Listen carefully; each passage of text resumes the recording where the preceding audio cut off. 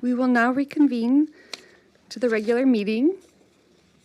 And I wanted to ask Mr. Abascal, would you please lead us in the Pledge of Allegiance?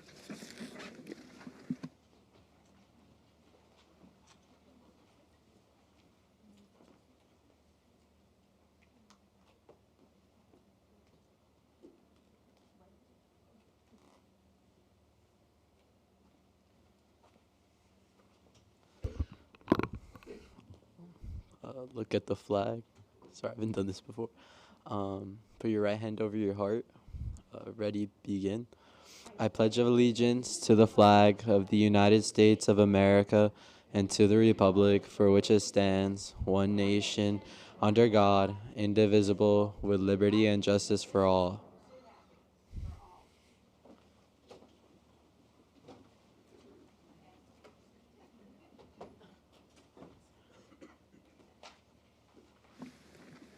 Thank you, Mr. Abascal. I want to recognize that our district and school campuses are located in the village of Pasvenga.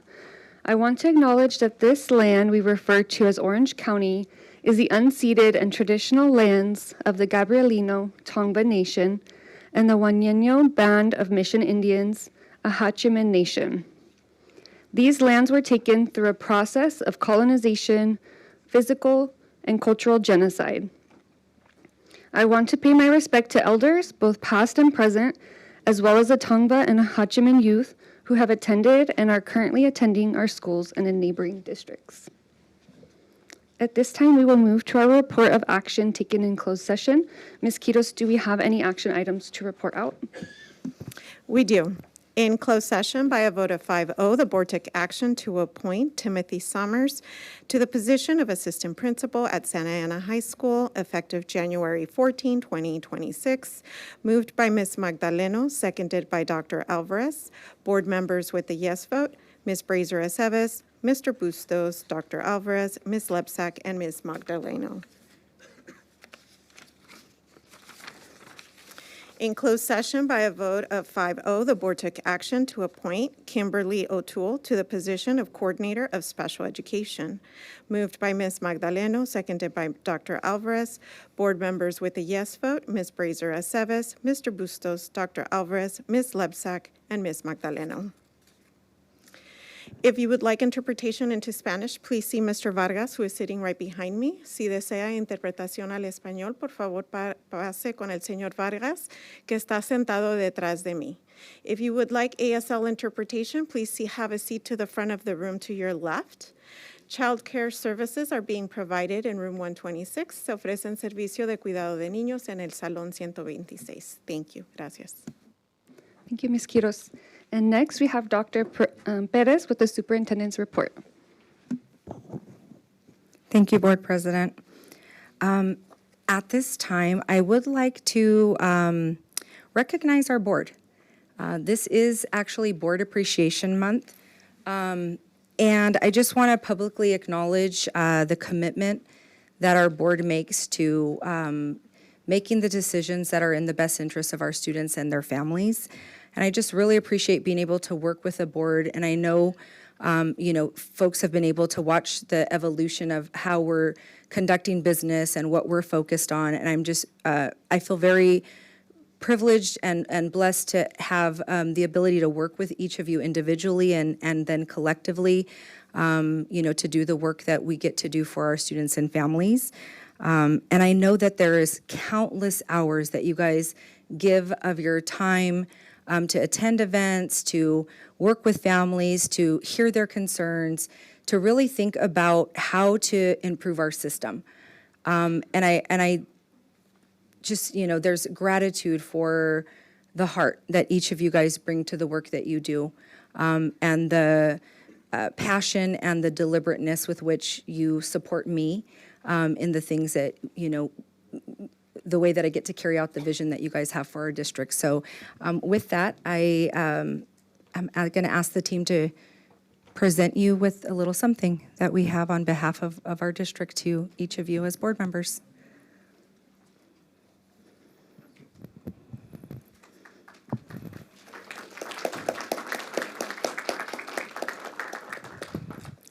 So these are messages from our students. I thought that would be most meaningful and a motivator and encouragement as, we sometimes, have very hard things that you're working through and, dealing with to best support our district. So just thank you. Thank you so much on behalf of all of our staff and our community for what you do.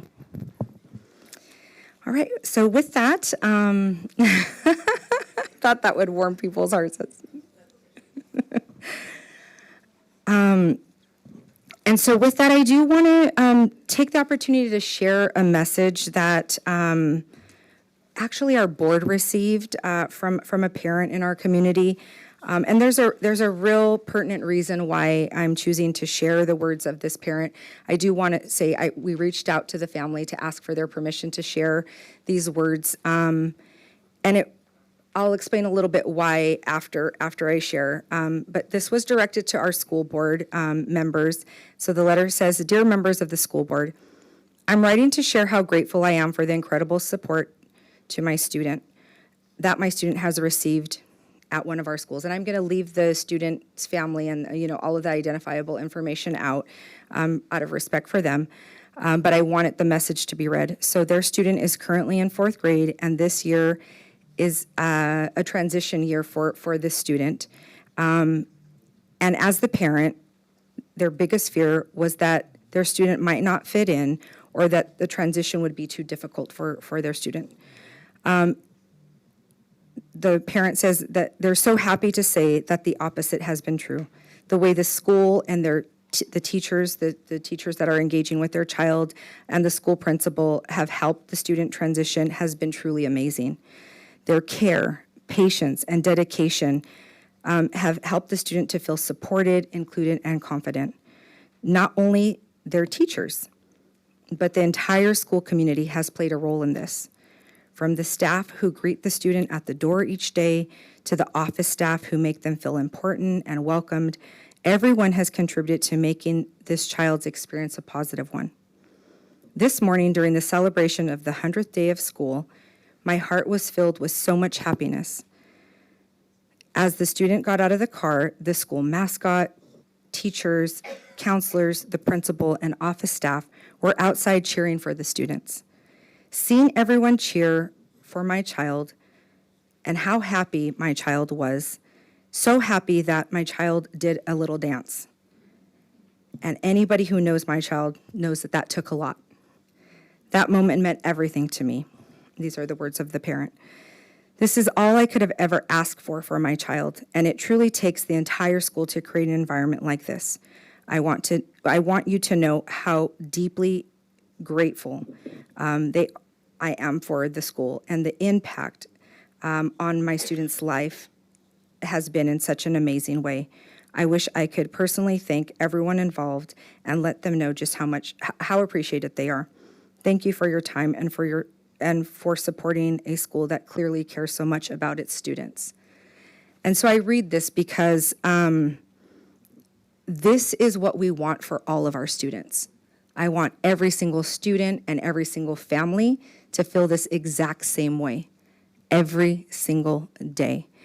And so I want everybody to see themselves in this and recognize the expectation is this. The expectation by our school board, by our superintendent, by myself, is that our students have this experience on our campuses, and to acknowledge that this takes everyone, from our nutrition services team to our custodial team to our transportation team. So I want everyone to see themselves in this work and being able to make this a possibility. Because if our principal and teachers and counselors and office staff had to worry about so many other things like how transportation was running or how nutrition services was running, they would not be able to show up and be present in the way that was demonstrated through this letter and the care that this student received. So I say that and really felt it very important to share, because it is, we're not there yet, but this is what we aspire to, and this is what we want for every single one of our students. So thank you for allowing me to share that, and a special appreciation to the parent. I know she's probably listening because we reached out and asked if it was okay to share that message. So just to demonstrate, really the beautiful way that we can wrap our support and care around students in our district. So with that, on to more celebrations. I want to acknowledge and recognize our Employees of the Month. Tonight, we are excited to honor 2 outstanding members of our SAUSD family as our January 2026 Employees of the Month. So we have Jose Tapia, and Jose is our Certificated Employee of the Month. He's a teacher at Lathrop Intermediate, and he teaches special education, and he has dedicated 7 years of service to SAUSD at this point, and with many more to come, I'm sure. Known for his compassion, patience, and commitment to student growth. He focuses on helping students be the best version of themselves, both academically and socially. He's admired by his peers for his professionalism and positive attitude, and we are just so grateful for Jose and the way that he shows up and supports our students and is a colleague to his peers on his campus. So thank you. And our next Employee of the Month is our Classified Employee of the Month, Blanca Mendez. And she actually works at Mendez. I was like, wait a minute, did I read that wrong? And she serves as a nutrition services assistant. So Blanca, thank you so much for the 26 years of outstanding service to SAUSD, providing our students with nutritious meals. And again, without people like Blanca, we're not able to provide, the service and the conditions that you just heard a parent, being grateful for. So thank you so much for all of the warmth that you bring, the care, the consistency in your work, and the deep respect. This came from the folks on your campus, the deep respect that your staff and students have for you. So thank you so much. And then lastly, our dedication of Guzman Elementary took place last week. Although it was rainy, it was a beautiful event that we were able to honor the change of the name from Fremont to Guzman. And we want to thank the Guzman family for their support and for sharing their family's history with us. It was a great pleasure to also host the Ramirez and Palomino family, who were also part of the Mendez versus Westminster case law that changed desegregation within our state. And so we were recognizing the Guzman family, but we had other family members from the Ramirez and Palomino family who were present, who were also part of that case law. And so it was important for them to be there, and we were so excited to have them. And then lastly, I just want to thank our principal, Ms. Tincup, and the staff at Guzman Elementary. You truly are the heart of the community, of that local community, and we just thank you for everything that you do. I saw so many staff members as I looked out under the tarps there who stood around and were wanting to be part of that renaming, and so I just really want to acknowledge their presence there and that, their commitment to the school and the heart that they bring to the community. And then lastly, we have a couple of appointments tonight, and I just want for our community and our board to see the folks that we are bringing onto our team. So if you will, when I call your name, please stand, and so that the board can see you and recognize who you are. So first, we have Kimberly O'Toole, who is the coordinator of special education. Thank you. And joining us at Santa Ana High School as assistant principal is Timothy Summers. Thank you. And with that, thank you, Board President. I will turn it back over to you. Thank you, Superintendent. Thank you for the thoughtful surprise and recognition. Was not needed, I would say, right? But very much appreciated, and the special touch of the notes from the students, so beautiful. So I can't wait to read those. Thank you. So good evening, everyone. Before we continue with tonight's agenda, it is my pleasure to welcome 2 new voices to our board. To our table here, we have our student board members, Eduardo Abascal and Yaisa Gomez. So welcome. These students are here to represent the perspectives of their peers and to contribute to the discussions and decisions that shape their education. We're so honored to have them join us and look forward to their insights throughout the year. And I wanted to just take a moment to share with our students and with our community. This is a really big moment for us. This reflects a deep value that I know my colleagues on the board and I share, and over the years, in different ways, have advocated for this important addition to our board, the student voice. We've shared that, time and time again, that it's so important for the work that we do as a district that we're centering and grounding ourselves in the voice of our staff, our community, our parents, our educators, and also always at the heart of everything, our students. So it's a really big deal that you're here, and I know that it's going to bring such a big impact in how we focus on academic achievement and well-being of our students. So thank you for taking the time. It's a big commitment as well and leadership role. So thank you, and super proud of you for stepping into this and taking that leadership. So thank you. And I wanted to give you both a moment, invite you to briefly introduce yourselves. If you can please share your name, school, and anything else you'd like the community to know as you begin your service. So we'll go ahead and start with Ms. Gomez. Hi, my name is Isaac Gomez, and I currently attend Middle College High School. And something to know about me is I'm a really huge advocate for, school rights and students, because I firmly believe that students having a voice is really important, because when we make decisions, it's critical that we take in their opinion and what they believe is right for them, because I think that by integrating student voice into our decisions, we're able to choose what's best for them, not outside of their perspective, and we get their input on it. Thank you.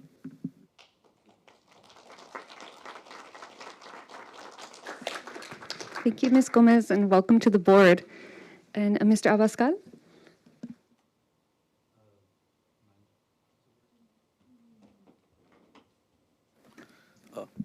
My name is Eduardo Abascal. I go to Saddleback High School, and one thing to know about me is I'm just happy to be here to represent the students in the community.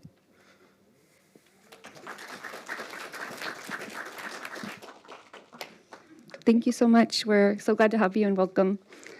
Okay, at this time, I wanted to take a moment to invite my colleagues on the board, all of us, to take a quick photo just to commemorate this moment with the new addition to the board. So we'll go ahead and do that at this time.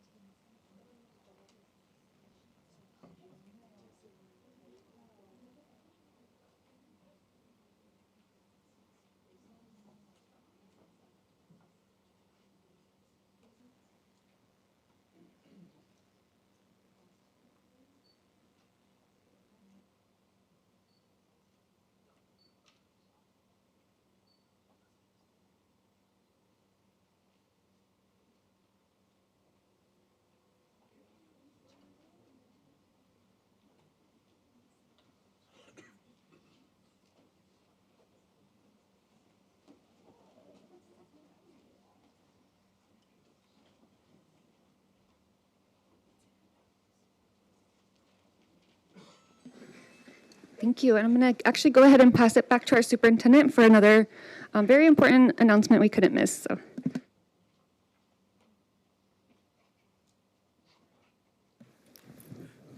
I'm so sorry. I left someone off. I'm going to explain why.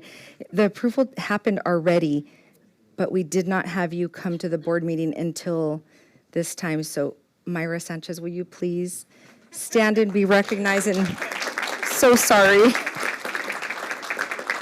I looked over and I'm like, ah. Thank you.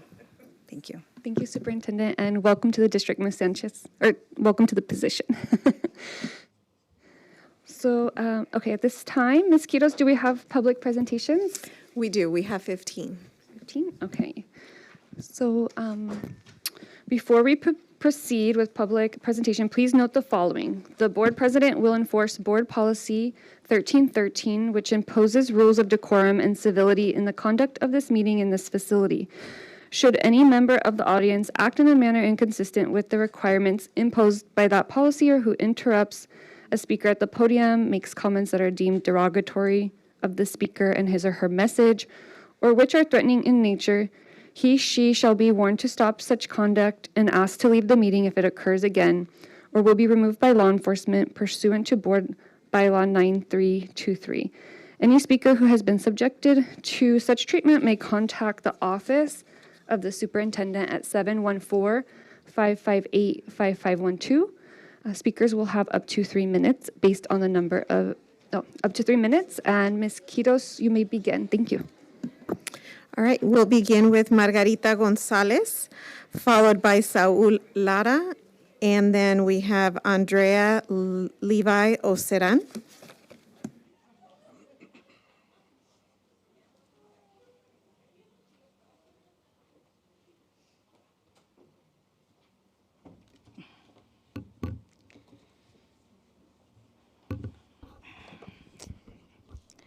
Muy buenas noches a los miembros del board. En el 2016 abrí una página en Facebook de nombre Adopta una Escuela en Santa Ana, que se enfocaba en documentar eventos escolares, reuniones de DAC y DILAC, reuniones de la Junta Directiva, entre otros. Hace 2 años, en el 2024, este grupo cambió su nombre a Atípico. Su nombre es por padres y madres y estudiantes en educación especial que de alguna manera somos un tanto diferentes a los demás. Aquí escuchamos y buscamos, nos entendemos y tratamos de buscar el mejor servicio por nuestro distrito. Muy buenas noches otra vez. Mi nombre es Margarita González. Esta vez recibí este panfleto que dice todo sobre dislexia. Este panfleto fue distribuido en el año 2022 en una feria de recursos, en ese entonces cuando yo era presidenta del Comité de Educación Especial. Desde ese entonces, este panfleto no había salido y hoy día lo vuelvo a ver después de 4 años. Agradezco a quien sea que lo haya sacado a la luz otra vez, agradezco que lo hayan hecho, me parece excelente. Pero hay algo que quiero decirles acerca de la dislexia y precisamente a eso venía, a hablar acerca de dislexia por 5ª vez. Es la 5ª vez que vengo a hablar y esta vez porque quiero dejarles saber a los padres la importancia de que ustedes sepan si sus estudiantes tienen este desorden en el aprendizaje. ¿Y por qué es importante? Porque muchos de nuestros estudiantes están en 3º, 4º, 5º, hasta el 12º grado y no saben leer, no saben escribir y no porque no sepan, sino porque tienen un problema y tienen una deficiencia. Y lamentablemente, el distrito, los maestros, el personal, todos deberíamos y tenemos que estar mandados a detectar a esos estudiantes y proveerles una educación de calidad. Desafortunadamente, ese no es el caso. Un ejemplo es mi hija, un ejemplo es de que ella estuvo hasta apenas en el 8º grado y hace tan solo 3 meses le están proveyendo un servicio individualizado. Por primera vez desde que tuvo su IEP en el año 2020. Esto quiere decir que los padres debemos de ser conscientes de que si ustedes ven algo que no está bien en la lectura, la escritura, la comprensión, las letras, los sonidos, por favor, llamen al psicólogo, vayan a su escuela y no desistan, hagan una evaluación urgente. No dejen que los años pasen. Ustedes tienen la oportunidad de cambiar la vida de sus estudiantes. Esta es una reflexión. Y una vez más, felicidades. Nosotros somos el grupo Atípico y quien quiera buscarnos, estamos en Facebook. Atípico.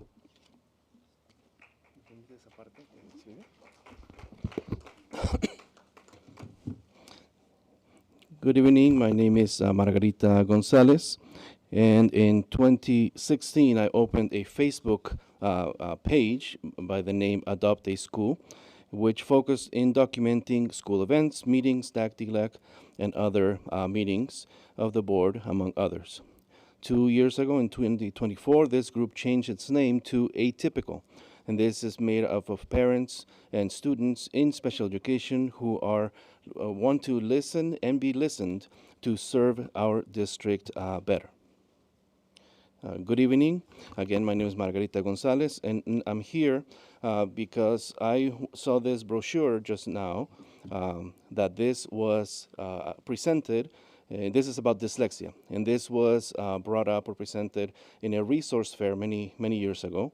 And after maybe 4 years or so, this is now brought to the light. So I'm very thankful for the person or people who brought this out into the open. It's excellent. And I'm here to talk about dyslexia. This is the 5th time I'm here to talk about dyslexia.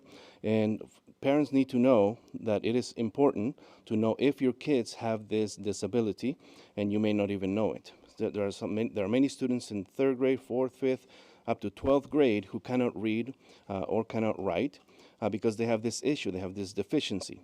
And the teachers, the staff, the educators need to do something to detect this so that they can provide quality education for the students.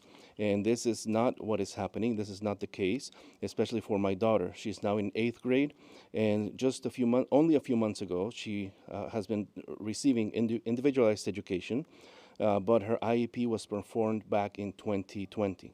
So the parents need to be aware that this is something that that might be happening in the schools. If they notice something that's amiss, that they may not know or be aware of the sounds and the letters and the phonemics and all that, need to be aware that something might be happening, and you should request an urgent visit or assessment by the psychologist and or the school.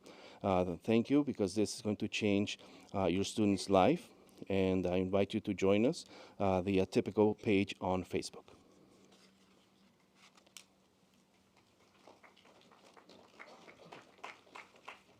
Buenas noches a todos. Respetables miembros del board, estimada superintendente doctora Pérez, administración y comunidad en general. El pasado 18 de septiembre, en este mismo lugar, nos reunimos padres, madres, maestros y administradores del distrito. En esa reunión se habló sobre la implementación de un programa para la detección temprana de la dislexia, conocido como SAUSD System. Se nos dijo que identificaría a tiempo podría cambiar vidas, y eso es verdad. Pero hoy, varios meses después, la realidad que escuchamos en nuestras escuelas es otra. Muchas escuelas no saben si el programa se va a implementar, no hay claridad sobre en qué etapa se encuentra ni cómo va avanzando, y las familias seguimos esperando respuestas. Esto genera un profundo desconcierto, porque muchos los padres esperamos definiciones, los estudiantes siguen pasando por los salones sin el apoyo que necesitan. En los comités del distrito DAC y DILAC y CAC se repite constantemente el mismo mensaje. Se nos dice que el distrito está apoyando a los aprendices del inglés, se nos dice que está trabajando para estudiantes con discapacidades, se nos dice que la equidad es una prioridad en nuestro distrito, pero muchas familias nos preguntamos con honestidad y respeto, ¿cómo va ese apoyo en el día a día dentro del salón de clases? ¿Cómo se identifica realmente las necesidades cuando un niño no lee, se frustra y empieza a sentir que no puede? ¿Qué pasa con los estudiantes que a pesar de sus esfuerzos no avanzan? La dislexia no distingue idioma, estatus migratorio ni nivel socioeconómico. Afecta tanto a aprendices del inglés como a estudiantes con discapacidad y a niños que aún no han sido identificados formalmente. Por eso la detención temprana es tan importante. El gobernador de California, Gavin Newsom, lo ha dicho claramente. Él mismo ha compartido públicamente que vive con dislexia y que de no haber recibido los apoyos adecuados, su historia habría sido muy distinta. Hoy venimos con respeto, pero también con urgencia a pedirle a este board, número 1, claridad, transparencia y sobre el estatus del programa SAUSD System y otras herramientas de detección temprana. Número 2, comunicación clara y accesible para las familias y las escuelas sobre qué se está implementando realmente. Número 3, coherencia entre lo que se menciona en el DAC y DILAC, lo que realmente llega a los estudiantes en el salón de clases, que se escucha a las familias, que hoy levantemos la voz, no por conflicto, sino por el bienestar y el futuro de nuestros estudiantes. Muchas gracias.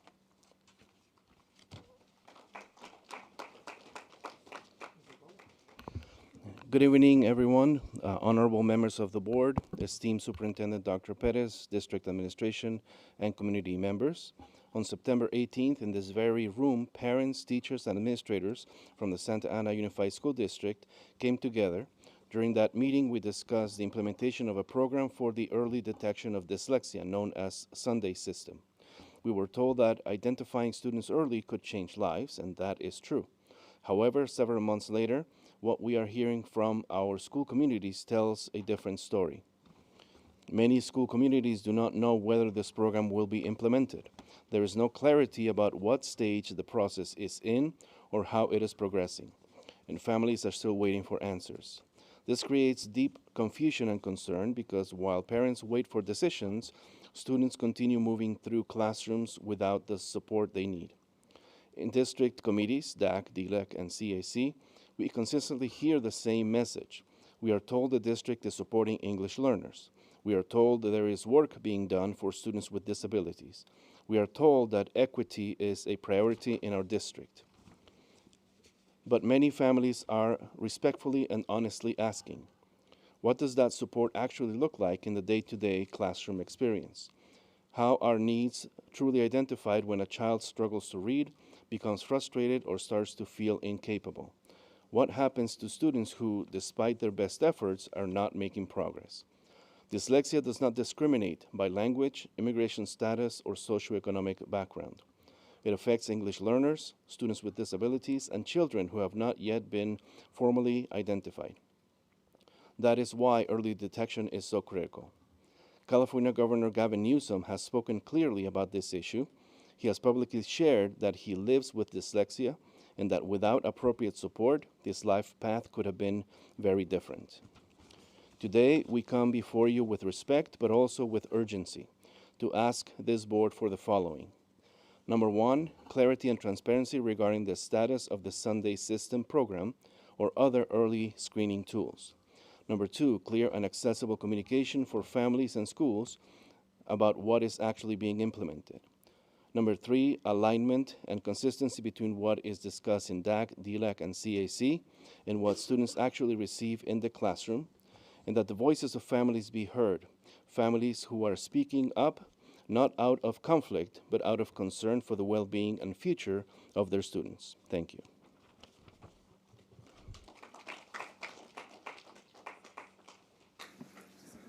Andrea Osaran.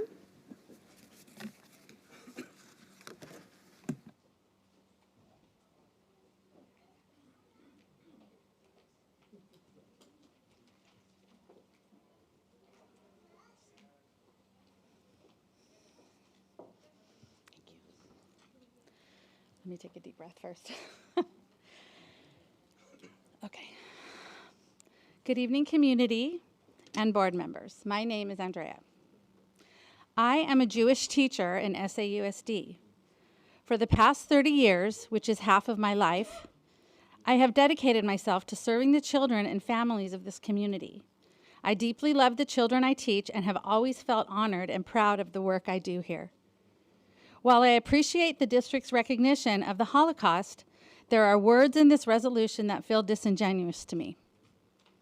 If the district truly values its Jewish employees and students, then why has there been no sincere and public apology for the anti-Semitic remarks that were made by our former school board president, another former school board member, and various other employees of this school district, all of which are well documented in the 2024 anti-Semitism lawsuit against the SAUSD. As the saying goes, actions clearly speak much louder than words. I am also deeply troubled by the decision to include the LGBTQIA+ political agenda in a Holocaust resolution. The Holocaust was the systematic murder of 6 million Jews who were stripped of their identity. The Nazis branded Jewish people with a tattooed number on the inside of their arm. This is how they were identified, and from that moment on, they were told that their birth-given names meant nothing.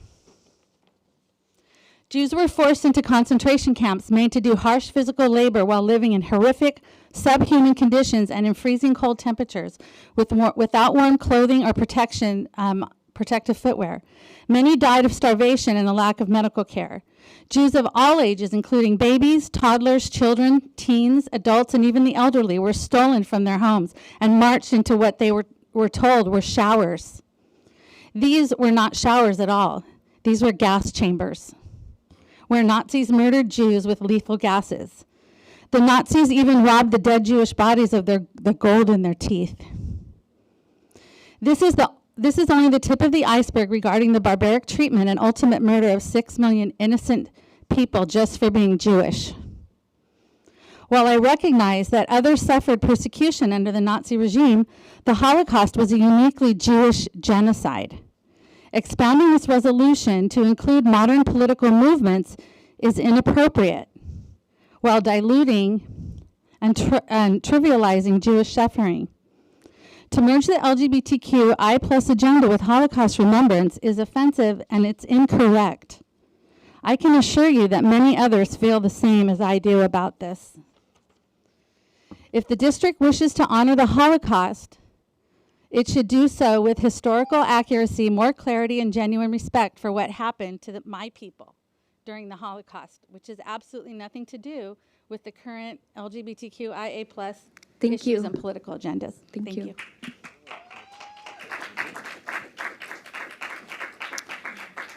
Next, we have Tomiko Anderson, followed by Ms. Ochoa, and then followed by Melissa Nguyen.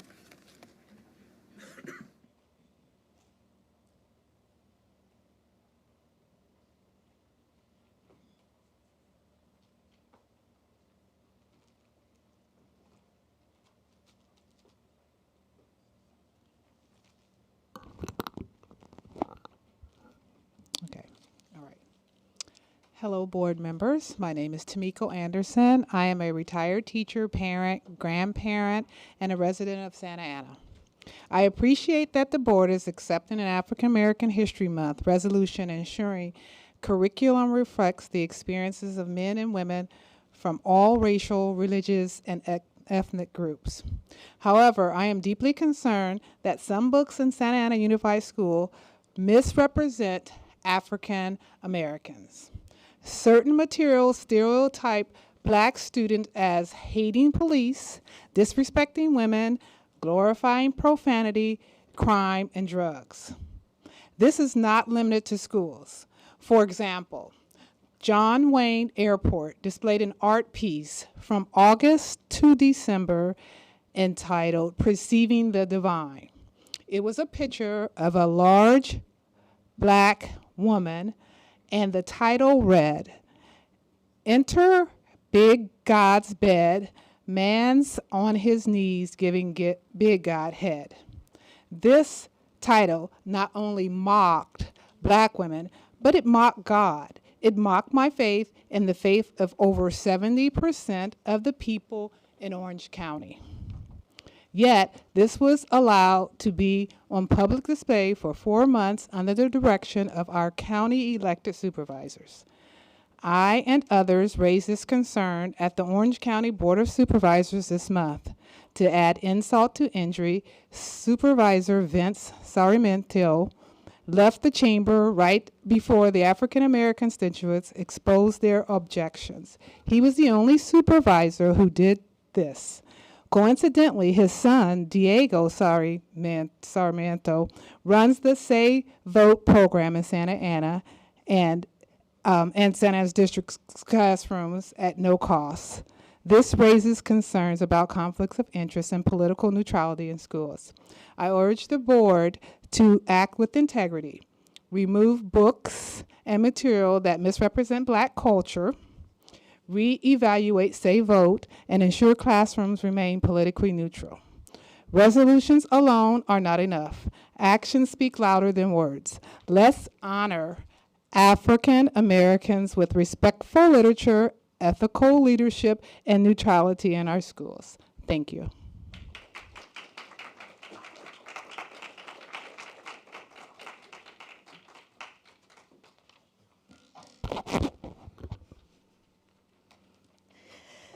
Good evening, President Brazier Aceves, trustees, Superintendent Dr. Perez, cabinet, and members of the community. My name is Elsa Ochoa, and it is an honor to serve as principal of Edward B. Cole Senior Academy. I appreciate the opportunity to speak this evening as you consider action on our renewal. At EBC, we help every child grow. I am most proud of our instructional program, anchored in a comprehensive MTSS framework, co-teaching in every classroom, small group instruction, evidence-based literacy and math practices, regular coaching cycles for teachers, and intentional support for English learners. Our educators are committed to preparing our students for their futures. We are passionate about continuous improvement. We have strengthened supports for students with disabilities, expanded small group interventions, and enhanced professional development so instruction is increasingly responsive and targeted for all learners. But what truly defines our school is our relationship with families. Parents are partners in every sense of the word. They attend workshops, volunteer, participate in school events, and engage in ongoing dialogue with teachers and staff. Their trust and collaboration are central to our success. Families believe in our school because they see our children are learning, growing, and thriving. Our community is truly what makes our school special, the people. To Santa Ana Unified, thank you for a little over 2 decades of our partnership. We are grateful for your support and oversight. We remain committed to this collaboration, transparency, and continued growth.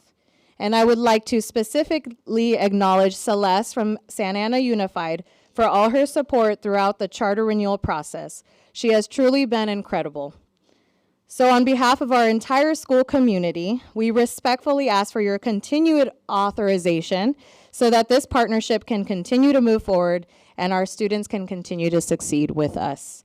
Thank you for your consideration.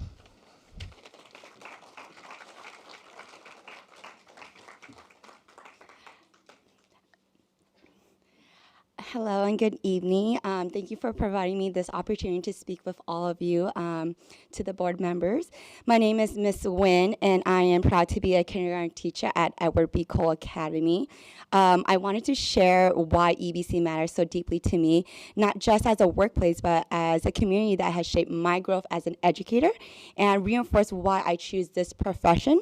From the start, I have truly felt supported here. Our administration and literacy coaches have really believed in me and helped me grow as an educator. I am also incredibly grateful for my kindergarten colleagues who support me daily, share ideas, and step in whenever help is needed. Knowing I work alongside such a caring and collaborative team really makes a difference. What matters the most to me, however, is the impact that we have on our students, especially our youngest learners. Many of my kindergarten students come to school having never been in the classroom before. So I have worked with students who have entered my class unsure of themselves, hesitant to speak, and struggling with basic academic skills. Through consistent routines, encouragement, and intentional instruction, I have watched those same students grow into confident learners, proudly reading their first words, being able to decode, and participating in class discussion and believing in their own abilities. Seeing a child go from "I can't" every single time they are giving a task to now confidently saying "I can do it" is one of my most meaningful parts of my day and my work in general. EBC also matters to me because of the strong partnerships we build with families. I have collaborated closely with families to support student success, whether through regular communication, sharing strategies families can use at home, or working together to build consistency between school and home. In one instance, partnering with a family helped a student make significant academic progress while also gaining confidence and a sense of belonging in the classroom. When families trust us with their children and work alongside us, it strengthens both student success and our school community. Edward B. Cole Academy is more than just a school.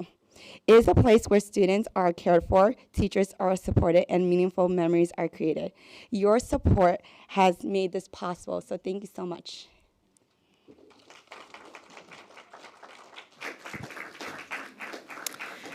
Next, we have Zira Waliuddin. Isabel Noriega, and Amy Villalobos.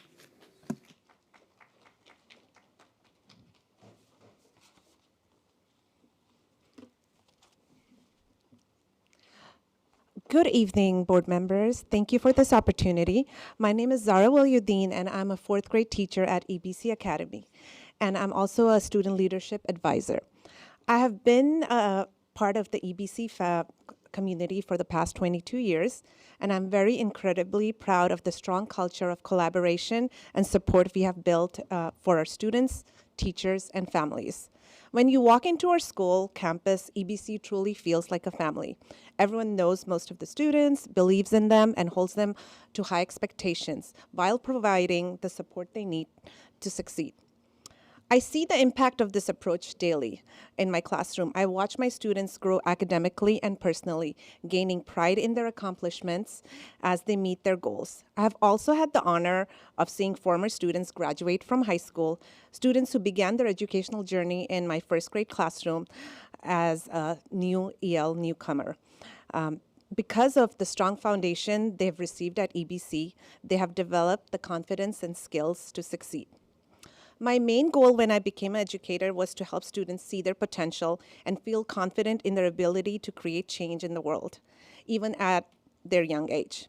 I had a student who entered my classroom with very low self-esteem and was hesitant to participate. She had significant gaps in her reading and math skill, which made her feel discouraged. As we worked with her and stayed consistent and encouraged and positively reinforced and provided consistent support in small groups and provided individual attention, I watched her confidence grow slowly. She learned that it was okay to make mistakes. In fact, I would hear her tell other students that it's okay to make mistakes. And she also learned to ask for help and to keep trying.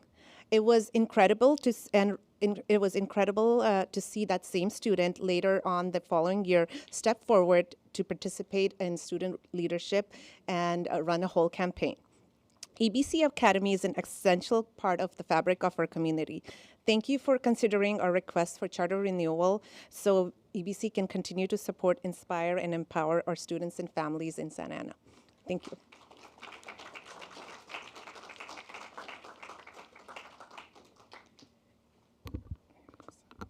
Good evening. Thank you for this opportunity to speak today. My name is Isabel Noriega. I'm currently a fourth grade teacher at Edward B. Cole Senior Academy. I've had the privilege of serving this school community for the past 8 years. I began my journey here as an EBC instructional assistant for 5 years, and I'm currently completing my third year as a classroom teacher. Throughout my time at EBC, I have grown professionally while remaining deeply committed to our students and families.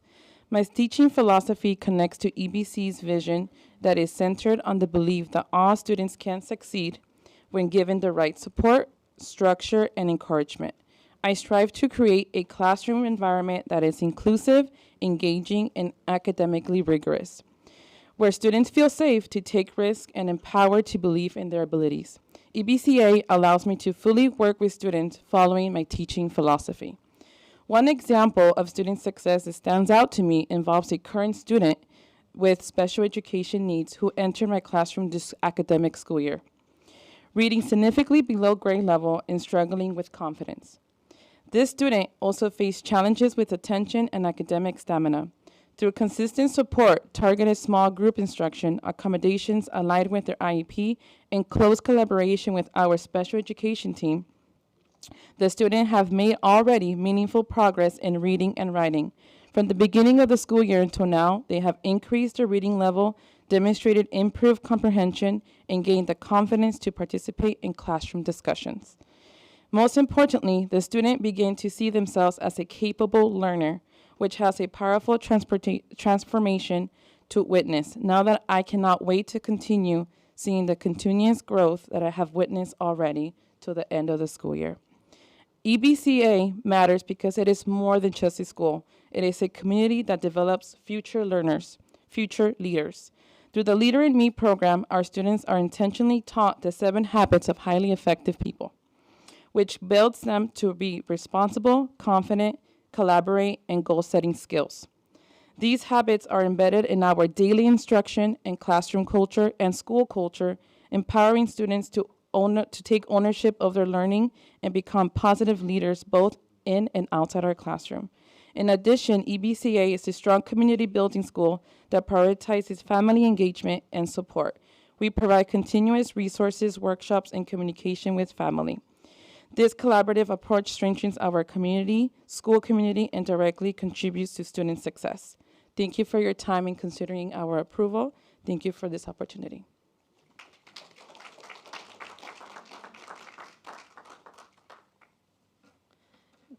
Good evening, members of the Santa Ana Unified School District, administrators, colleagues, families, and community members. Today I stand before you not only as a teacher at Edward B. Cole Academy, but also as a former student who once walked the same hallways during my 4th and 5th grade years, when the school had just opened at its current location. My connection to this school is both professional and deeply personal. Edward B. Cole Academy was more than just a school for me. It was the place where my roots in this community began to grow. It was here that I was first introduced to the idea of college. Before attending this school, the word college was not part of the conversations in my household.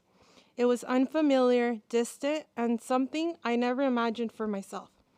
Yet every morning at Edward B. Cole Academy, we repeated the phrase, "Where am I going?" To college. These words planted a seed. Over time, that seed grew into belief, and that belief became a goal. I began to see college not as a dream meant for others, but as the future meant for me. Sorry, I'm going to get emotional. Because of that foundation, I am proud to share that I became the first member on both my mother's and my father's side to attend a 4-year university. I went on to earn both my bachelor's and my master's degree. Those accomplishments did not happen in isolation. They began right here. I often reflect where I might be today had I not attended Edward B. Cole Academy. While I cannot say for certain, I can say with confidence that this school changed the trajectory of my life. Now, returning as an educator and teaching students who come from the same background I once did, it fills me with an overwhelming sense of pride and gratitude. Edward B. Cole Academy is home to so many students. It provides exposure to opportunities, activities, and experiences that may not always be available at home. It offers safety, encouragement, and a sense of belonging. Most importantly, it builds community. The school means everything to the residents that have passed through its doors, students like me, whose lives were shaped by the belief that we could become more. I'm living proof of the power of that belief, and I'm honored to now help pass it on to the next generation. Thank you for your continued support of schools like Edward B. Cole Academy and for believing in the potential of every student we share. Thank you.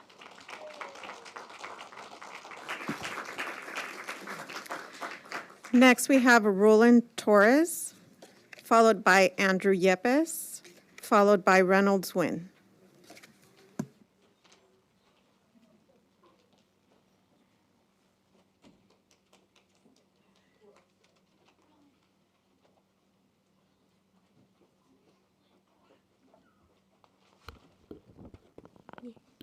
Speak? Speak? Yes. Good evening. My name is Roland, and I am a 3rd grade student at Edward B. Cole Academy. EBC has helped me grow by teaching me to be kind to others. My favorite part of the school is I feel loved when I come to school each day. My teachers at EBC support me by helping me learn multiplication. Thank you for approving our charter so EBC can continue to provide learning opportunities, field trips, and after-school programs that help students succeed. Thank you for your time and for supporting our school. Go, Cougars!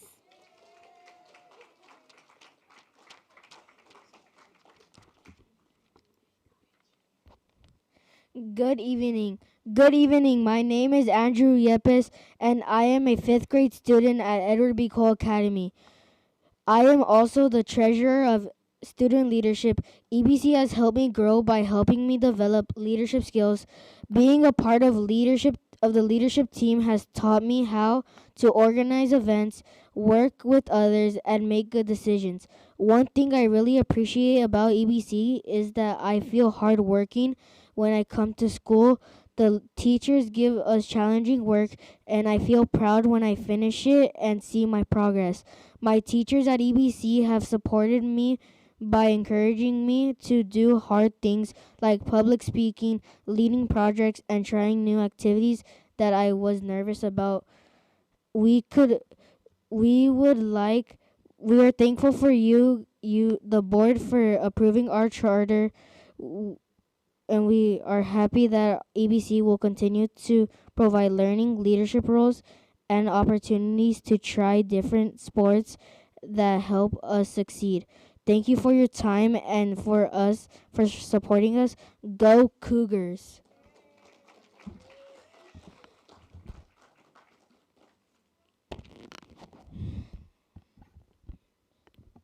Hello everyone, my name is Reynolds. I'm 8 years old.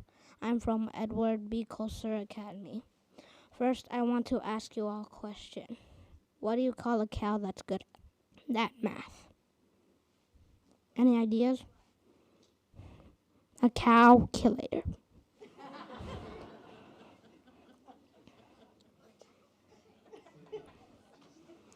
Now, I want to tell you about my beloved school, EBC, and how cool it is. First, I love EBC because everyone feels so welcomed and included. EBC is special because everybody comes from many cultures and we all embrace that cultural difference. Last year, we hosted some cultural festivals to celebrate. So at EBC, I feel like home.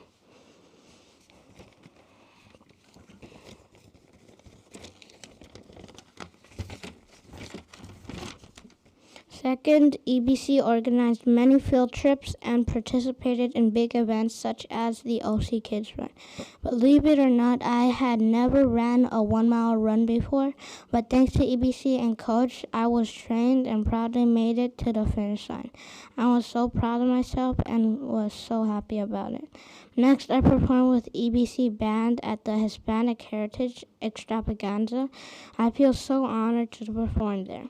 We also went to zoos, parks, ranches, and kids' museums because my teacher said that these field trips promote our curiosity and knowledge about our surroundings. Third, EBC offers us an excellent after-school program where kids get help with homework, engage in sports, crafts, and other extracurricular activities such as dance, band, cheer, etc.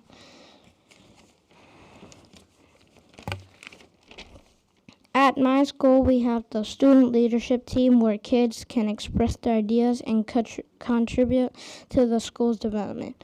I, myself, as a part of the student leadership this year, I feel so honored to be here today and share with you all about my school.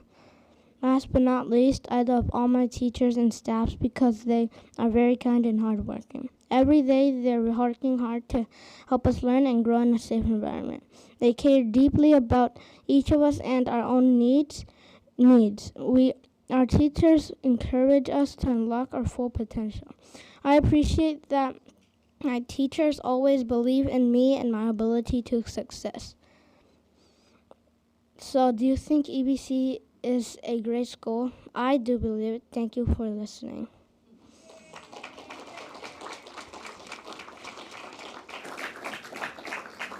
All right. Lastly, we have Teodora Mendez, followed by Ruby Sanchez, followed by Jeremy Rose.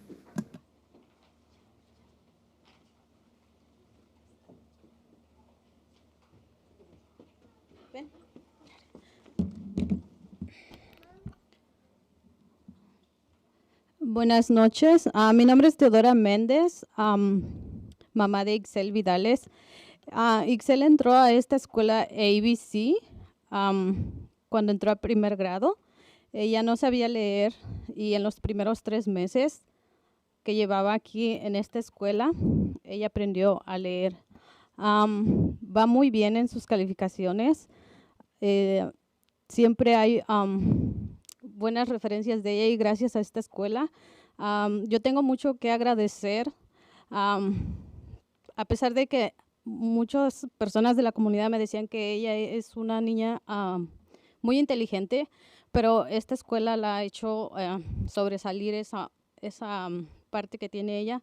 Y les doy las gracias por haber permitido estos 5 años más para esta escuela, porque se mira el amor que le tienen a cada estudiante, cada integrante de la escuela, se mira cómo saben llevarse con cada estudiante. Y pues, muchas gracias.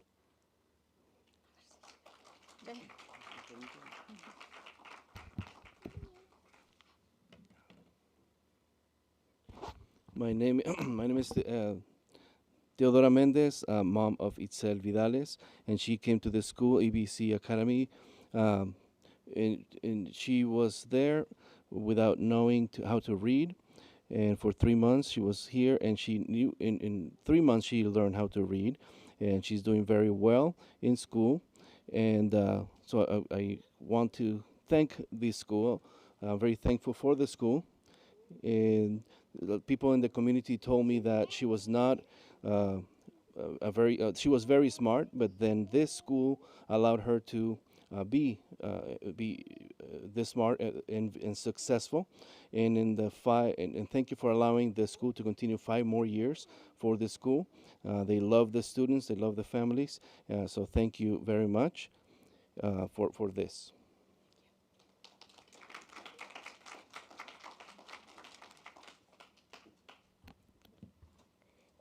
Good evening, everyone. My name is Ruby Hernandez, and I'm part of Aubriella. I'm the parent of Aubriella Hernandez. I am here today to share why Edward B. Cole Academy is so much more than just a school to us. It is a part of our family story. Our bond with this school goes back a long way. Before my daughter started her journey here, my siblings were students at this school. Seeing the foundation EBC Academy built for them made it my first choice for my own daughter.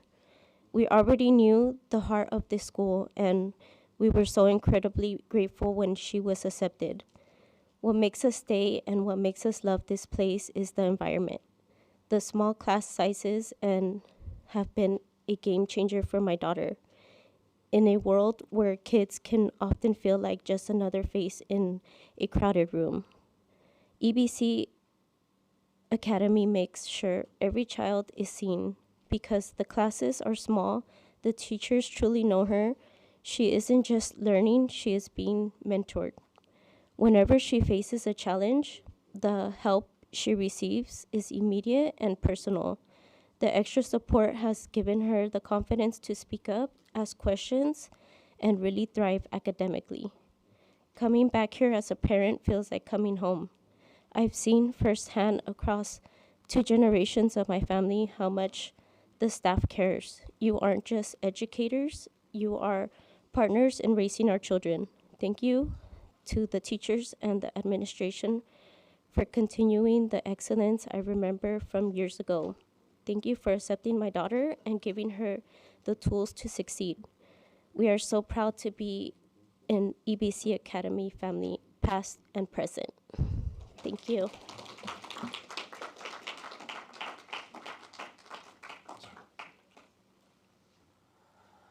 Hi, school board superintendent. My name is Jeremy Rose, and I am a dad, husband, and business owner. First, as a dad, I am lucky enough to have 2 kids that are 19 and 14 years old. And one of the best things that I have had as a father is being able to coach my kids in sports. First, I coached my 19-year-old, who's now a sophomore in college, in baseball from 7 to 9 years old. Currently, my second child is a daughter. My daughter is a freshman in high school, and I taught her 6-year-old soccer team, and now I am an assistant coach of her Farsoft tennis team at Canyon High School. The second part of me is a husband of almost 25 years, and my wife is a teacher of 26 years at ABC Unified School District. The third part of me is as a business owner with kids. And we're all here for one reason, and that is our passion You hear from the school, so the charter school, and the passion that we all have as parents and volunteers. My passion is with kids as well, and that's why I decided to start End Zone Sports a year and a half, about 2 years ago. My third business, all with children. What is End Zone Sports? Well, End Zone Sports, End Zone Sports is an enrichment sports after-school sports program. We do multiple sports such as soccer, basketball, flag football, tennis, and baseball/t-ball. When in Orange County, we are a vendor of Fullerton Unified, which we've had a fantastic experience at our Fullerton schools, as well as our other districts where include Orange, Tustin. We just started with Irvine Public School Foundation in Irvine today, and Placentia Yorba Linda School District. You're asking, why am I here?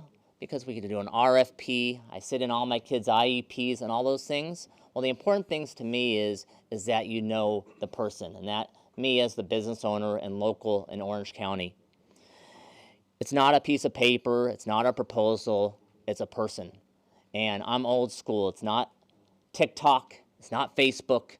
It's Jeremy Rose. And I feel it's very important to meet the person behind the scenes. We want to have fun. These 3 kids that spoke tonight inspired me. You know, that's what we get to see with Coach Santiago, Coach JR, and Coach A, you know, is the kids making that first strides and first steps, kicking a soccer ball, catching a baseball. And we're really excited about the opportunity of coming into Santa Ana Unified District and offering our multi-sports program for the next school year. Thank you for listening to me tonight, and thank you for taking the time out of your busy schedule.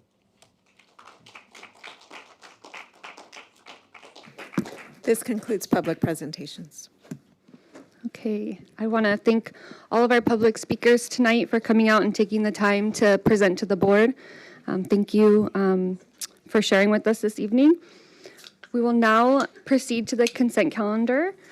Before we proceed, I would like to formally recognize the role of our student board members and outline their participation in board proceedings in accordance with Education Code Section 35012. Student board members shall be allowed to cast preferential votes on all matters except those subject to closed session discussion. A preferential vote is a formal expression of opinion that is recorded in the minutes and cast prior to the official vote of the board. Preferential votes do not affect the final numerical outcome of any board action. In addition, student board members may make motions that may be acted upon by the board, except on matters dealing with employer-employee relations pursuant to Government Code Sections 3540 through 3549.3. We value the perspective of our student board members and look forward to their participation this evening and throughout the school year. As we move into consent calendar, board members will have up to 2 minutes each, with 2 rounds being the goal, to discuss items pulled from the consent calendar. This adjustment helps ensure we manage our time effectively while allowing for meaningful input and conversation. And with that, do any of my fellow board members wish to remove any items from consent calendar, items 9.1 through 9.12, and consent calendar construction and bond-related items 10.1 through 10.8 for discussion and separate action?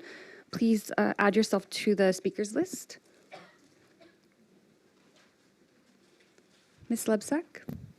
Yeah, first of all, I think it would have been nice to know that we were changing the rules. I didn't get notice of that we were changing it from 3 minutes to 2 minutes until right now. So maybe in the future you could have the courtesy to let us know ahead of time as our board president. But anyways, the consent items I'd like to pull is 9.3, 9.6, 9.7, and 9.11. Thank you.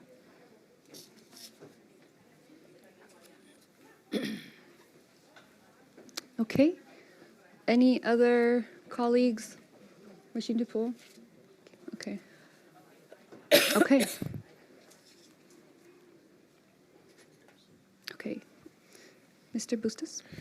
Thank you. Just for clarification, was 9.7 pulled by Ms.? Yeah, okay. I'd like to, I don't necessarily want to pull them. I think I'm ready to vote for them, but I just have comments on 10.5 and 10.6. So we can just proceed to maybe vote on them, but then just when we get to those, just a quick comment. That's okay. That way we don't have to go through the whole voting process then. Okay, perfect. So 10.5, 10.6. And then Ms. Lebsack, just to confirm, I have 9.3, 9.6, 9.7, and 9.11? Okay. And then, Ms. Lebsack, we can circle back to your point. I just want to make sure with staff if that's appropriate to send out notice moving forward. We can certainly try to do that as time permits. Yeah, duly noted. Okay, okay.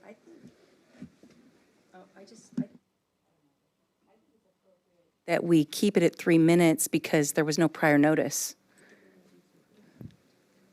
So we're not always going to have the opportunity, right? There's a lot of work that goes into the planning, and each agenda is going to look a little different. And so it is the role of the board president and the superintendent to make sure that we have an agenda that's timely.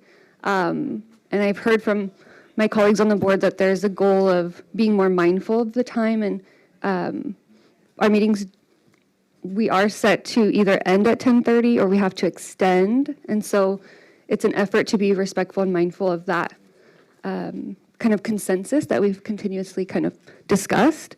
So I would like to proceed with the 2 minutes, but I appreciate your feedback.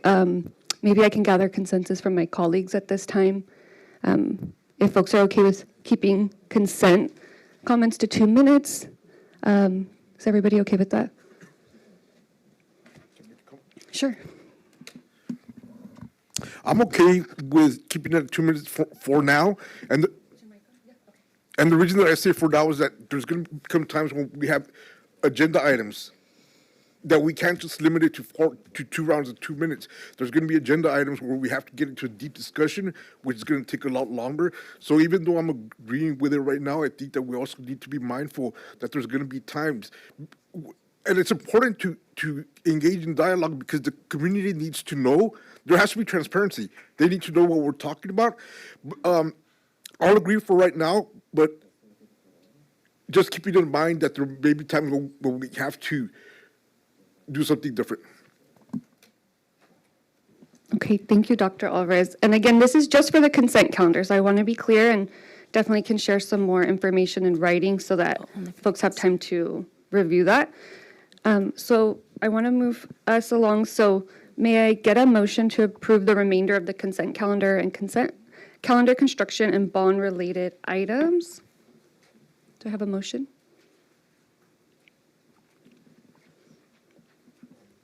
Speaker. Motion to approve. Second. Thank you. Okay, with a motion and a second, we'll go ahead and prepare to vote. We'll start with our student board members.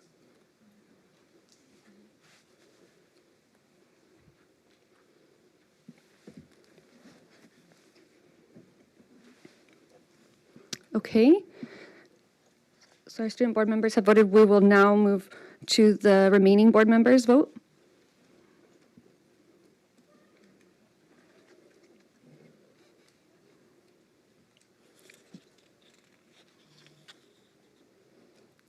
Okay.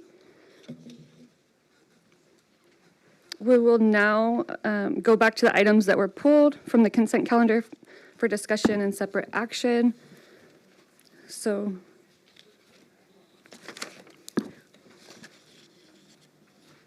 Ms. Quiros, will you begin?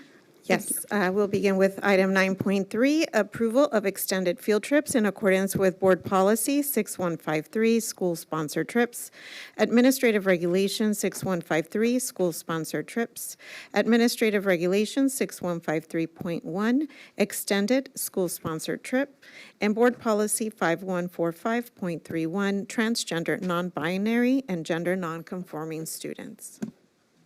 Thank you. Can I get a motion?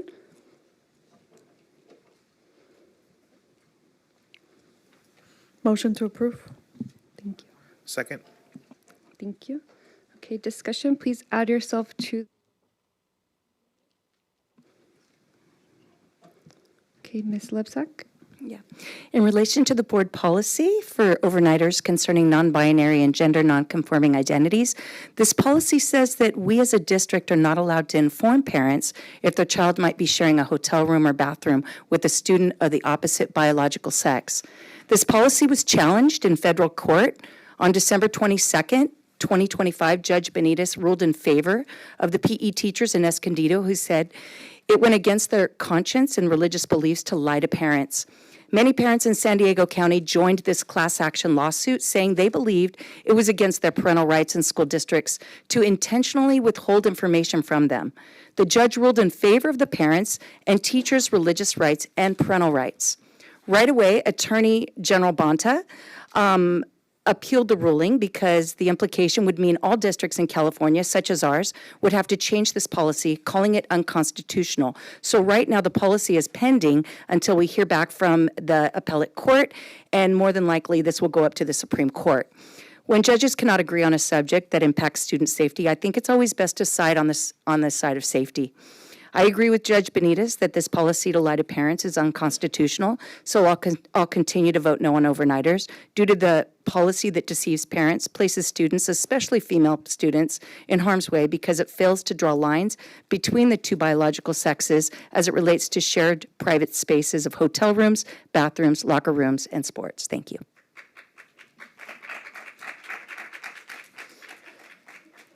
Okay, next item, 9. Oh, sorry. Any other speakers want to get on the speaker list? Seeing and hearing none, we'll move to vote. So first we'll have our students, sorry, let's erase that. First we'll have our students go ahead and vote.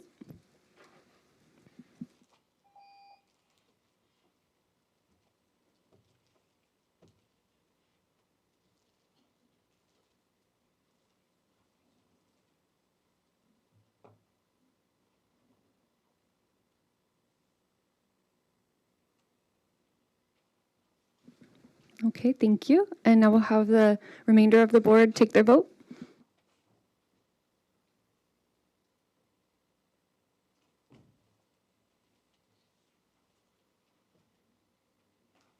Okay, with a 4 yes vote with Ms. Lebsack as a no vote, motion carries, and we will move on to item 9.6. 9.6, approval ratification of listing of agreements, contracts with Santa Ana Unified School District for 2025 to 2026 school year. Okay, if you'd wish to speak on this item, please add yourself to the speakers list. Ms. Lebsack? Yeah, for number 6 under consultants, before voting yes on UCI providing support for new teachers on ethnic studies, I would like to know why it says grades K through 12. To my knowledge, we do not offer ethnic studies in elementary grades. Also, since AB 101 passed in 2021, which mandated one ethnic studies course to be taken for graduation requirement, starting with the graduation class of 2030, SAUSD was very ambitious and ran way ahead of this basic requirement and poured a ton of money and resources into many ethnic studies classes. As of right now, and correct me if I'm wrong, we offer 13 different ethnic studies classes, which are embedded in various academic subjects. Even though this state mandate has never been funded, since the state cannot fund it, it cannot mandate any ethnic studies classes. As a district, our superintendent has made 3 top priorities very clear. Number 1, student reading on grade level by 3rd grade. Number 2, reclassification of English learners by 5th grade. Number 3, prepare students for college and career readiness. These are our 3 essentials, and I believe ethnic studies used to be the district's top priority, which landed us in a costly lawsuit due to anti-Semitic accusations, which were verified in staff texts and emails, along with hiring a radically politicized outside agency called Cheeto for $92,000. If we are going to hire consultants, it needs to focus around our essential goals, not around an area that has cost our district thousands of dollars in lawyer fees, if not more. I'm not totally sure on that. I move that number 6 be voted on separately. The OCDE offers these services for free. We do not need UCI consultants for this non-essential to expand our already very large, non-mandated, and non-funded ethnic studies program. And how much did our district pay lawyers' fees with the ethnic studies lawsuit? I think it would be good to know. Okay. So I skipped ahead, so I actually need a motion and a second for 9.6. Do I have a motion? Motion. Thank you. Second? Do I have a second? I'll go ahead and second. Is there any other members of the board that'd like to get on the speakers list? Okay, Ms. Magdaleno? Yes. Did we want to separate them or go into discussion first?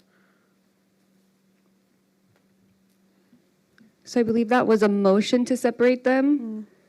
So I don't know. I didn't hear a second. Okay, then I'll just go ahead with my comment.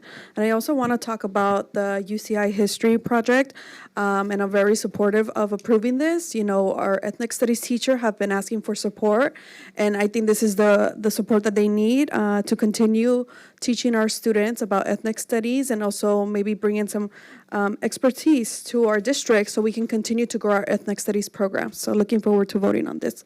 Thank you. Thank you, Ms. Magdaleno. I'd also like to just share a brief comment here because I don't want to spend too much time on the consent calendar, but it is important to note that the district's priorities around ethnic studies are not, and the benefit that our students and our community experience through ethnic studies is not mutually exclusive to our work around academic achievement, English proficiency for our multilingual learners, or college and career readiness. In fact, we know that it's what really contributes in a meaningful way to that learning. And I had the opportunity to join the district in celebrating the renaming of Guzman Elementary last week. And we heard prime examples of that from the student speeches. It was incredible to hear what their ethnic studies courses had contributed and poured into their academics, their growth as individuals, and their connection to the learning that was happening, which we know makes learning more tangible, more meaningful.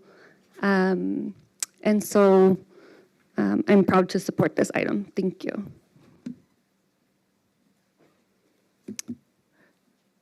Ms. Lebsack, are you back on the speakers list? I was just asking if I can make an motion to separate 6 from the rest of them, so I can vote separately on 6. For a point of clarification, since we have a motion and a second, do we need to first vote on that, or can we entertain a, sounds like a sub-motion? You would need to get the second to separate, and then that would. Okay, because I think that's what you asked earlier, and there wasn't a second, but if you want, we can ask, if you want to make the ask again of the board. Yeah, I don't think it was clear. I was just asking if we could separate number 6 out so I don't have to vote for all of them together because that wouldn't reflect my true vote.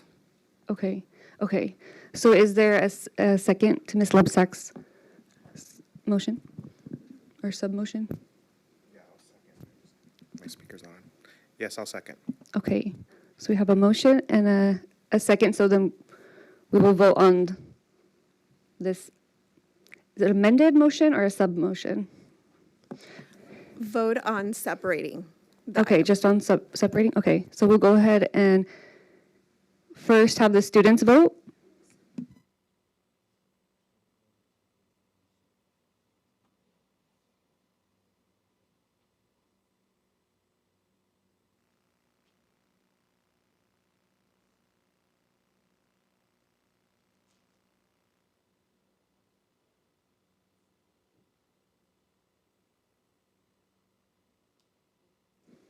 Okay, thank you. And we can now have the rest of the board take their vote.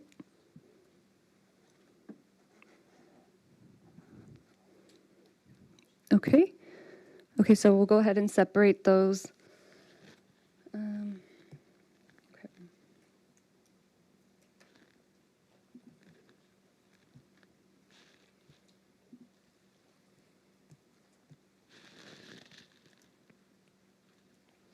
So then for our vote, our first vote, Ms. Quiros, will be item 9.6, items 1 through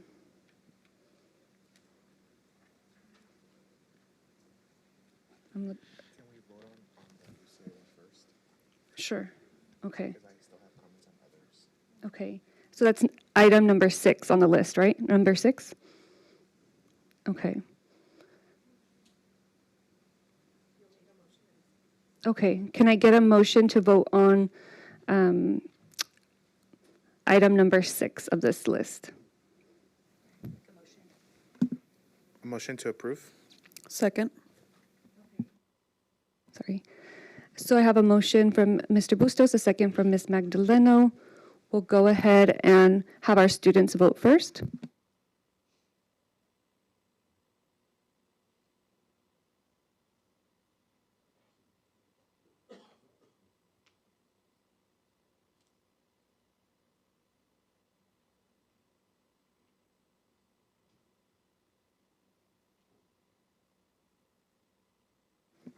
Okay, thank you. And we can have the remaining board members take their vote.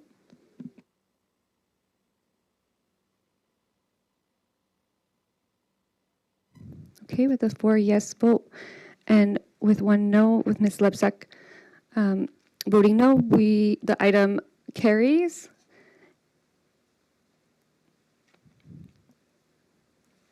And now I'd like to ask for a motion for the remaining items on the listing. Can I get a motion? So moved. Thank you. Can I get a second? Second. Thank you. Okay, with a motion and a second, I'll open up to discussion.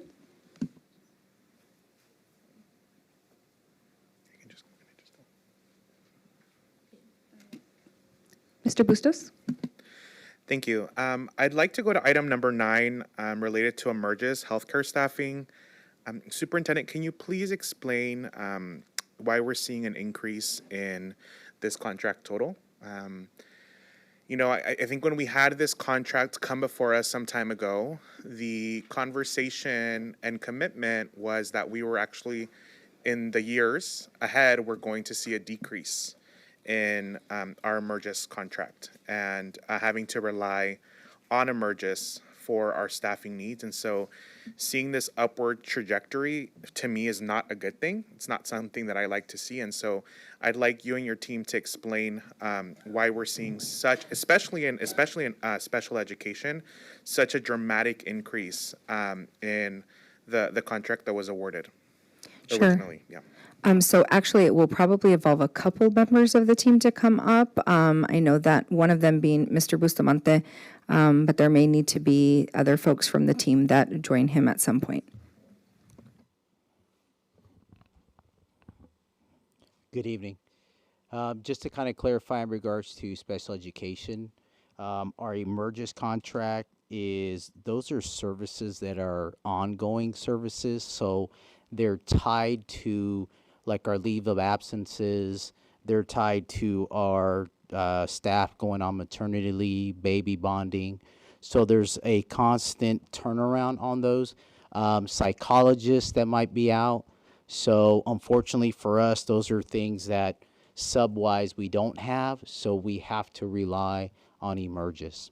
So we are conscious of the fact that it's gone up. So one of our tasks is to really look at the services that in terms of where we can cut. We're also working with human resources as well to fill as many vacancies.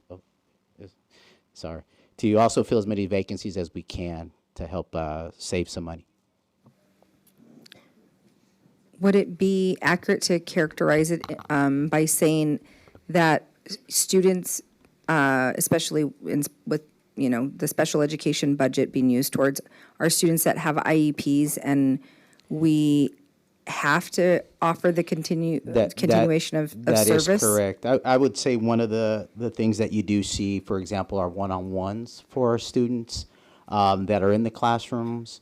That's a constant, right? It's a job that's very difficult, and a lot of times there's a lot of turnover by many ways. A lot of times we have our students or our employees that are actually what I call graduating, where they're there for a couple years, and then what happens is they become teachers. And then it's hard to replace them because you're looking at a part-time job, and at the same time, it's a tough job. So again, those are most of the money we utilize is for one-on-one aids. And again, some of the psychologists, some of the services that we just can't fit in with the sub. Sorry, Mr. Bustamante. And if you look at like expanded learning, students also receive services within the expanded learning program. So since we are required to provide those services in the same way, you will see an increase there. Within teaching and learning itself, there are certain requirements we have for particular grade levels. TK is an example of those.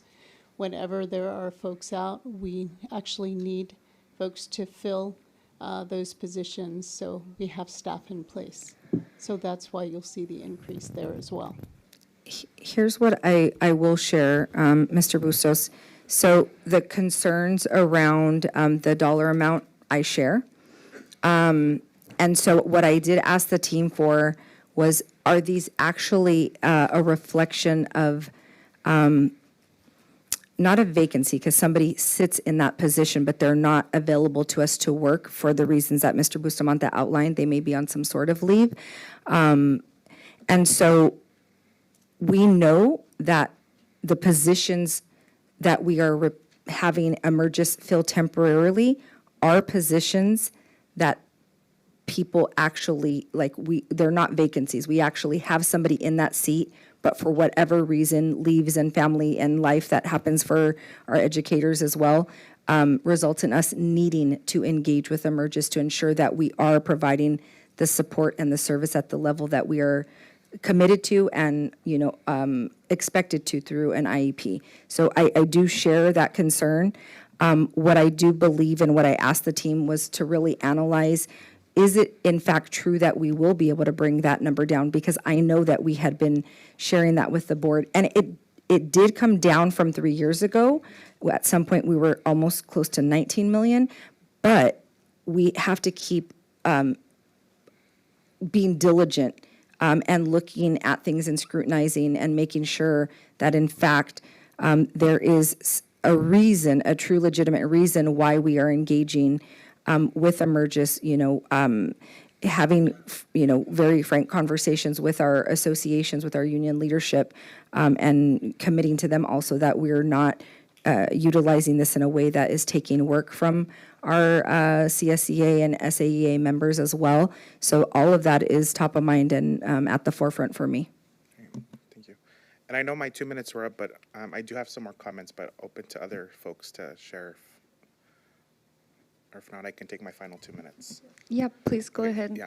So, and that's exactly my point, is I want to make sure that, and would love to see those numbers and that data related to the vacancies, because for me, that is an issue, right? If we have vacancies in our district and we're not doing anything as a district in our systems to fill those vacancies, and we're just using emergence as a Band-Aid, we are never going to get anywhere. And we need to be careful as a district when we make commitments, when we talk about our budget. And I appreciate that we've come down significantly. I know that was, a lot of hard work that the team put into making sure that we weren't at such a high level. But $12 million, almost $13 million, is a lot of money still.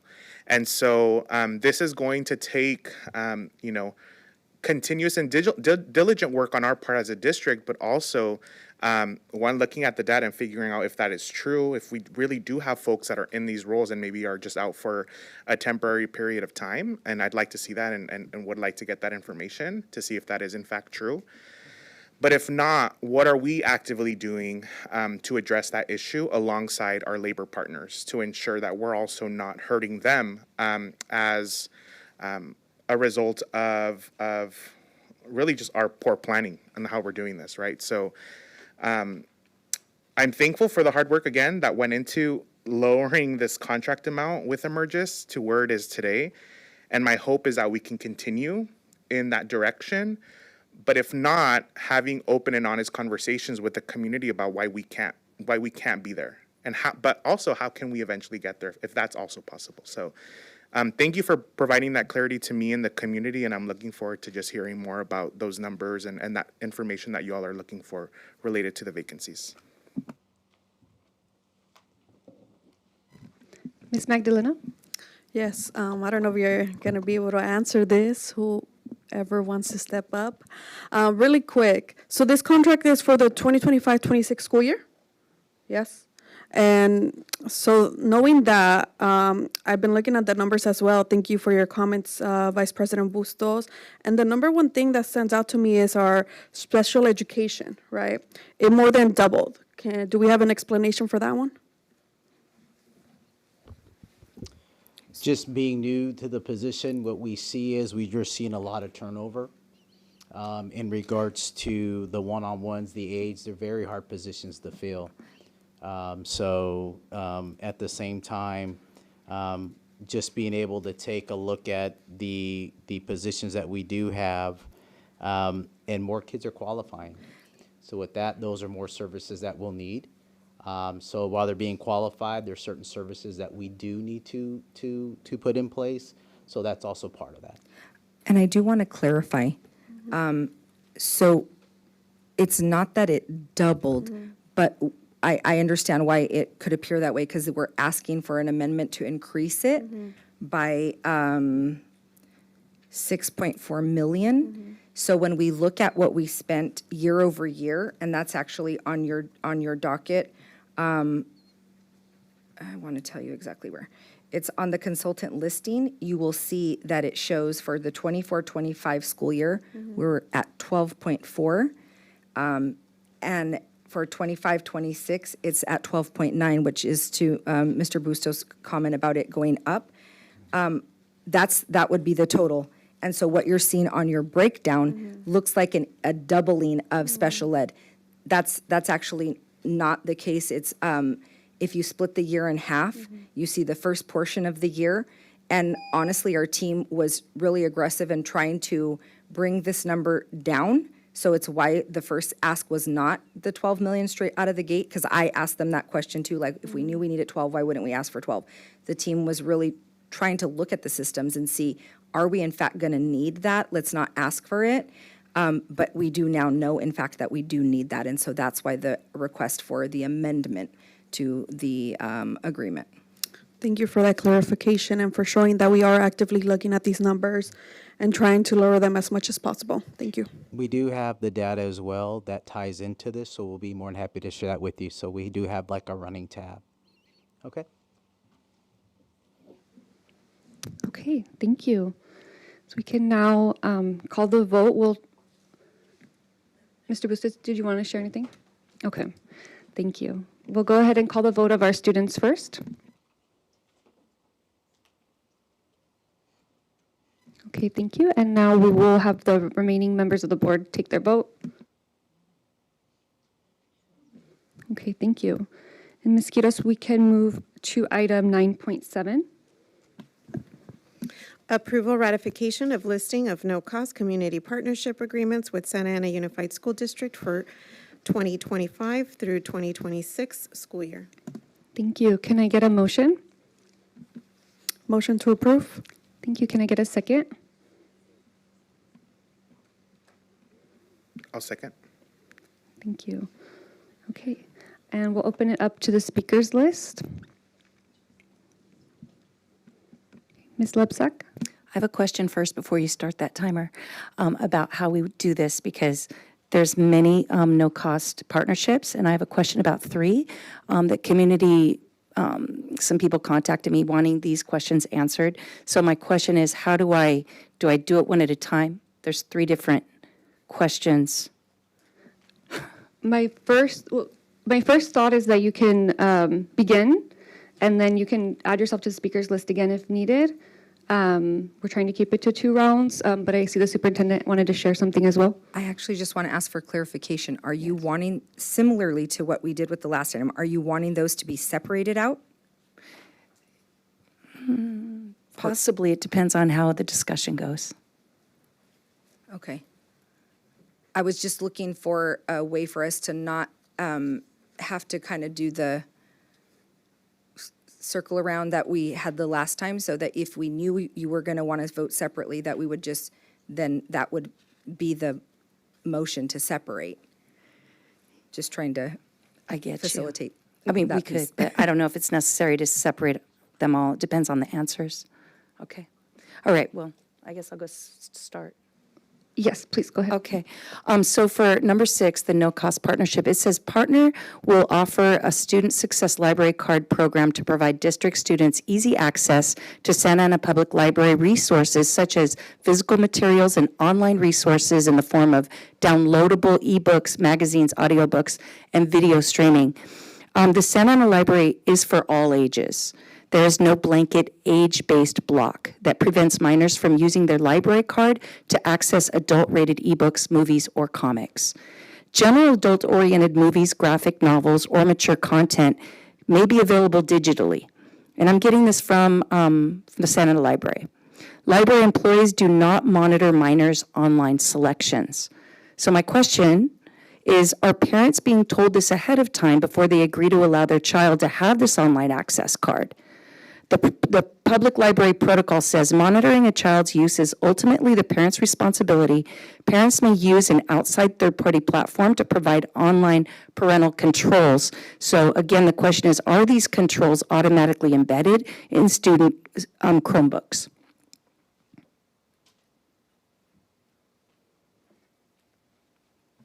I see the team making their way over to provide So I'm information. going to have Dr. Alvarado and Mr. Casper answer a lot of these detailed questions for you. Thank you. Can you repeat the first question? Sure. As are parents being told this ahead of time before they agree to allow their child to have an online access card? Are told what? Everything I said before. Basically, that there's no blanket age-based block, that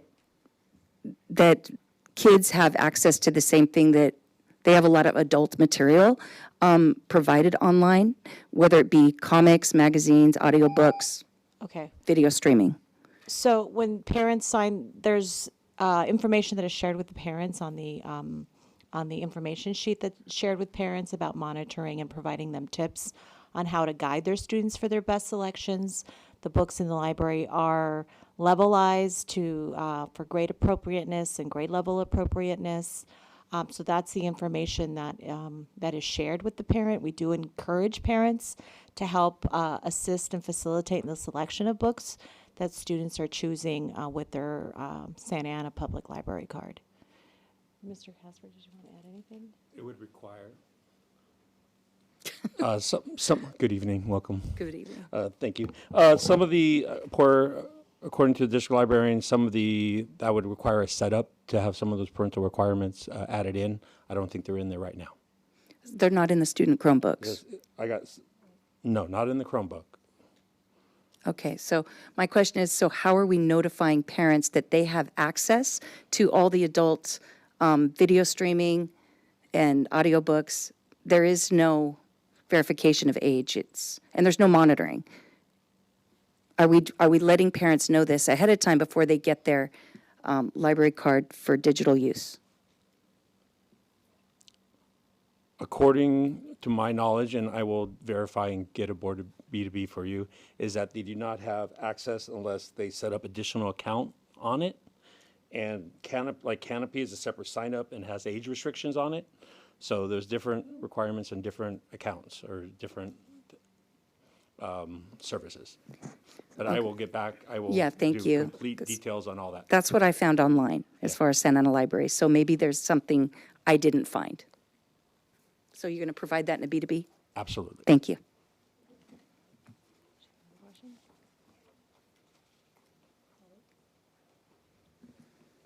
Okay, next speaker, Ms. Magdaleno. Yes, I know this program isn't new. Do you know for how many years we've had this partnership with the city of Santa Ana? I know that it predates 2020. When I got here, that was something that was in existence. We did have what I'm going to call kind of like a time where through the pandemic, there wasn't energy around this partnership, but in the last 3 years, that has been rejuvenated and definitely in partnership and communication with the city library leadership. Great. So I just want to support this item and just say thank you to our staff for continuing this partnership, right? With our, just thinking of our students and our priorities in academics and early literacy and reclassification and all that ties into other books and that our students read on a daily basis. And I know that the city of Santa Ana, they're happy to partner with us and they can do anything that they can to do their part so our students can get ahead in early literacy. Growing up, a lot of the times you don't realize that our students, like myself, don't have books at home. So I think this program is an important program that we have, that we continue to make sure that our students have books inside the classroom and outside the classroom when they get home as well. So thank you, and I'm happy to support this item. Thank you. And I want to share and join my colleagues in this dialogue as well.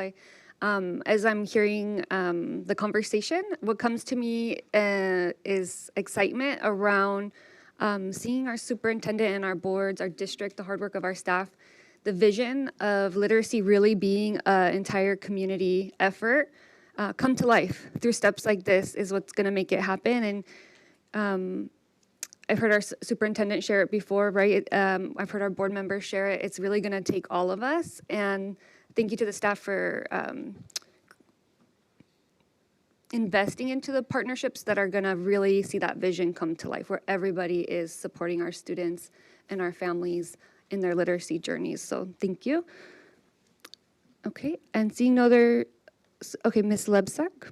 Well, I'd like to move on to another one. No cost. Is that okay? Yes, absolutely. Okay. It would be number 7. The no cost is the Save Vote partnership.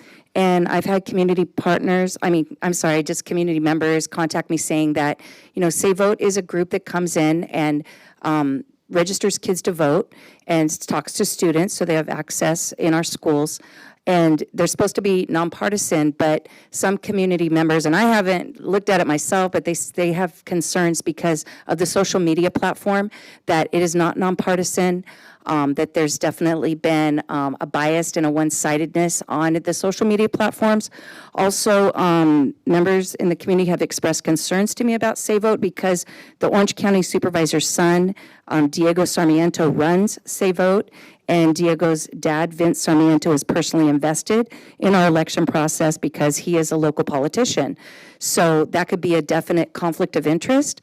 And there is one more question that was sent to me on this.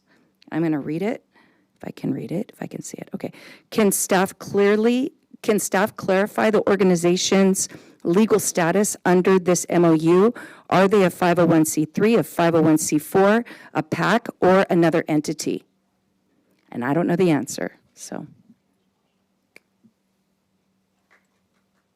So on the point about the social media with Say No Vote, that's not part of our contract, so there is no affiliation with the social media platform. And this contract is not part of the scope of the work. And then also with the concern associated with the conflict of interest, because it's a no-cost agreement, there is really no financial interest or preferential treatment with this contract. And so, but it does support the civic education or the civic engagement education that we're trying to provide to our students. And then there was one more, the status. So I'll have to get back to you on the status.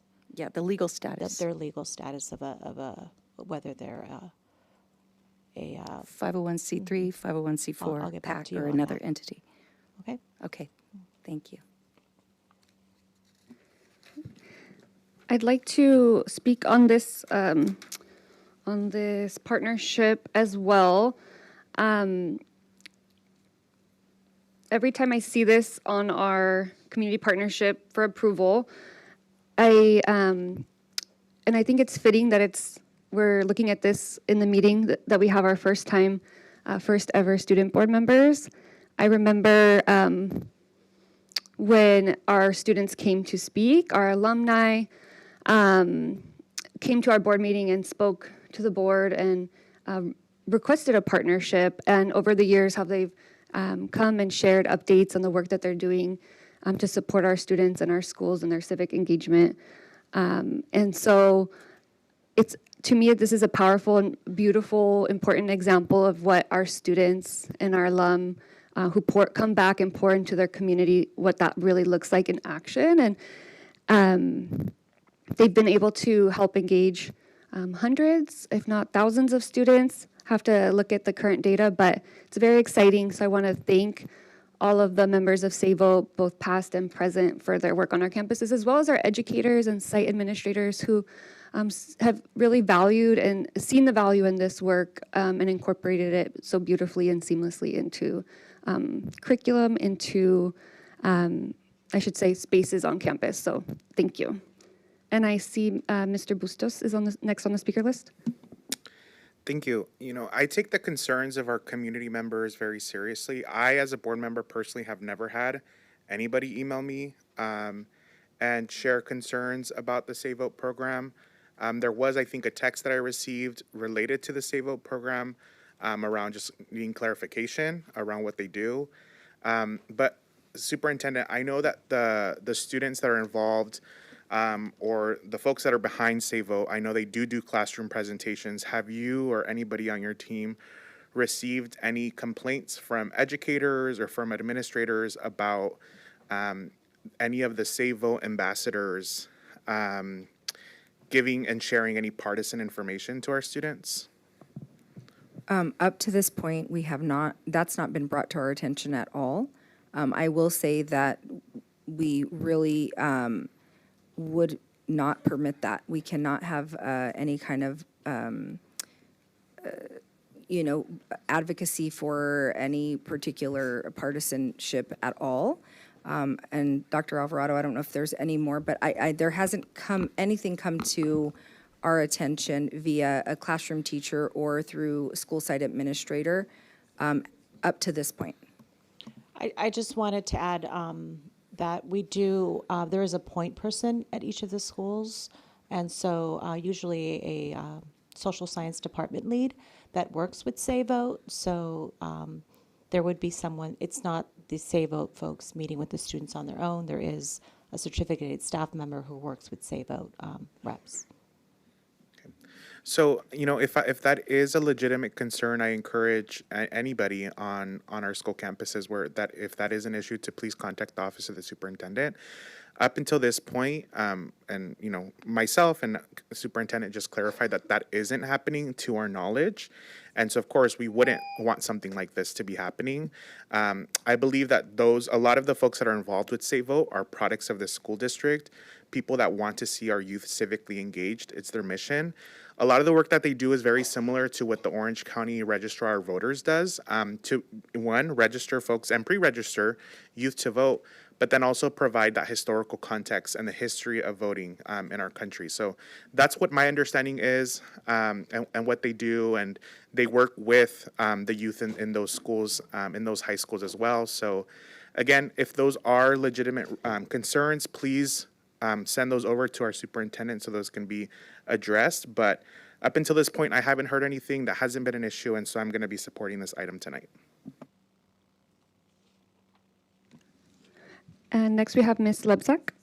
Mr. Bustos, do you know if the Orange County Register of Voters also has a social media account and promotes various political platforms? And I think there's a difference there. So my question would be, since they do have a social media platform, are students engaging in the Save Vote media platform? I don't believe so, but what I do know about the format for Save Vote is that actually some of our current students are the folks who are leading these presentations. So it is not necessarily the folks who come in from Save Vote. They're helping them gain those skills to learn how to put the information together, and not exclusively. So I don't want it to be characterized that way. But in many cases, our students are the ones who are then taking the initiative to share this information with their peers. Well, I just have a problem with them having a social media account that has a bias one way or another because they have access to our students and they're supposed to be coming in with neutrality. And so that's showing that they're not showing neutrality. So, end of story for me on that. I won't support it because of that.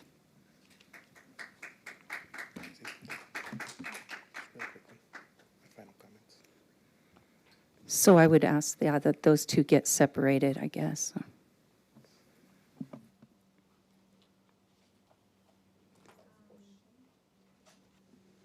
Yeah, is that a Oh, motion? you know what, though? There's a third one on the no cost. Girls Inc. Okay. And I think it might be too late to separate them. I think that's what Dr. Perez was trying to say in the beginning, because now we've started discussion as a whole. Oh, okay. But for next time, we can do that. Okay. Okay. That's fine. Okay. And just really quickly, we will move to the next item. I don't see anybody else on the speaker list. I just wanted to say Mr. Bustos' comments reminded me, and I thought it was important to share, or wanted to share this. I've actually had the opportunity to work with educators from other districts who have worked with SAVO and have also worked with the Orange County Registrar of Voters, or have expressed interest in working with both and alternating, who comes in and does workshops when they're discussing topics of civic engagement or when it is related to the curriculum. And so I thought that was a really great example, and wanted to just share that firsthand knowledge of connecting, I guess secondhand knowledge of connecting with educators on the ground who teach these courses and are very excited about having the support and have just expressed nothing but enthusiasm for the level of engagement that these groups have been able to get that they hadn't seen before within these discussions. So thank you. And then Mr. Bustos, final comment? Just final comment. In my last comments, I mentioned that there was somebody that reached out who had questions about SAVO. It's actually our current board member, who was not a board member at the time, that reached out to me and asked that question. And so I provided some clarity information. So up until this point, I haven't heard from anybody saying that this is an issue. Just wanted to put that on the record. Thank you. Okay, thank you. Ms. Karina, we can move to Well, there was item Girls Inc. That was the third. 9.9. It's still 9.7. Thank you. Yeah. Okay. Yeah, Okay, please thank go you. ahead. All right. For number 8 on the no-cost partnership is Girls Inc.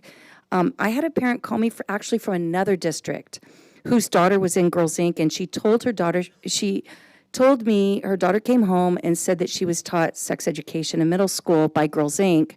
The mom was upset because she was never asked or forewarned that these subjects would be discussed.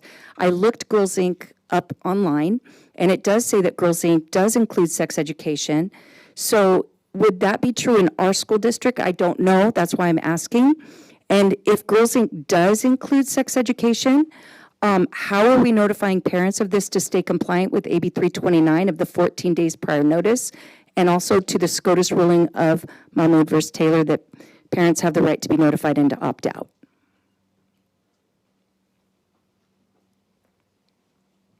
So Girls Inc. will be partnering with our Family and Community Engagement Department, and Ms. Solomon is going to actually talk to you about what services they will provide to schools. And this is for working with families to let them know about the programs that they do offer. And the focus is on their academic programs, social emotional programs. They're also going to be partnering with us when we have events. It's to get information out to parents about their programming and what they offer. And also programming for parents on how to help develop confidence within your child and things like that. So this one isn't necessarily about the direct contact with students, it's working with families. Okay, so got it. They're not working with our girls. No, But- they're but the I saw- parents can sign them up for their programming. They do have programming at different sites and in different places, but it's to get parents information about their different programming. And you'll see that it notes which workshops: confidence building, leadership, and college and career readiness, financial literacy, and STEM are the programs we're focusing on. Okay, Okay? so they're not doing sex ed. Thank you. Thank you. Okay. We can move to vote. We'll start with our student vote. Sorry, our student board member vote.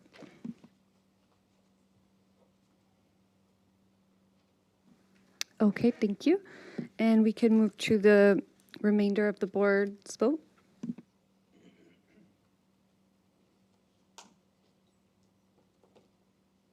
With a 4 yes and abstention from Ms. Lebsack, the motion carries. We can now move to item 9.11, Ms. Quiros.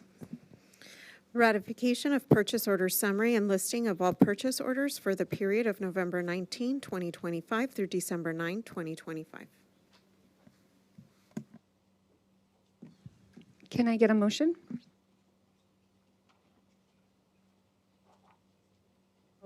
Motion. Second. Thank you. Okay. If you'd like to speak, folks can add themselves to the speakers list. Ms. Lebsack? Yeah, this is actually to our new student board members. Welcome, Ms. Gomez, and let me make sure, Mr. Abascal. It on here, it says that we donate, not donate, but we give $32,000 to our ASB program. So I was wondering if you could kind of give us shed some light on what kind of things are you benefiting from in this $32,000 given to our ASB programs. Is that okay? I'm going to ask the superintendent if she can maybe ask the staff to answer the board members' questions. And they could fill in maybe if they want? I think that would be I don't most want to put you on the appropriate 'cause spot, I'm they sorry. might not know what those things are going towards exactly, but once our staff speaks to the big picture generalities, and actually, I don't believe that everybody is on part of ASB. So our students that are sitting here aren't necessarily always going to be reflective of the students in ASB, just so we have clarity. Got it. And I do want to just make a point of order. I think it's important that we allow just like with any board member, to voluntarily speak when they would like to contribute. And I do appreciate the sentiment. So for our student board members, if there is something that you would like to share, absolutely at any time, just like your fellow members here, you are always welcome and have the right to join the speakers list. Thank you. With regard to this, what expenditure are you pointing to? So It was the ASB for $32,000. So on which attachment is it? PO 9.11. listing or the PO summary? I don't know. Summary.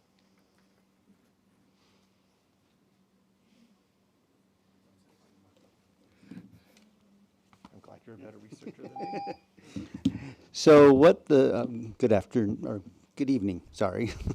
Been a long day. So the summary report is basically, it's like just that. It's a summary of what we expend on each one of these funds. So to get the more detailed view is the other report. That's the breakdown. So this is just a compilation of all of the funds. So it's hard to tell with exactly what that $32,000 is going exactly to without looking at the actual PO report.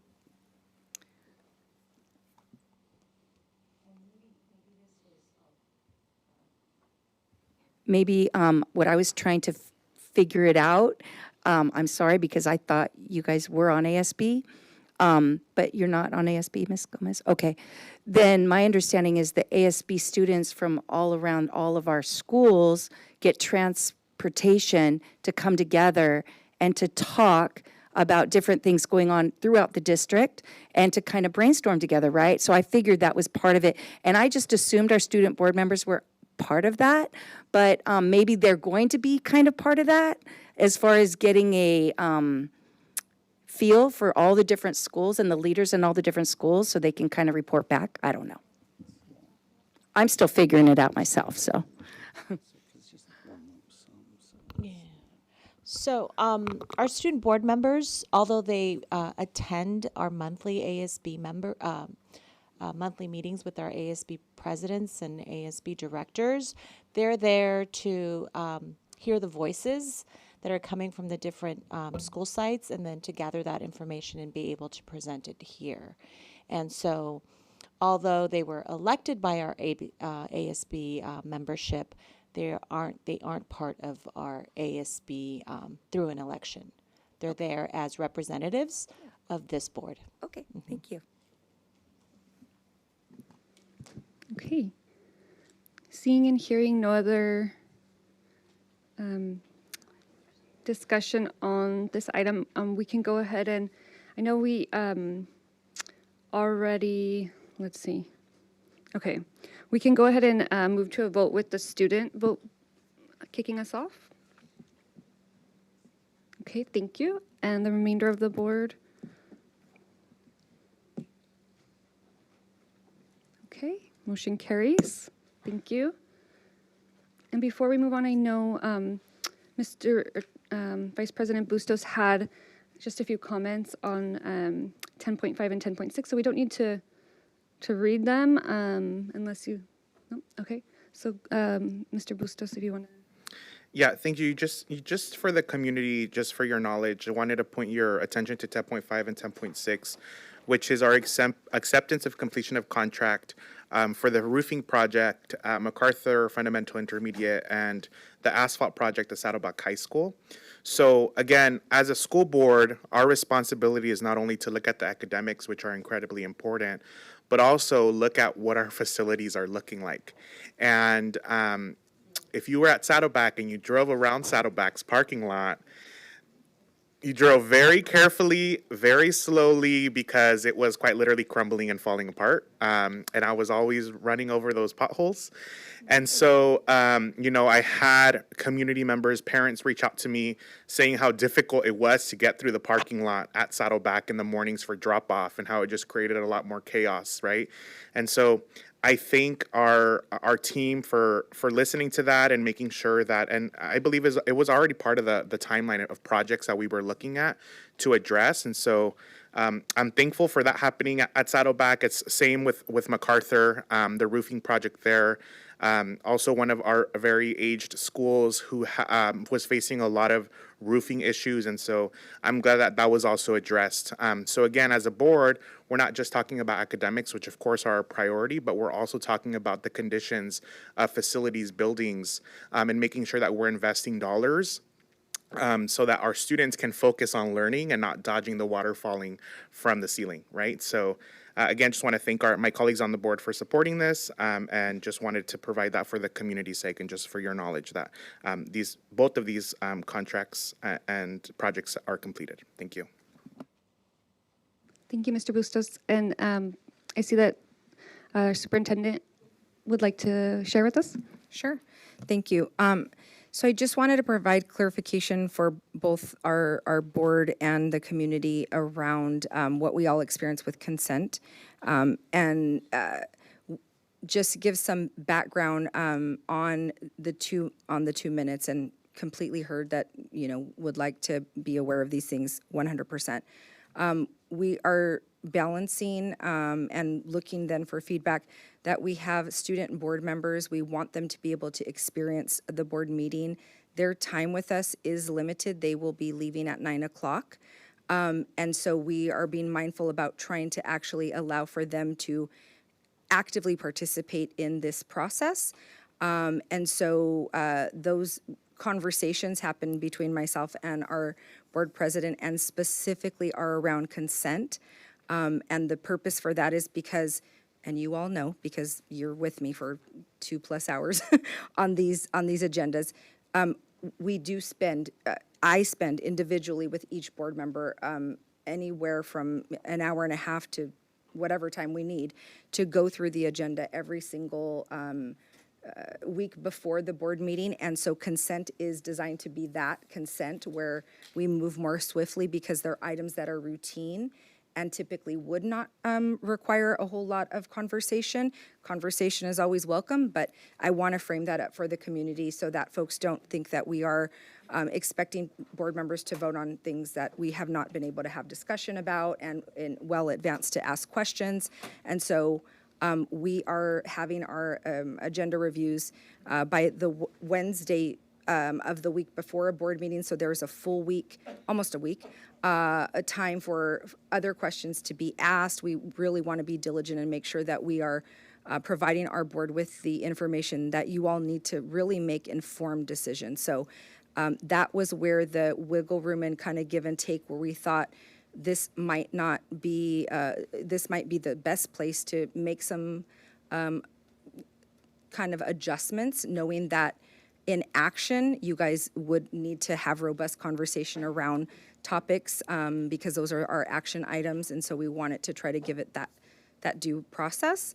And again, it's first time with student board members and wanting to, allow for them to partake and be part of.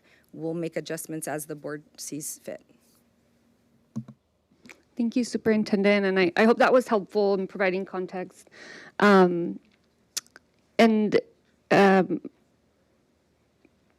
think the superintendent did a great job of really outlining we had several conversations and a lot of thought that went into how to structure things to just make sure that we're able to support the whole team. And again, keeping in mind a lot of the conversation that we've had, and making sure that our community has the ability to actively participate in the meetings too, and getting our meeting to the action items, again, where we will have more time for that robust conversation as well. And I'm excited to see the student board members as well be able to participate deeper into the agenda, right? Into the presentations and maybe even action. So thank you, Superintendent. And we will now move to our information item. This item being presented for information only, or is being presented for information only. No action is required. Ms. Quiros, could you please read item 11.1? Williams Settlement Legislation Second Quarter Report of Uniform Complaints 2025 to 2026 fiscal year. Thank you. Next, we have a presentation for the review of annual financial audit report for fiscal year 2024 to 2025. Dr. Perez, would you like to get us started on this item? Thank you. I actually see the team already making their way up. So, Mr. Hacker, I will turn it over to you. Thank you. All right, so I don't have my famous budget timeline slide up, but the very last item on the budget timeline for any given fiscal year is the external audit.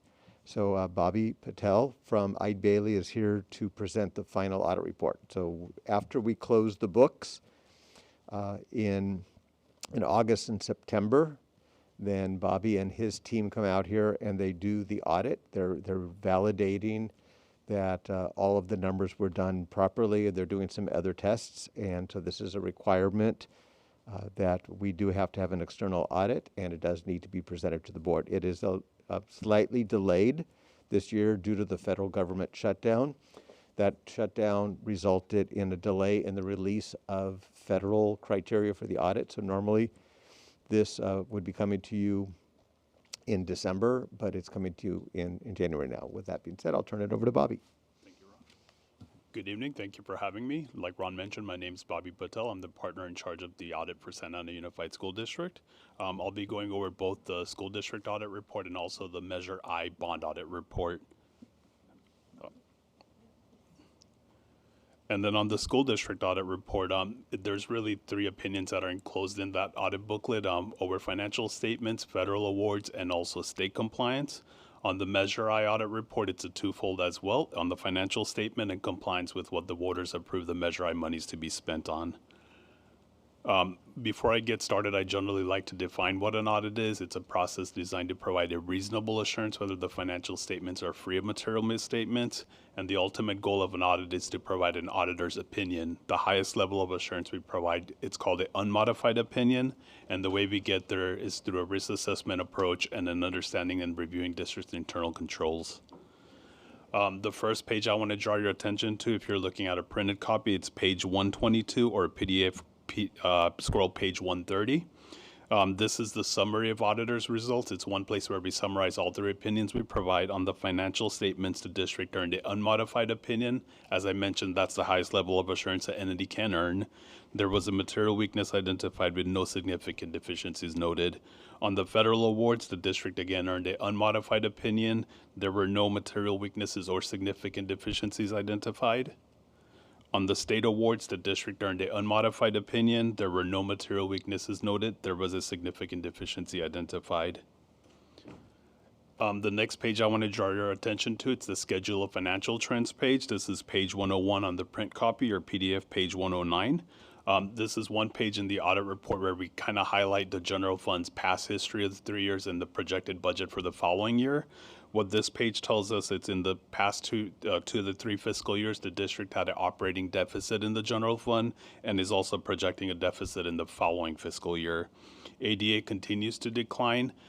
This has been a trend at majority of our clients in California, with exception of a few that are growing, but the ADA decline has been a trend.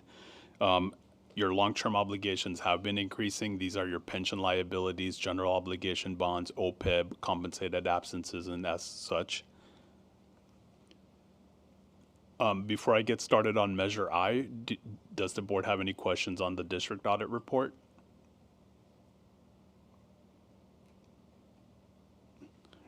All right, so on Measure I, as I mentioned, this is a twofold report. The first one, it's on the financial statements, and the second portion, it's on the performance side. On the financial statement, the district earned an unmodified opinion with no material weaknesses or significant deficiencies noted. On the performance side, what we do is we sample transactions from the fiscal year and compare those against what the voters approved the bond monies to be spent on, in addition to the California Article Constitution 13A. We selected 87% of expenditures from the fiscal year and noted that they aligned to what the voters approved the bond monies to be spent on. That being said, are there any questions on the Measure I report? This is part of, so it's a smaller booklet, the Measure I. I'm not too sure on the laptop page number, but if you're looking at the Measure I report, the 87%, it's outlined on page, it's print page 16 of the Measure I report.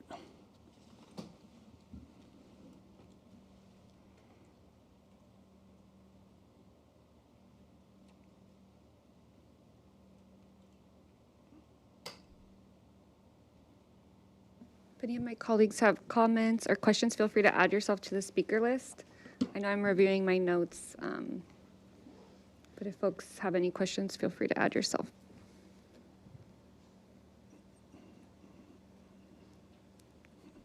Okay, I don't see any at the moment. That's all I had. That's the end of the presentation? Yep. If seeing no other board members, I do just want to take a quick moment. Thank you for your presentation. Well, actually, I see Ms. Lebsack, so I'll go ahead and pass the mic to Ms. Lebsack. So you just mentioned that we're projecting a deficit based on ADA. Is that right? So what we do as far as projecting the deficit is we take your adopted budget, which was brought to the board back in July or June. As far as what that deficit is, calculated on, that's something management would have to answer. We just present the budget as it's pretty much, presented to the public. So as far as what the deficit is caused by, I wouldn't have that answer as we don't audit the budget itself. How much of a deficit? It's on page 104, print page 104. So for fiscal year 26, and keep in mind this is as of adopted budget. Since then, you guys have received the first interim and shortly we'll be receiving the second interim in a couple of months, which modifies this budget. But as of first adopted budget, the deficit projected it's 58 million. Again, this is as of the adopted budget, so that might have changed as the first interim and second interim that hasn't been presented yet.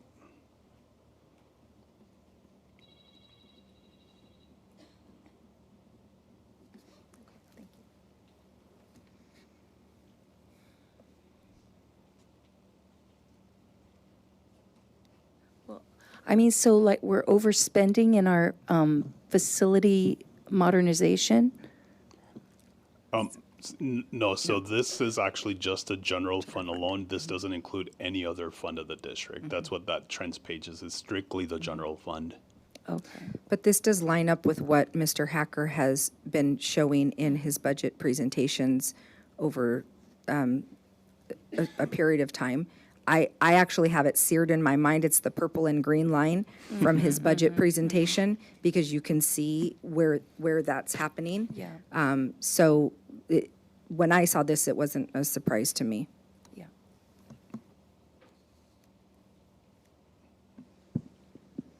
Mr. Hacker, did you want to speak to that point as well? So I'll just point out that we are about to begin work on second interim, and we'll be bringing that to you in the middle of March. The budget deficit did decrease at first interim, and the analysis that we're going to do in second interim will either validate that trend or we'll make changes accordingly with whatever the numbers are showing.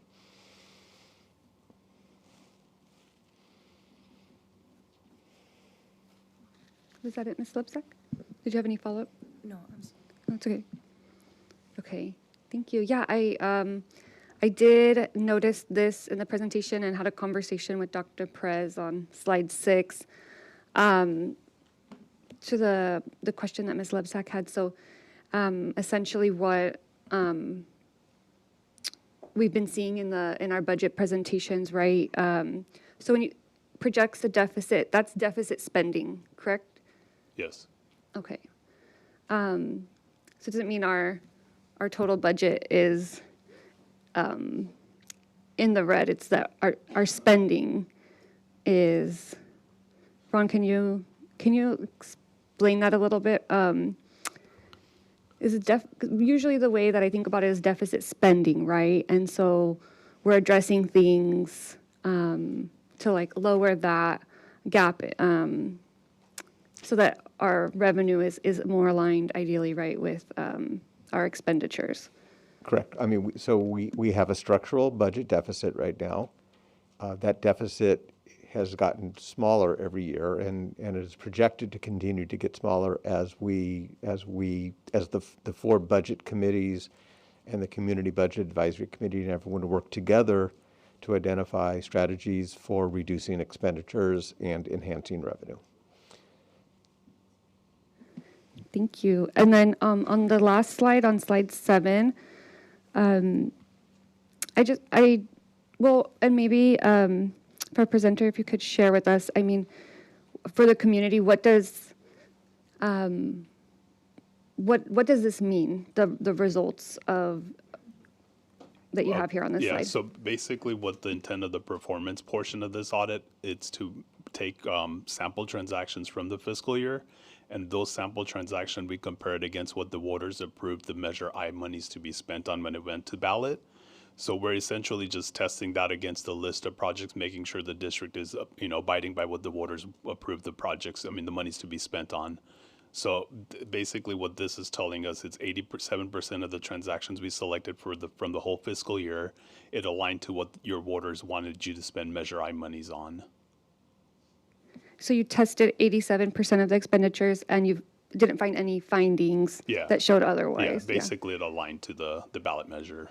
Okay, thank you. Just wanted to highlight this really quickly. I remember when we went out for our bond in the last election, our second Measure I, having these conversations, right? Like what we put in the measure needs to match what we're actually going to do with the funds, because this is the public's trust, this is the public's taxpayer dollar.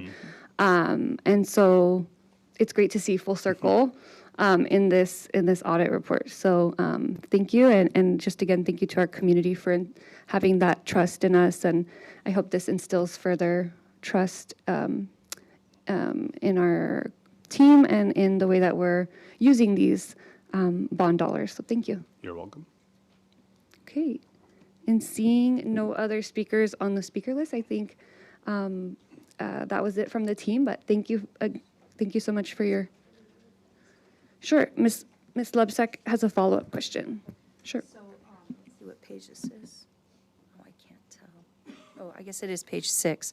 It says the trends that even though our ADA has declined for the past 2 years, and it says the long-term obligations have increased. I mean, what are some of those long-term obligations? Yeah, as I mentioned during the slide, those long-term obligations are pension liabilities, which is with CalSTRS and CalPERS. You also have your OPEB liability, which is for health benefits after the employees retire. And then compensated absence, which primarily it's your vacation accruals, your sick leaves. These aren't anything specific to Santa Ana Unified. Basically, every single school district in the state has the same liabilities. The trend has been that they are increasing because your pension and OPEB liabilities continue to increase. So it's not an abnormal trend across the state. Got it. Okay. Sorry if I missed that. No, that's fine. Okay. Okay, thank you. Thank you. And I just want to thank the district staff for being super helpful this year. I know there was some turnover in the business office, but they were rock stars.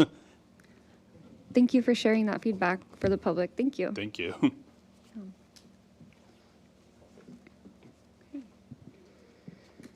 We will now move to our public hearings.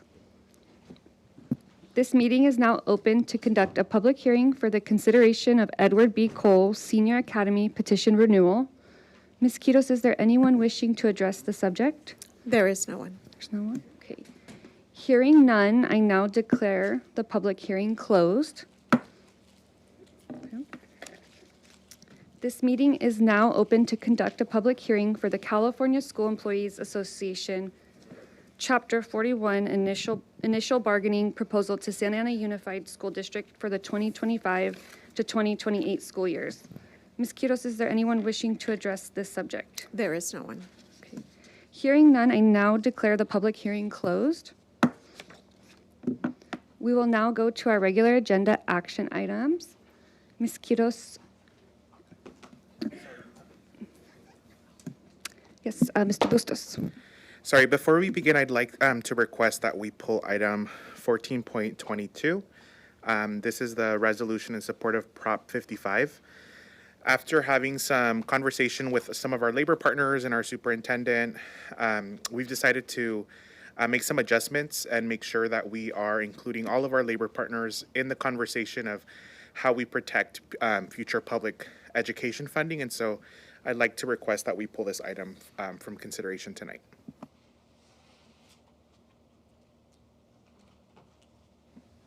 Give me 1 second. I'm identifying it on the agenda. Motion? Which item was that again? I know which item, but what was the number? 14.22? Okay, so we had a motion. Do we have a second? I'll second. Okay, so we have a motion and a second. So let's go ahead and vote on that to pull item 14.22 to, and just to clarify, did you say to pull it from tonight's agenda? Okay, to go ahead and pull it from tonight's agenda. So we'll take a vote on that.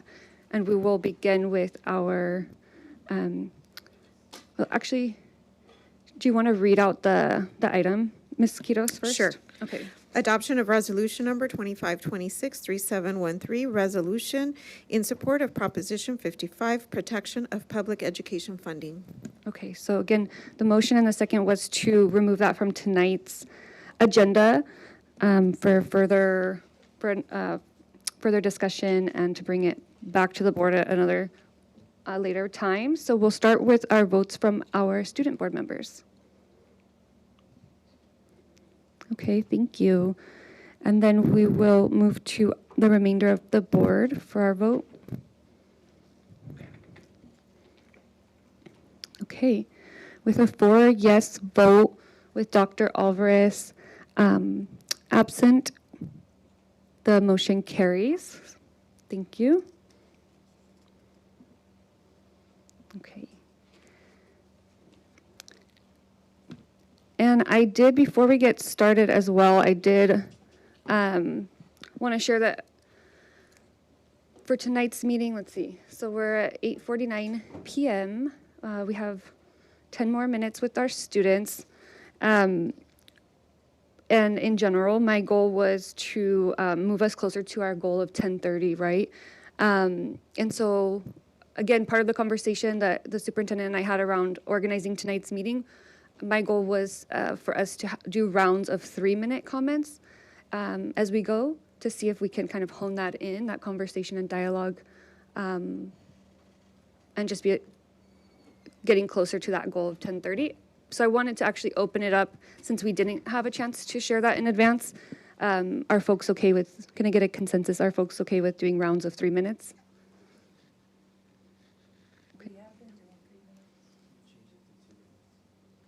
Okay, It was only 2 minutes for consent, and it was still 3 minutes for the regular, no? okay. So are folks okay with that? I think there's been some variation in the past, so I just want to make sure. That's fine. But, okay, thank you. So we will now go to the remainder of our regular agenda action items. Ms. Quiros, you may begin with item 14.1. Acceptance of annual financial audit report for fiscal year 2024 to 2025. Okay, can I get a motion? So moved. Second. Okay. Is there any discussion?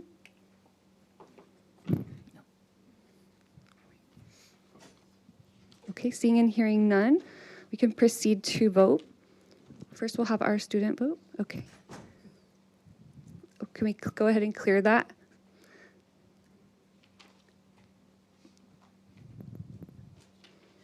Okay, can we clear that again? Okay, so this is going to be for our student board members specifically. Okay, thank you. And the remainder of the board will go ahead and vote now. Ms. Lipsack?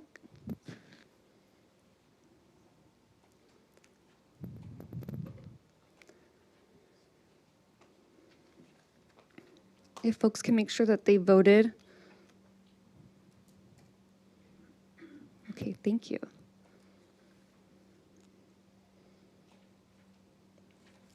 Okay, motion carries. Ms. Quiros, we can. 14.2, acceptance of Measure I, Independent Financial Audit Report for fiscal year 2024 to 2025. Thank you. Can I get a motion to approve? So moved. Thank you. Can I get a second? Second. Thank you. So a motion by Mr. Bustos, second by Ms. Lebsack. Any conversation? Please add yourself to the speaker list if there's any conversation. Okay, seeing and hearing none, we'll move to the student vote, student board member vote. Okay. We'll proceed to the remainder of the board. Okay, motion carries. Item 14.3. Approval of Edward B. Cole Senior Academy request for charter petition renewal. Can I get a motion?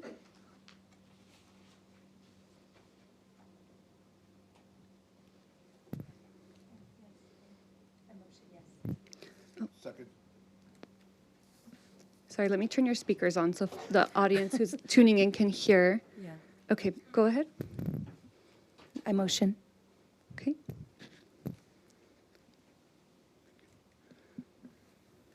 Second. Okay. Thank you. Any discussion?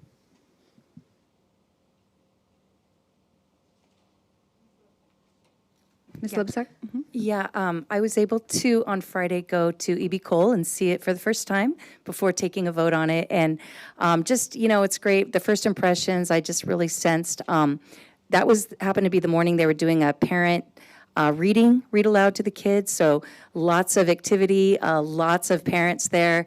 And it was a good feeling. It was a really positive feeling. Got to have a little tour of the place. And meet their reading specialists. And I thought it was interesting because it was very, very secure as far as the gate. That was impressive. And there was also a metal detector. So I think because there's so much in and out with parents, that's something actually the parents bought because for an extra sense of peace of mind and security. And I hadn't seen that before, so I thought that was unique. And I was a little saddened by the facilities. And I think that it's not because it's very clean and everything, but I just felt that, you know, I see all of the different things we have on our agenda that we approve to get, like Mr. Bustos said, look at Saddleback's parking lot. Well, they don't even have a parking lot. They don't have parking. They rent a used car dealership, you know, next to them that's not very big for their employees to park there. And I know when I went, I had a hard time parking. And I know we have other schools that have parking issues, like Franklin. They don't really have a parking lot either. But I just think that, you know, we have 386 Santa Ana students that go to E.B. Cole. That's a lot of students. Those are people that are taxpayers. They're paying for that public school. And so I think that for the sake of equity, I would like to see a little more equitable spending when it comes to what we give to schools as far as facilities, and really taking a look so they're not forgotten just because they're a dependent charter. They shouldn't be forgotten when it comes to their needs or be on the last rung of priorities. So I just, you know, it was really a really pleasant time. And I also, they had their, you know, coffee with the principals. So I just happened to be there for that and was able to speak to the parents. So no, it was a really good feeling, and I'm glad I had an opportunity to go.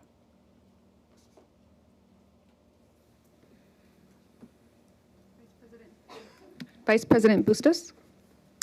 Thank you. First and foremost, just like always, I want to thank community members who came out and shared support for your school. It was great to hear from your students and educators about your school site. Just for clarity, Superintendent, related to some of the comments that were made around facilities, the majority of the projects, the facilities projects like roofing, like cement, how is that paid? Is that coming directly from general fund dollars, or is it coming from bond dollars? Oh, Ron stepped out.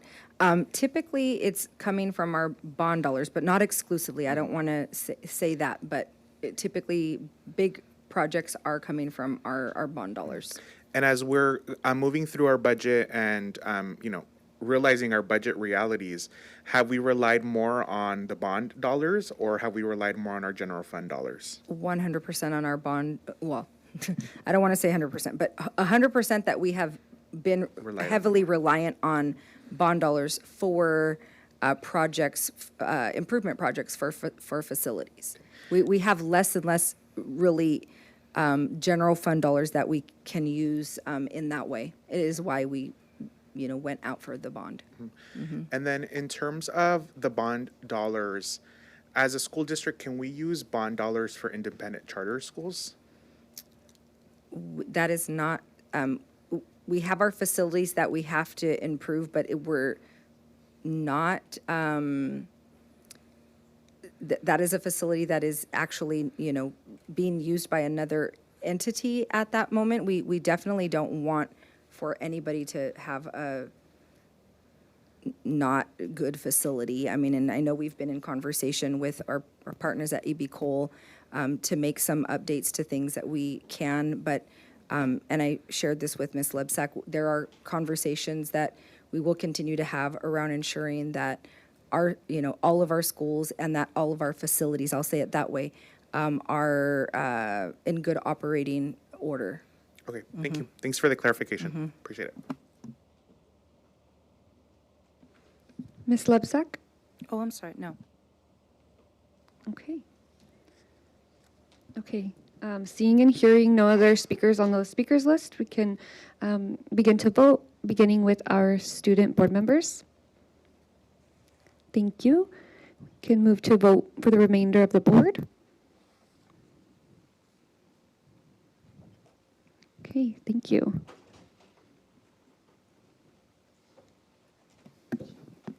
Fourteen point four, acceptance of California School Employees Association, Chapter 41, initial bargaining proposal to the Santa Ana Unified School District for the 2025 to 2028 school years. Thank you. Can I get a motion? So moved. Can I get a second? Second. Thank you. Any discussion? Okay. Okay, seeing and hearing none, let's proceed to vote, beginning with our student board members. Thank you. We can proceed with the remainder of our board. Okay, thank you. 14.5, acceptance of Santa Ana Educators Association initial bargaining proposal to the Santa Ana Unified School District for the 2025 to 2026 school year. Can I get a motion? So moved. Okay, I'll second. Open to discussion. Okay, seeing and hearing none, we can vote beginning with our student board members. Thank you. We can continue to the vote of the remainder of the board. Okay, thank you. And I'll go ahead and pause here. I know it's 9 o'clock and our student board members will have to leave us at this time, but want to just thank you so much for being here. And again, welcome to the board.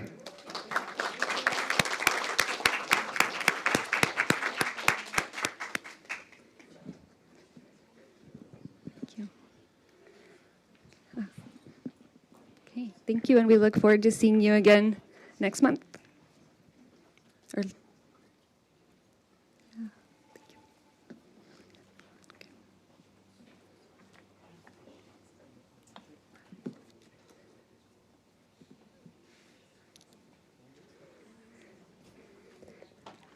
I told you guys we want to also go home by a reasonable hour. Thank you. Okay, we can continue, Ms. Quiros. Item 14.6, approval of updated School Employees Association, Chapter 41, salary schedules. Okay, can I get a motion? Mr. Busto. So moved. Okay, and Ms. Magdalena? Second. Okay. Any discussion? Okay, seeing and hearing none, we can move to vote.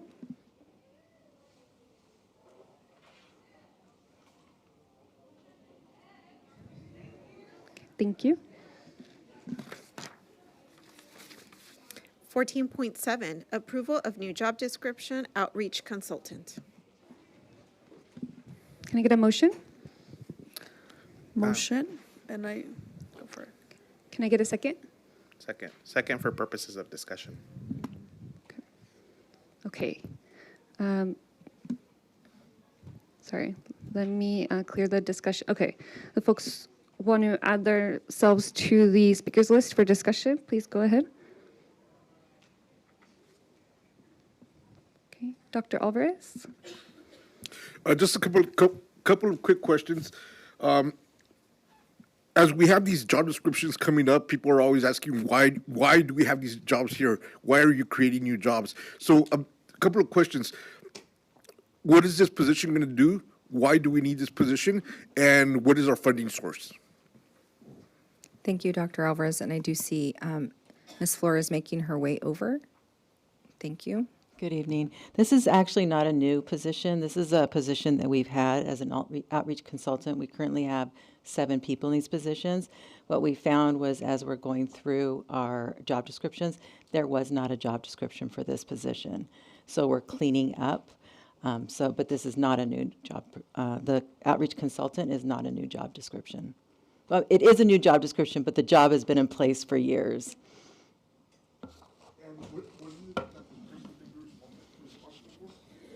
So they're actually working at the sites at the high schools, and they're doing outreach. I believe the job description is in there, but at each I believe it's the high schools And our alt eds. and the alt eds, Yeah. yes.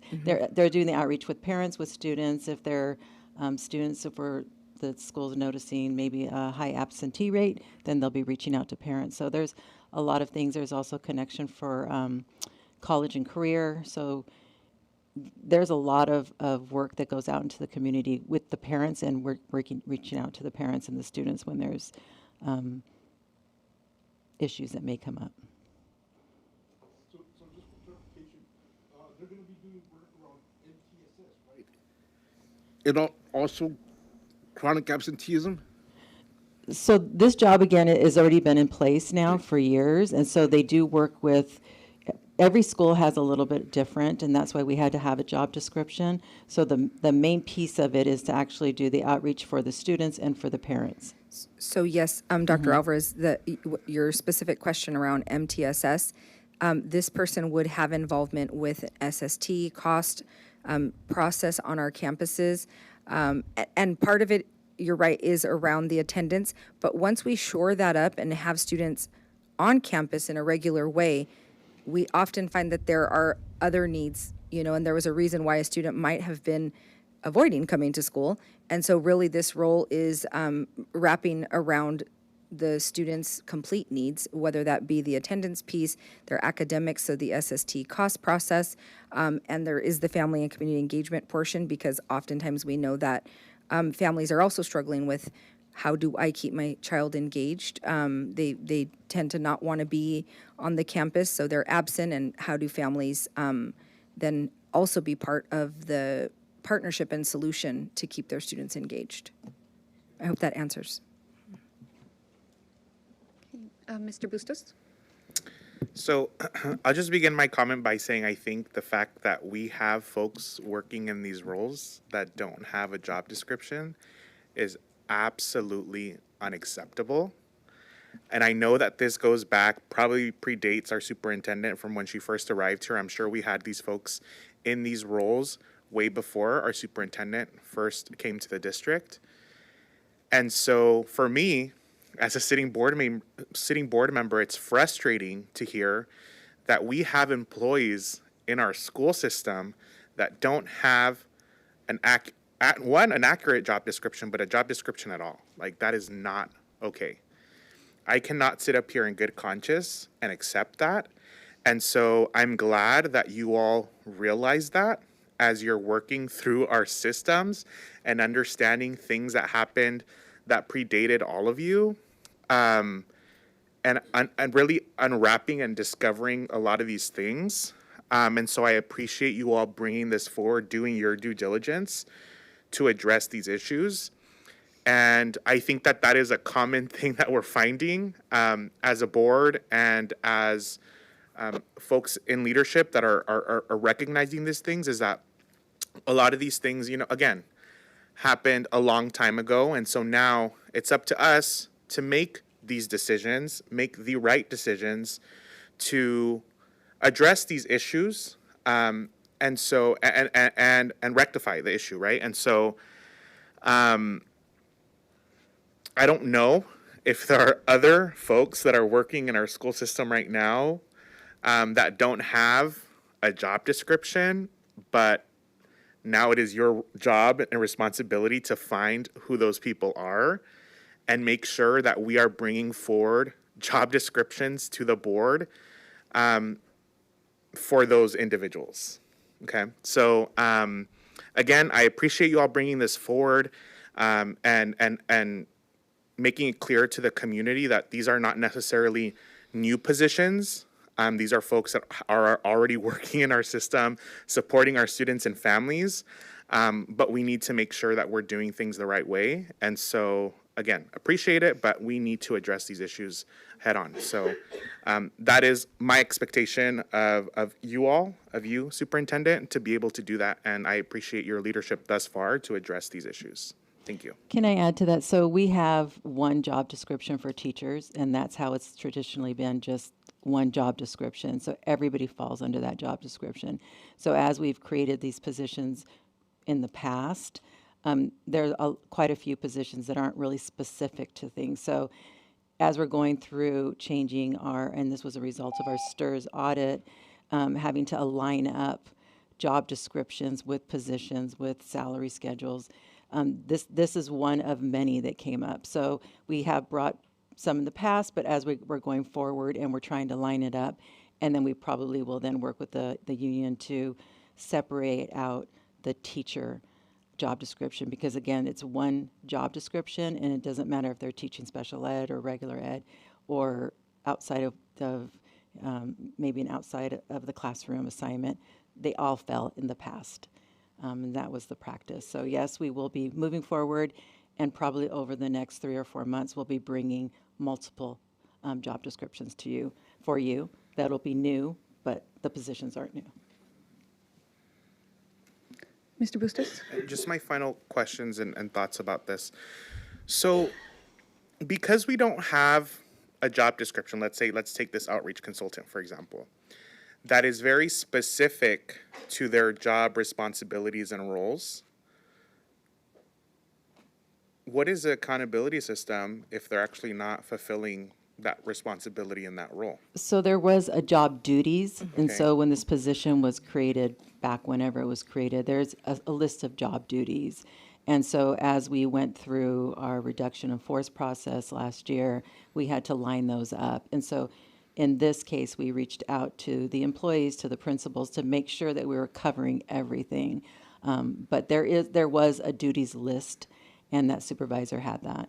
But it might have looked a little bit different at each school. Okay. So now it's combined into one. Okay, thank you. Thank you. We have next Ms. Lebsack. Okay, so for clarification, this is a new job description. Is this a new hire? Or are we moving a teacher into a No. different place? No. This is just the approval of the job description itself, which then aligns up. We have 6 people in these positions right now. So we have the high schools and then the alternative high schools. So it's not. We're not creating a new job. We're not creating a new. And that the expense isn't any different. Correct. There is no increase. It's just lining up a job description with what we are having our current employees do. Don't social workers do that? That's a completely different job description. We don't have social workers anymore. We have mental health specialists. We do have job descriptions for those. Oh, good. Yes. Okay. Was that it, Ms. Lipsack? That's it. Okay. Yeah, I wanted to just take a minute to share. I've had an opportunity to see some of the folks, the outreach consultants, in their roles throughout our district, and so just want to speak a little bit to the power of their work, and and thank them because this must be. I imagine if I, as a school staff, knew my position was on the board agenda and there wasn't an actual job description for my role, that might be a little bit uncomfortable, right? So I just want to kind of share publicly that I personally have seen their work and can attest of the power that they've had in our students' lives, and sometimes the students who need the most support or are seeking that additional support. So thank you for the work you do. And then just lastly, wanted to highlight what I see when we're having this conversation is this is an example of our district and the cabinet and the superintendent, the team taking the charge of the board's priorities and the structural priorities that we have around organizational effectiveness and efficiencies. And since I've joined the board, your teams have continued to do that. And so it does show, right, some of the areas where there may have been oversight in the past, maybe systems that were not in place. And so it's never fun to have to talk about that publicly. But I do hope this instills a lot of confidence. I know I, as a board member, can, rest a little better at night after our conversations in seeing the intentionality about addressing these things as they come up and very clearly making it known to the board, not trying to put anything under the rug, right?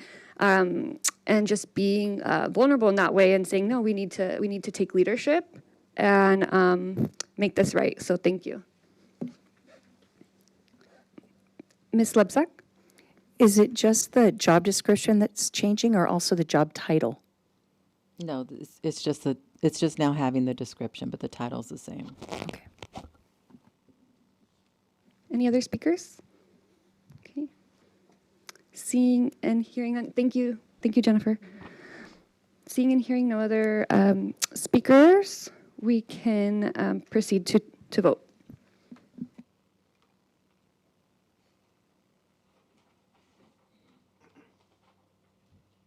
Dr. Alvarez?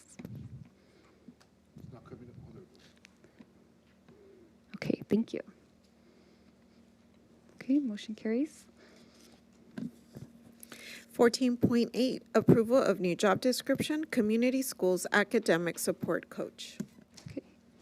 Can I get a motion? A motion for purposes of discussion. Can I get a second? Second. Okay. Second by Dr. Alvarez. Thank you. We can proceed to discussion if folks want to add themselves to the speakers list. I see we have Ms. Magdaleno. Yes. Should I direct my questions to you, Superintendent, or to Ms. Flores? She will come. She Okay. will Thank come you. up shortly. I know. That's what we were saying. You probably just want to stay up there.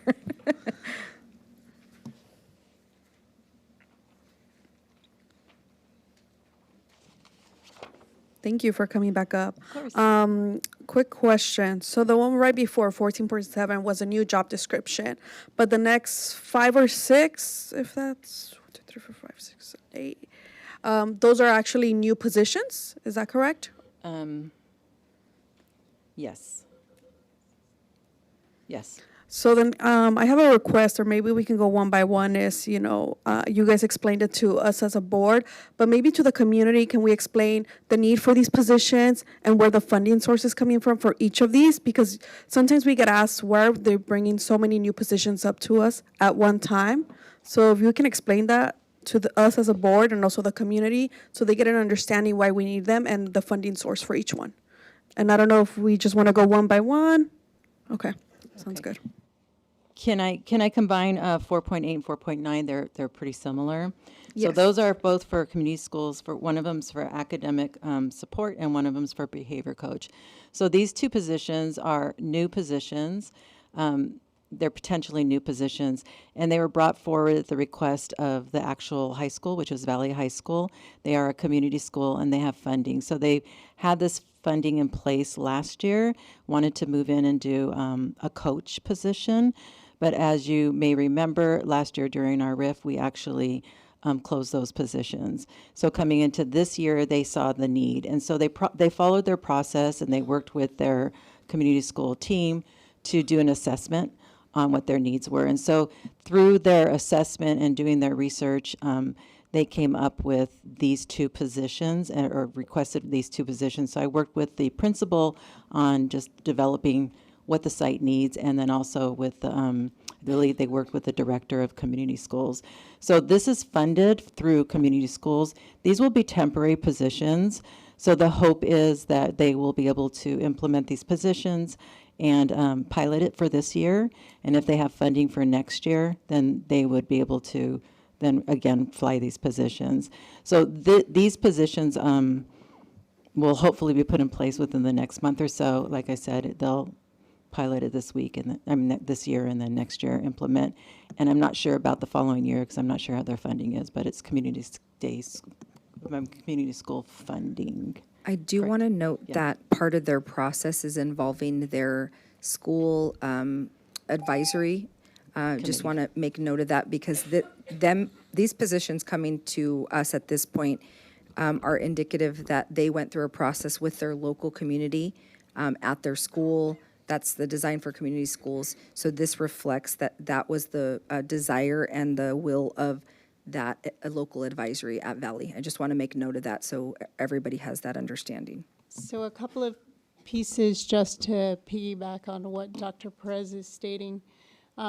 This committee was actually comprised of not only administrators, teachers, but we had parents, there were students that were also involved, community partners in really they looked at a multitude of things. The WASC needs assessment, they looked at site data related to academics and behavior, things like attendance, engagement, along with academic, markers that they're looking at, and identified needs within their support system, and really came up with the need for a behavioral coach and an academic coach.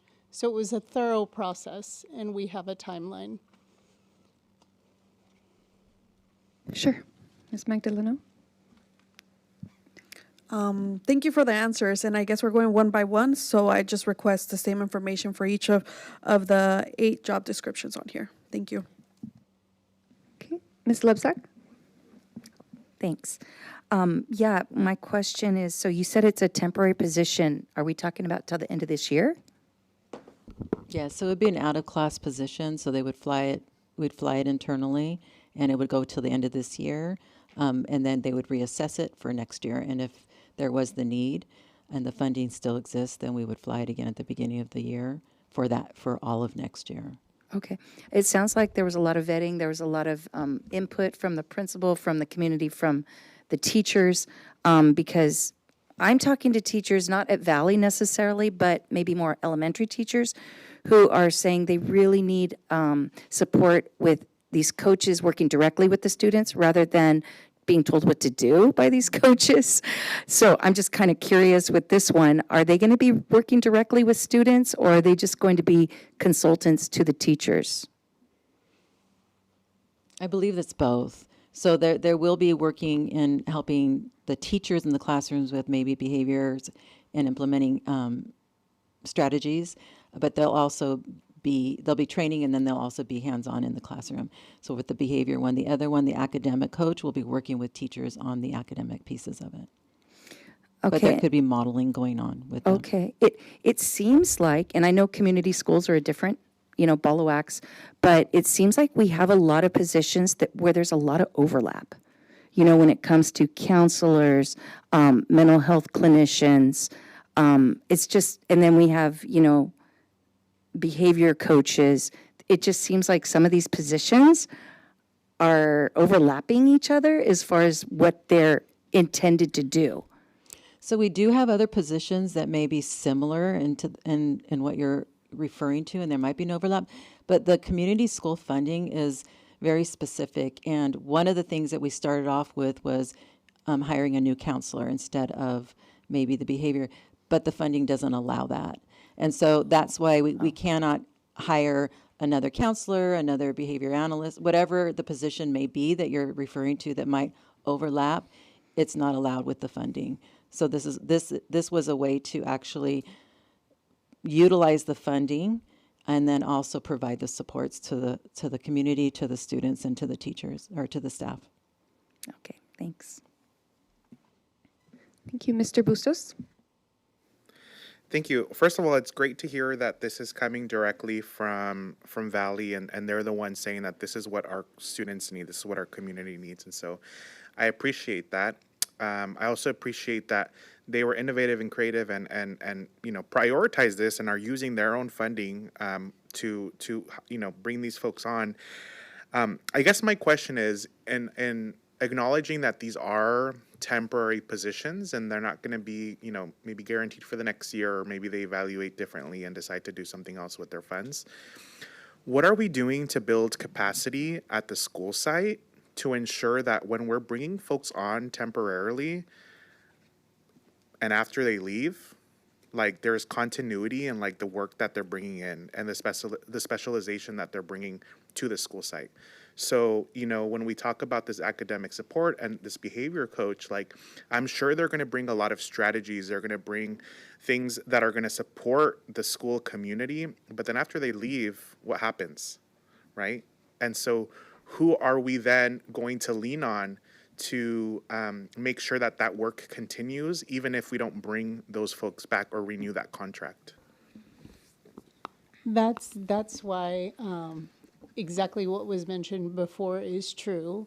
Although there is some direct modeling done with kids, the idea behind these positions is really to strengthen systems that are already in place at the school now that they've identified a couple of gaps. So how do we build capacity within the adults within the system so they can sustain this and they can take care of our children? So the academic coach is really focused around intervention. And then you have your behavioral coach that's also, supporting, everybody is really looking at MTSS and what the WASP needs are and providing tier 2, tier 3 supports in this way. But the focus is, and as I read the write-up, it really is in building capacity, so there is sustainability. Great, I appreciate that. And I bring that up because I think that that is one of our biggest challenges as a school district, is that our systems rely on people. And when those people leave, what happens to our systems, right? And so I know that Dr. President and I have had extensive conversations about this. And so every time that we, consider a job description or talk about, what are the supports needed, it's like, I understand, yes, supports are needed in the classroom, but how are we going to make this last beyond just 1 year? Like, how are we going to build that capacity at our site level to be able to support, our staff, but then eventually our students, right? And so it'll be something that I continue to ask and continue to ask you all to think about as we move forward. Thank you. Ms. Magdalena? Just really quick, now that we're along the lines of our community schools, and kind of similar to Vice President Bustos' question is, I know a lot of our community schools funding is running out, right? What are we doing as a district to support those schools so they can continue to be community schools once they no longer have funding anymore? For that question, I'd love to invite Dr. Gomez up and Diana Torres up so they can actually talk about the sustainability plan. She was wiggling in her seat over there. Hi, Charlie.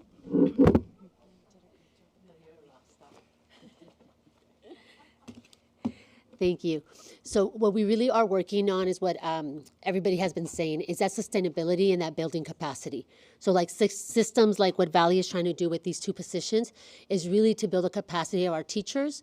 Like, for example, when you're looking at the behavior coach, they're going to be working with tier 3 students who would require tier 3 supports, and then helping teachers with how do you implement those behavior supports in the classroom?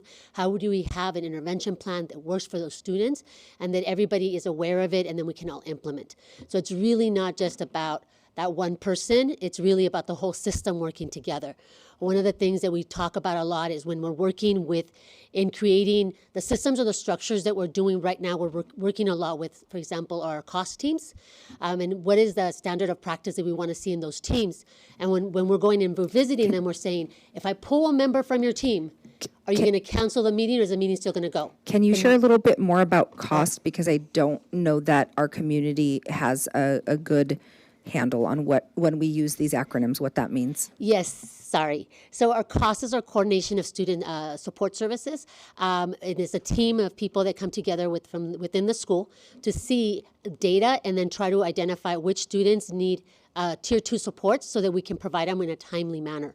And so when these teams are meeting, we sometimes, in the past, it was if the facilitator was absent, then the whole meeting would be canceled, which then meant that students wouldn't get supports in a timely manner.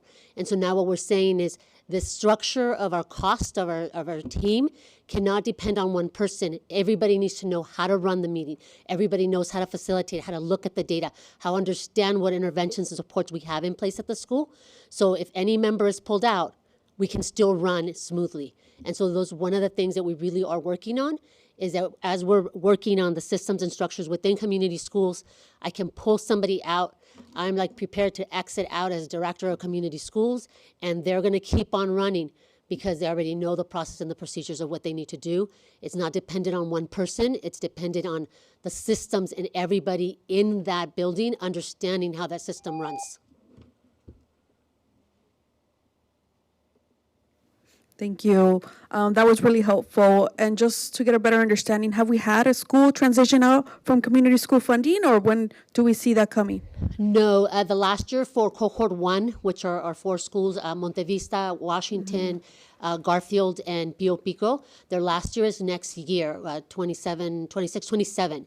However, because there was that little kerflunk at the beginning with the state, they have extended their use of funds for another year, so they do not have to expend. And our schools have been really good about making sure that they're using their resources and allocating it correctly. So a lot of our schools for cohort 1 will continue to have funding for the following year, 27, 28. And just for myself, right, I represent the majority of elementary schools, right? I represent 13, 14 schools, and the majority of them are elementary schools, right? And speaking to that, the majority are community schools. So it's important to me that we have a plan in place once they start transitioning out. And I know we can get into deeper conversation, and I would love to learn more about it because we need to be able to support our schools and continue the resources for our students currently have. Thank you. Exactly. Thank you. I'd like to just share on this item very briefly. Very excited to see the academic coach of both positions, but when I saw the academic coach position, it reminded me of conversations and spaces I've been in around community schools in my work as part of the board as well, and seeing the intentionality of the school site of Valley in really, and their school site, Community Schools Advisory Council, to make a conscious decision to invest in the academic piece and how we bring culturally rooted curriculum into the classroom, and also how do we support our educators, right, as they endeavor into that. I also think of the program Valor on campus at Valley, and we had, they were here not too long ago. They were recognized and by the board, and they shared that they are seeing some of their students who are part of this this group outscoring on test scores in comparison to other sections of the same classes, right? And so when I see these, when I read through these positions and the work that community schools now is going to be pouring further into these tiered supports into our students, both in the academics as well as the behavioral supports, I'm just very excited to see what's to come for Valley and this collaboration on campus. And thank you to the team for speaking about the sustainability, and to my colleagues for raising those questions. Is very important. I know our superintendent stepped out, but it reminds me of conversations of when we were looking at data around our dashboard schools and kind of seeing how the teams, the additional maybe supports that the state has invested into our schools, and seeing the progress that they've been able to make with these coaches. And so really excited for what's to come with our community schools work at Valley. So I will be supporting these items. And I also wanted to just lastly note that I noticed that our teams have been very mindful of our financial situation, especially last year. And even though the funds specifically, and maybe Jennifer, if you can speak to that, the community school funds are not our general funds, right? They're restricted dollars to be used for community school programs. Correct. Specifically. Correct. Okay, yes. So I know they were very mindful at the site in creating new positions and just sensitive to the situation, despite the fact that these funds need to be used and are specific to community schools. So I appreciate community schools team and Valley, so thank you. Dr. Alvarez? I just had a couple of really quick questions. Let me start off by making this comment. I'm working on a literature review. One of the things that keeps popping up is community schools. And so there's no doubt that community schools is the way to go. But the question that I had is, how are we tracking it? Because a lot of times I think we tend to track the academic part and we don't track the social emotional part, or we don't track the family connectedness part or the student connectedness. So what's that going to look like?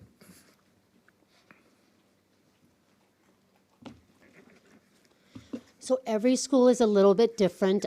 They work together with their community to decide what the vision of the school is. And from that vision, they decide on what are the 3 priorities that they want to focus on. Based on those 3 priorities, then they come up with 3 goals. Those are the 3 goals that they focus on to be able to make sure that they have measurable outcomes to improve. And so for example, one of the schools is working on the climate of the school. And so that's really important to them as a priority. So one of the things that they're trying to do is implement capturing kids' heart to be able to see does this actually make a difference? And so one of the things that they're measuring is we've been implementing results-based accountability. So how much of it are we doing it? How well are we doing it? And is anyone better off? And so with Capturing Kids Hard, one of the things that they look at is, okay, how many of our teachers are being trained in Capturing Kids Hard? How many of our teachers have social contracts up for our students, right? What percent of students are saying that teachers are referring back to those social contracts at the beginning of lessons? And then we want to see is in the Panorama survey, are students indicating that they feel a bigger connectedness, sense of belonging, whatever those pieces is. So it just depends on the school, but we really are beginning to start tracking it. Today we had a meeting, for example, with our community school coordinators, and we really focus on making sure that we're very clear about what's that one goal, what's that one thing that we're putting all our time, energy, and effort in and resources to be able to move the needle on. And so every school has selected 3 things within their communities by engaging students, families, parents, staff members to decide what those priorities are. And so we are keeping a track on that. One of the things that you'll be able to notice with our community schools, if you look at the data specifically, is with attendance. For the last couple of years, they all decided to focus on attendance, specifically chronic absenteeism. And then you'll see that in our community schools, the chronic absenteeism rate for our community school is lower than the district average. Thank you. Thank you. Okay. Seeing and hearing no other speakers on the speakers list, we can, sorry, I wasn't sure if anyone wanted to add anything. Okay. We can go ahead and proceed to vote.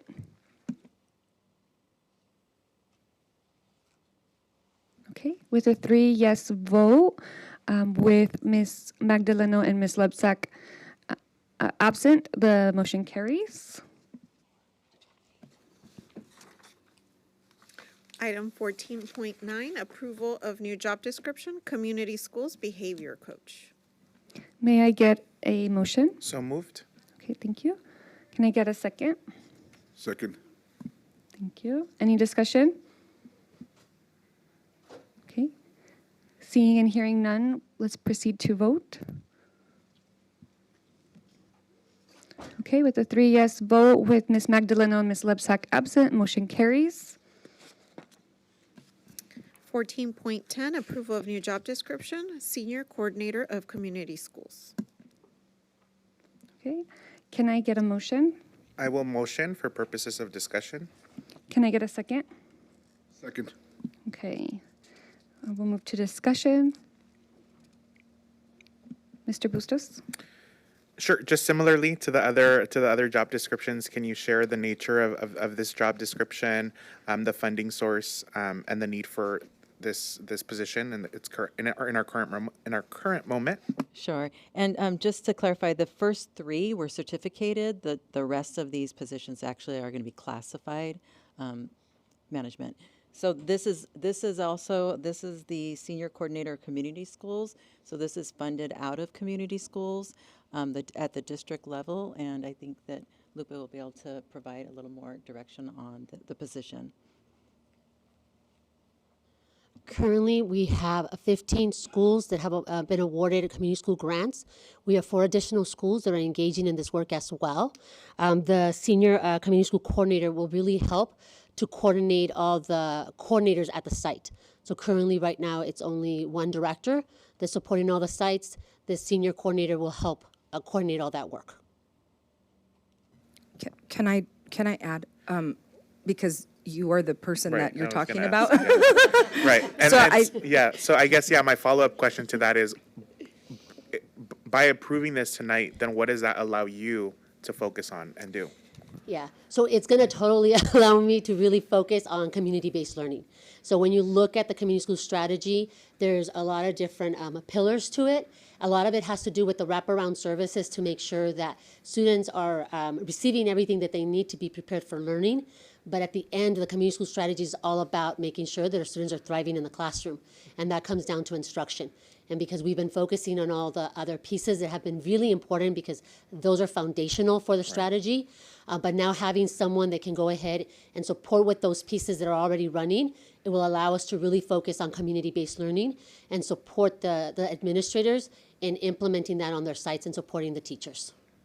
Thank you. That's exciting to hear. And yeah, as we've been talking about community schools, I think that for me, actually, that has been the part that's been missing, the academic piece and how we tie that in. And so it's good to hear that, if the board does approve this position, the senior coordinator is really going to take the reins and supporting all of the community schools coordinators at the different sites that currently have them, and give you the opportunity to focus on the academic piece that is so critical and is a priority of this board and our superintendent. So thank you for that clarification. And then, of course, curious around the funding source for this as well. It's community school funding. And so we've been able to allocate 4 years, so we know this position will be good for the next 4 years. So we're hoping that will help really build that capacity and sustainability that we need. Great, good to hear. Thank you. Okay. Any other speakers? Ms. Lipsack? So just again, it's funded by Community Schools grant. It's going to be for the next 4 years. And this is for Valley High School? No, I missed that. This is for the district office. Oh, this is for the district office.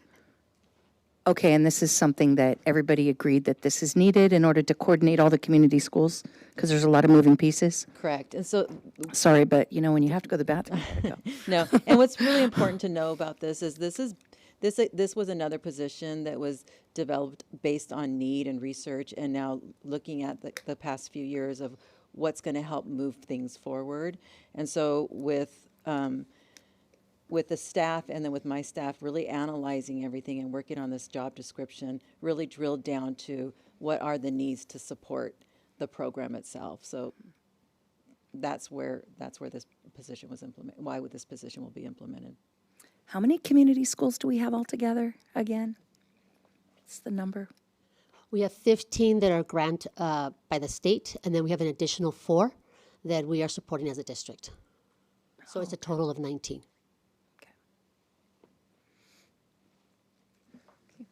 Is that it, Ms. Lipsack? Yeah. Okay, thank you. I wanted to touch upon what you shared, Dr. Gomez. I'm really excited and really encouraged to hear that you're going to be able to, if this, is approved and you're able to get that support to focus really on the instruction piece and the community-based learning.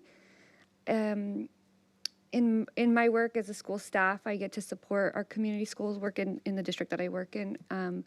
And I know that that's a piece, I've noticed that, right? Because here as a board member, we're talking about our academics constantly. And I know in community school spaces and conferences, trainings, as you mentioned, it's one of the main components. And I just think about my own work when we're providing services to families and we're talking about what do we want to do with the community and the schools. And I see how a lot of the services and other efforts, right, come so naturally. And what I've observed, just my own lens, is the academic piece sometimes, right, maybe has different layers to it, needs additional supports, and so could easily be like, okay, we'll get to that. So to hear that we're getting to that is really, really critical, and especially I do believe this has, and we know, right, community schools and community-based learning has the power to help our students in their academic achievement. And so I'm very much looking forward to seeing what's to come from this component. And I'm sure there's been a lot of work already, but as that becomes more of a focus. And so I think I'd like to really ask that intentionally we come back, or this information comes back to the board, so that we can see the progress and really be able to speak to the vote that we will take today. But to see that data, I know you mentioned some data earlier, right? And we're seeing those improvements. That would be very helpful, and maybe the superintendent, we can discuss offline if you have any ideas about how that can come back to us maybe in our academic presentations. It is on the line. I'm going to say the Okay. lineup for the Perfect. year, and we will share more about that in the coming month. Okay, thank you. And saying that, I also, I'm mindful. It's not all the pressure's on you, Dr. Gomez, but I know it would be very helpful to kind of walk alongside you in this and see how we can support you. And I know that it takes everybody, right, on our campuses too. So thank you, and I look forward to seeing how we grow in that area.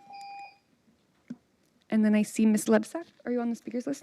Yeah, I was just thinking, I mean, hooray that the community schools, the 15 community schools, get that extra funding, right, from the grants, but our other schools that don't, how do we make up for that? And I know that there was a group, Mariposa, that came saying, hey, do you want to be added to this grant?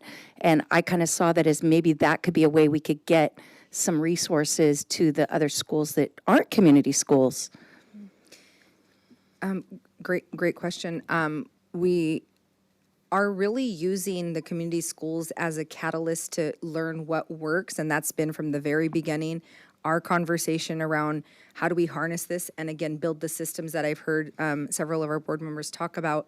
So I don't want any school to feel like just because I am not a community school, and I've actually had this conversation with principals because some have said I really want to do this, but for lots of reasons, and I support their rationale. You know, the staff isn't ready. Collectively, they're not ready for that. Has been some of the conversation.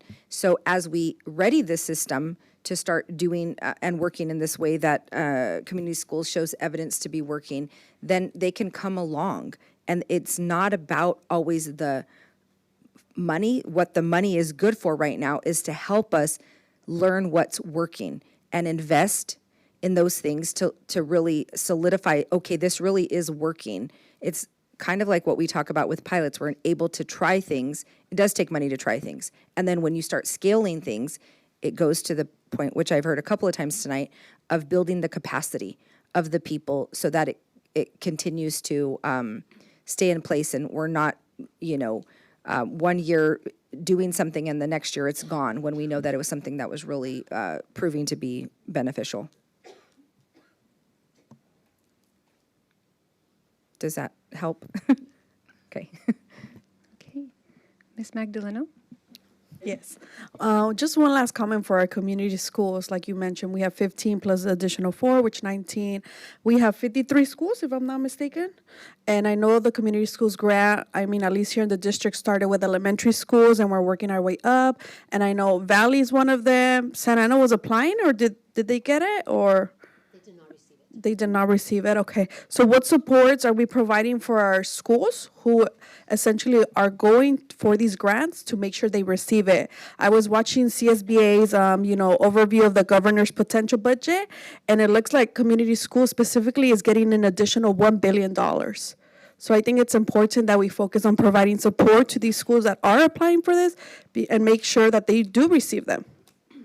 So we are very excited about that. We did not receive the funding for cohort 4, but that was because the money pretty much ran out for California. And so because initially we applied for implementation grants, we couldn't do any other grant except for implementation. So for the last 2 years with cohort 3 and cohort 4, the state was prioritizing the districts that did planning grants. And so if you did a planning grant, you received a planning grant for 2 years, and then you can do the implementation.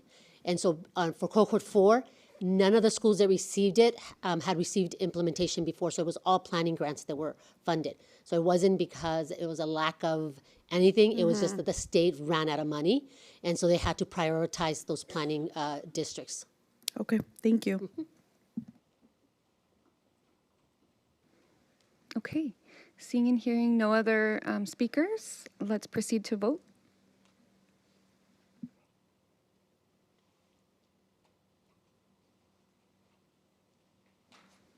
Okay, motion carries. Item 14.11, approval of new job description, Executive Director, Facilities and Operations. Can I get a motion? Motion to approve. Sorry, can you join the speakers list one more time? Okay, Motion to approve. thank you. Can I get a Second. Thank you. Sorry. Thank you. Okay, we have a motion and a second. Let's open it up for discussion. If there's any discussion, feel free to get onto the speakers list. Okay. Ms. Magdaleno? Ms. Flores, same question, explain a little bit about the position, why it's coming forward to us, and the funding source for this. Thank you. Sure. So we currently have a vacancy for an assistant superintendent for facilities. And so through an analysis of and looking at downsizing our positions, it was determined by the department that rather than filling that position as an assistant superintendent, to downsizing this position to an executive director so that we do have the position covered and the sites covered to be able to continue with the operations and the management of these departments. So there is a cost saving. This is general funds. General funds? Oh, I'm sorry? Bond funds. Can I address just Yes. on the larger kind of scope of things? I want to make sure that we are really stopping to recognize what's happening here and what we've been very intentionally doing.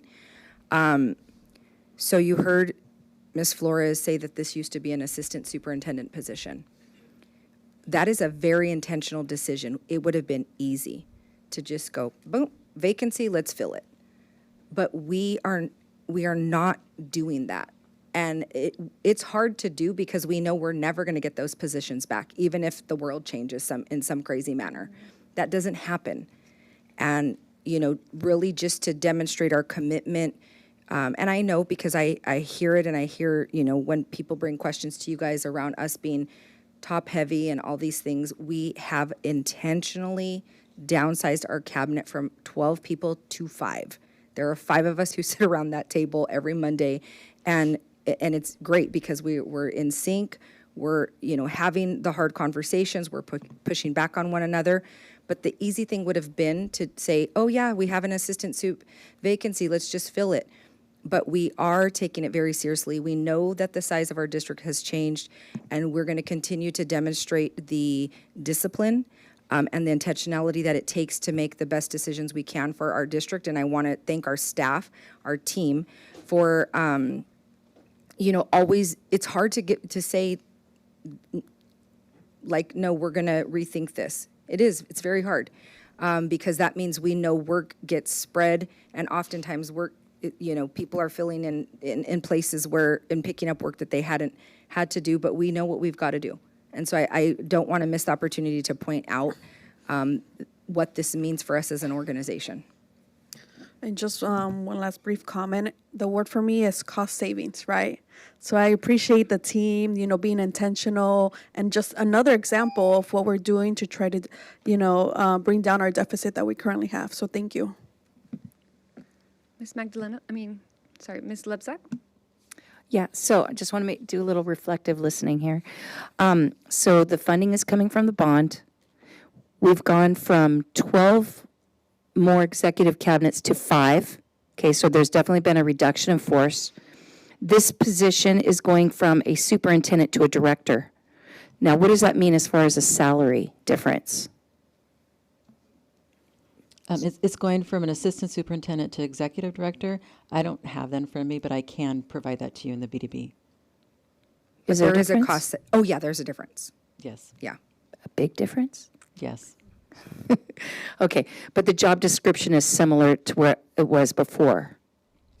I'm just, honestly, I'm going to say, I know that Ron will have to take on more things in his role of oversight. I know that. I mean, we say, oh yeah, we all of those duties are in this role, but the reality is that is what happens. I mean, when we do away with positions and have it be at a level. What I will say, and actually Ron and I talked about this specifically, our commitment is to building capacity with people in our executive director roles, that they are the folks who are equipped with the leadership and the content knowledge to help lead things. And so the job description, we didn't take the assistant soup job description and just slap an executive director title on there. There was an analysis. The team had to really look at things and evaluate, and things needed to move around as far as who was going to have oversight and for our cabinet team, there is a mentality that we are responsible. We are 100% responsible for the things that happen in our area. And so we know that by bringing on folks who we are going to be coaching and, building capacity for it, that means we're going to have to be a little bit more in the weeds on things in the beginning. And I'll just add that we did revamp the job description. We realigned some departments, did take away community relations from it, but added some operational departments. No, community relations? Government relations. Yeah. Thank you. Thank you. Okay, thank you. Seeing and hearing no other speakers on the speaker list, we can proceed to vote.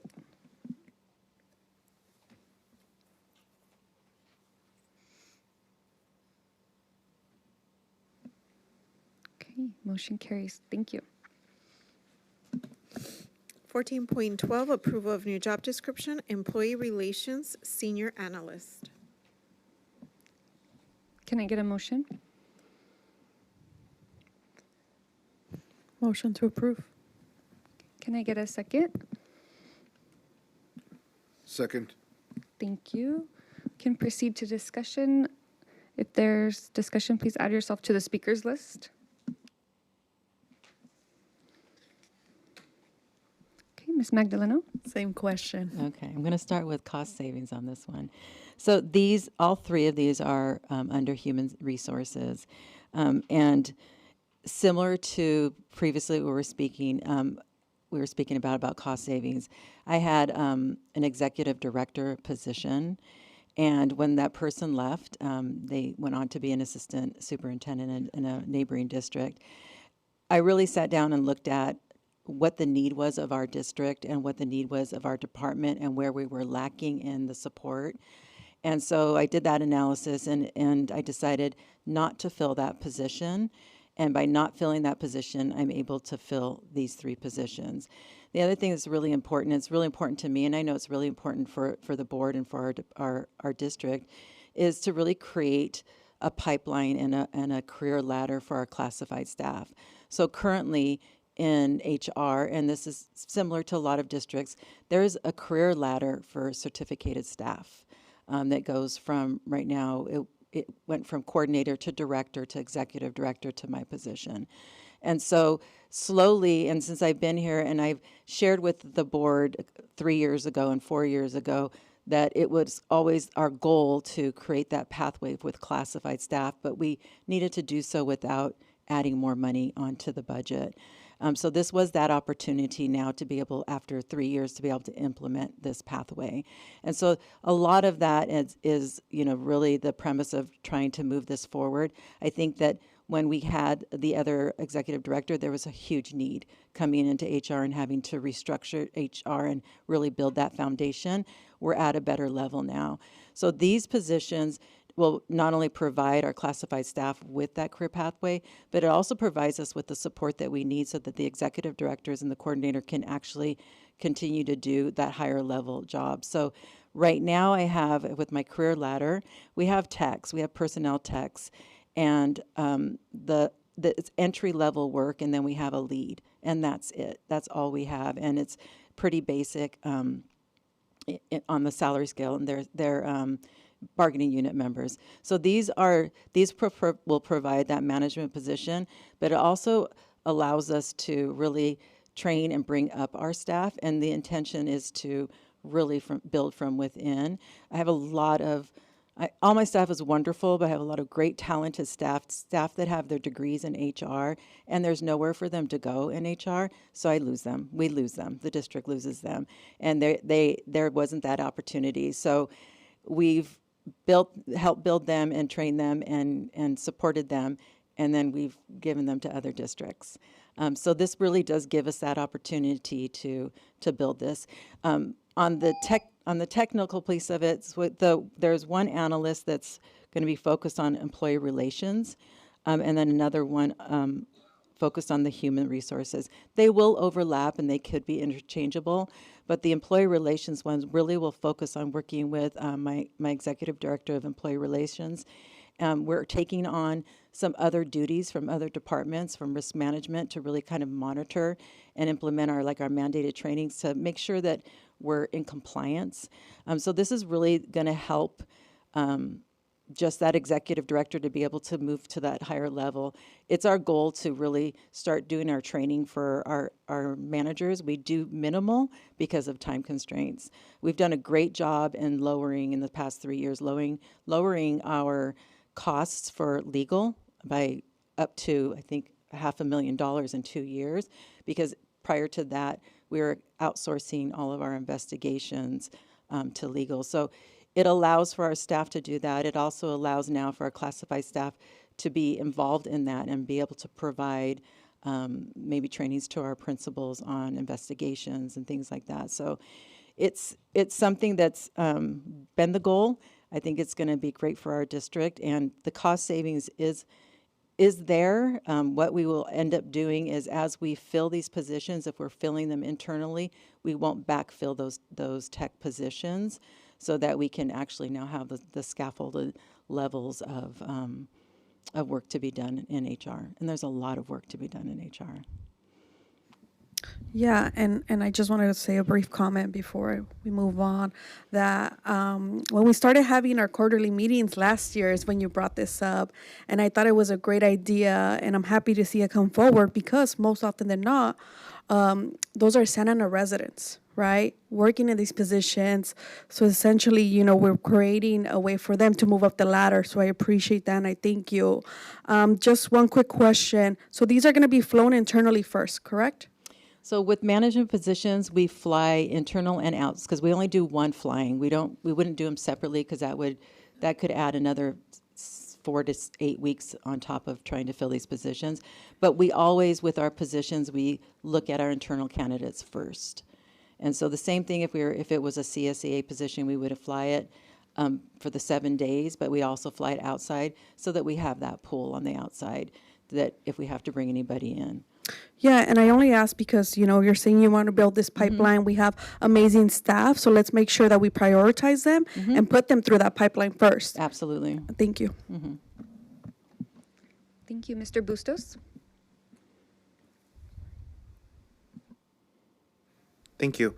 Just to make sure I got clarity here. So you said if any of the current tech positions, if they were to be hired for one of these roles, you would not backfill those tech positions. Correct. Okay, that's good to hear.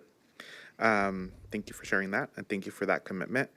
Also, similarly, I think it's great that we're building, like you said, building from within. And so when I hear that, and when I hear a justification for creating positions like this, and the desire really is to build from within, build capacity, build leadership for our classified staff, my expectation as well is that we really are looking at our internal candidates and making sure that those classified employees are truly considered. And so I appreciate that these roles, these roles are going to be flown internally. My preference, and I think in an ideal world, right, is that we really just fly these positions internally first, and then we open it up. But I understand the timeline that you're working with, and understand your justification for that. So, in this instance, I'm okay with that. But again, I think it's important that, if we are justifying these roles and the goal is to build capacity and build from within, is that we're really considering our internal candidates who, I think you have a great department. You have a lot of great folks that I think would really thrive in these roles. And I know that, you also were making and having conversations with union leadership about these roles, and making sure that you were hearing from them too, and making sure that they were also supportive of creating these roles, and knowing that you are trying to build a pipeline of leadership for the classified staff in your department. So thank you for doing that as well. Thank you. Thank you. Ms. Lebsack? Yeah, I just wanted to mention that I was ready to vote no on a lot of these positions. And I really appreciate the thoroughness of the descriptions and why it's important. Because, you're selling me on it, and that we can lower legal costs, I think is huge. I know that is a huge expense of our district, and I think that not having to do third-party investigations could save us a lot of money. And I totally understand here you train somebody and you feel it's not only training them in the job, but it's also the trust that you have with that person, and then you lose them, and that's frustrating. And so I like to see that this could be a long-term thinking and saving our district money. And I do have a question on how do we evaluate our assistant superintendents, our directors, our people in the district office, so that we are having high accountability for performance, and also just making sure nobody's calling it in. Thank you for that question. I'll address how we evaluate assistant superintendents. Super transparently, like that has not been happening very consistently. All of my cabinet team knows that that is happening. We're meeting and have gone over job descriptions with them, what my expectations are, and just very clear. I shared with some of you guys my time to think during the winter break is that I need to come back into the system and just be very clear with everyone about what my expectations are. It was not an accident that I read that letter today. I'm broadcasting to the world what I read about how that student experienced school is what I expect. And I'm going to be very clear with everybody. That is what I expect. What it looks like from our assistant superintendents and their specific roles. Actually, shared with Bianca just right before this meeting, things that this is my chicken scratch, but it's all very clearly laid out around, yes, they have duties, but in bigger picture, this is what I expect them to do. Executive directors, you're also on here. Directors, you're also on here. So that those things are very clearly laid out. That clarity is actually kindness. It provides, people want to do a good job, but if they don't know what we expect of them, they can't do that. They can't deliver for us and actually go beyond what our expectations are. People can't do that unless we're clear with them. And so that really is the charge for me in this next, half of my first year, is putting that expectation very clearly into our system. With evaluations, I'm sure. Yes. Got it. Thank you. Mr. Bustos? Yes, and finally, just on that note, I really appreciate you, Ms. Flores, for really taking the time to walk us through all of these positions. It was important for our community at home to hear why we need these positions, the justifications, understand what the funding sources for these positions were, right? And so I know I heard a lot, I heard from community members leading up to this meeting and folks having concerns about some of these roles. But I think tonight, I hope that the information that you provided the board is, also provided a lot of clarity for folks at home. Again, just want to continue to encourage folks to engage in dialogue and share anything that is of concern to you so that we can address it. We can provide factual information. We can get the information right to you. And I appreciate our superintendent, talking about expectations because, as a board member, I have very high expectations of our superintendent. I think that has always been very, very clear in, actually being part of the hiring process for our superintendent. I hadn't been, part of a hiring process for any of our former superintendents. And so we wanted to make sure that we were making a good choice. And so, the superintendent understands that as a board, we have high expectations of her. And so I appreciate her also being able to communicate that to her executive cabinet, and then ultimately to our executive directors, and then ultimately to our school site principals, administrators, APs, and then ultimately, of course, to our educators that are in the classroom every single day. I think that as a school district and as a school system, we all have that responsibility that we need to take in making sure that we provide learning opportunities and experiences for our students and environments that bring them joy, that help meet their academic needs, right? And so I'm excited about the work that is ahead. I'm excited to hear how some of these roles are really working to advance the priorities of the board, the goals of our superintendent, and of course, helping meet the needs at the site level. Right? And so, again, as we're having these conversations about, some of these maybe management positions or some of these positions that are out of the district office, it's also important for us to continue to have conversations about what school site level support is going to look like, and recognize that for all of us, and from my understanding, just conversations that we've had, is that is still a priority. Like, that is still something that we want to get to. And so I also need to hear what is the plan to get there, right? And so it's great that we are looking at these job descriptions for these district level positions that really are, many of these are actually supporting the school site level. But then what are we doing beyond that, right? And that's what I want to hear, and that's what I know that the community wants to hear. Thank you. I also wanted to speak to this item, and I just really appreciate the conversation and the opportunity for the community also to tune into this and hear the thought processes and some of the conversations that sometimes or often happen behind the scene, right?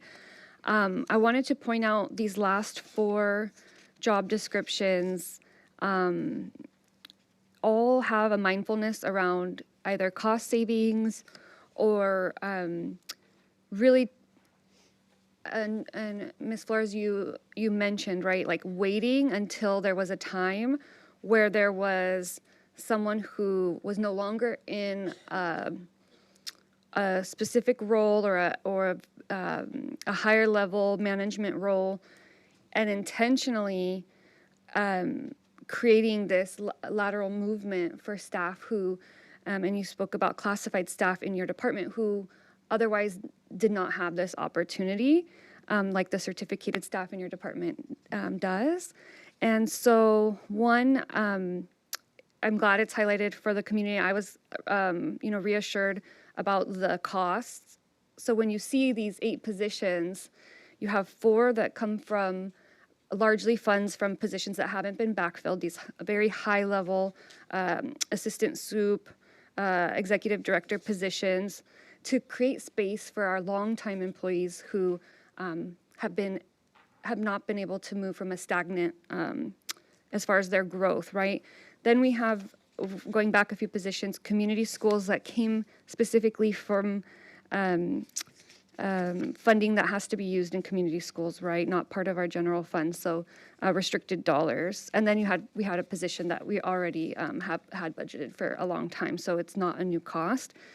So that really, I hope, I know for myself, right, was very reassuring and consistent with the work that we're doing to be mindful of the budget. So I'm really glad we got to have that discussion. And then I wanted to kind of go back and highlight this intentionality of it pouring into our staff and our community.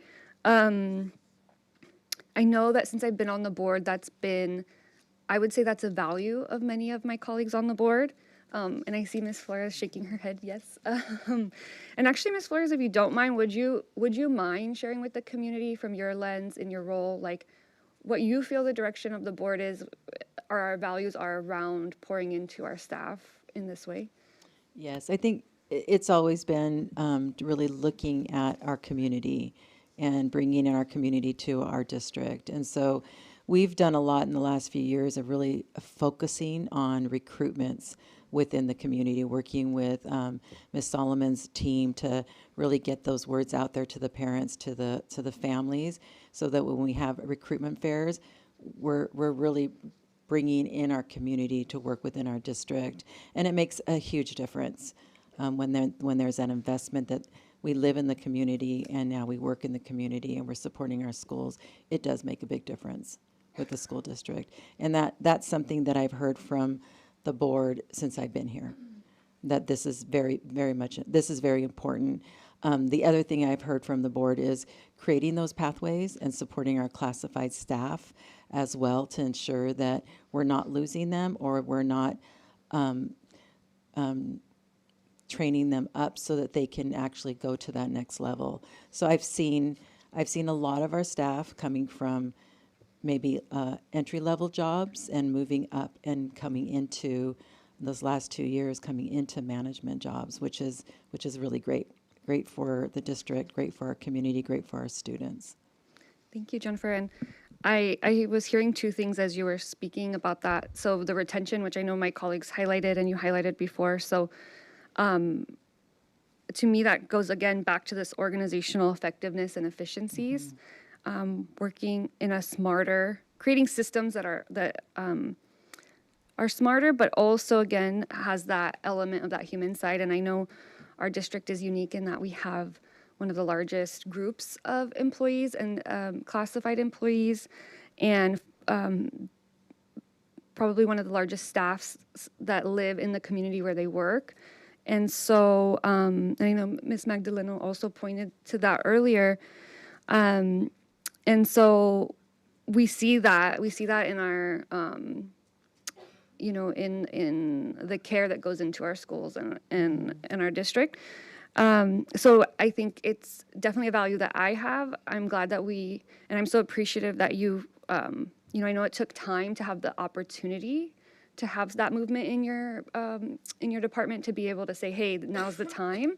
We're not going to backfill this very high level, more cost position that has a higher cost, right? And we're going to be intentional about this funding and pour back into those who have given us so many years of their service.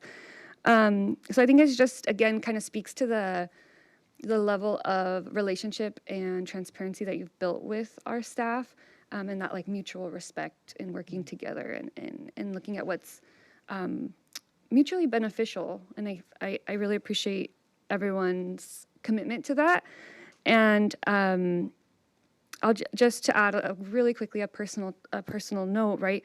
Being on the board, I bring a lens also as a classified staff, and so I'm always looking, right, like what's the best interest of the district, but also so proud to be able to say, well, I know what it's also like to work in a school and to be an employee and bring that layer and that lens to the conversation. And I will say, myself, colleagues that I've seen in my workspace outside of our district, right, for a classified staff, it's not uncommon that you find yourself, you've hit the top of your salary schedule, your role in the district. And so for myself, I have a master's degree, but every year I'm like, am I going to go back to school? Because if I want to grow, I have to go back to school and get credentialing, right, to become a certificated staff. And so I just share that because I think I really want the community to see the level of commitment that your team and our leadership here in the district has to thinking that to that depth of again, this is mutually beneficial. We are getting more organizational effectiveness and efficiencies. We're not losing staff. There's not a lot of turnover. We're saving costs. But also, there's definitely an intentionality and value component. Lastly, I just want to ask because I have, as far as the impact this will have for your department, a very specific question. Do you think that this, or how will this impact response times? And that will be my last comment. And I just asked that because I know that your team gets so much communication, right, coming in. And so I just came out of a conversation with a community partner who said, I'm in constant communication with our HR, and they are, I really admire them and their fairness, but man, do they have a lot of communications constantly to respond to. And so I was like, well, it's perfect you mentioned this because they're investing in their supports and their operational effectiveness. So if you could speak to that briefly. I think that what happens right now is when we get something in or a complaint or concern, the response is immediate. but we have to say, here, we'll get back to you within, we received whatever it may be, and we'll get back to you. This will improve that process of the time frame to get back to people, because it now will provide that support, and it'll allow us to have our staff really focus on certain areas, and also the areas that are confidential, our classified staff are not confidential. And so there's a limit to where we can actually have our staff do. So now as managers, our classified managers, they'll be able to assist with those pieces of it, with negotiations, with investigations, just monitoring things that fall under classified, where we weren't able to do that before because it doesn't fall within their job description. So overall, it's going to support the process at every level, because it's going to now allow the techs to just focus on the tech work where they were having to be pulled to do maybe the analyst kind of topics or jobs. And so it will delineate those, and it'll really, I think, bring some focus to where each level is. So I expect it to be, move things forward pretty quickly, and then allow the executive directors to really focus on what needs to be done at a higher level within the district, things that we haven't gotten to in these past few years because we haven't been, because they were really focusing on the weeds and monitoring the weed, the things that were at the weeds level. And so this will now elevate everybody.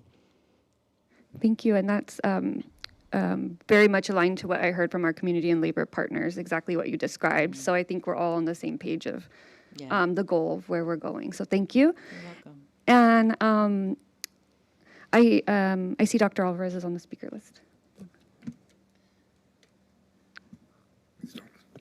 Just real quick, time check. Our policy says that our meetings have to be over at 10:30. I wanted to ask if maybe we could take a look at the agenda, see what is if there's anything urgent that we definitely need to do today, and that'll help us determine how long we should extend our meeting. Thank you, Dr. Alvarez. And for transparency, I did also ask Dr. Alvarez as our board clerk to please remind me as we get closer to 10:30. So I heard a motion to maybe consider and move some items to a further agenda. Can Superintendent or Ms. Quiros please advise on the time-sensitive items or any feedback on that motion? I am scanning those now.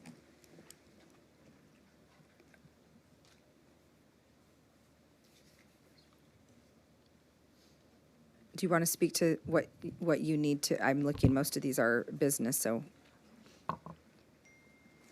Okay, so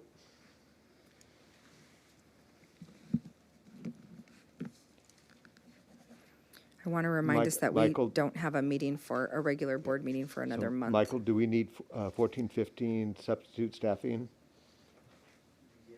Okay, so 1415 is urgent. 16, Transportation bid? yeah. Transportation bids also? Okay, so 1416 is urgent.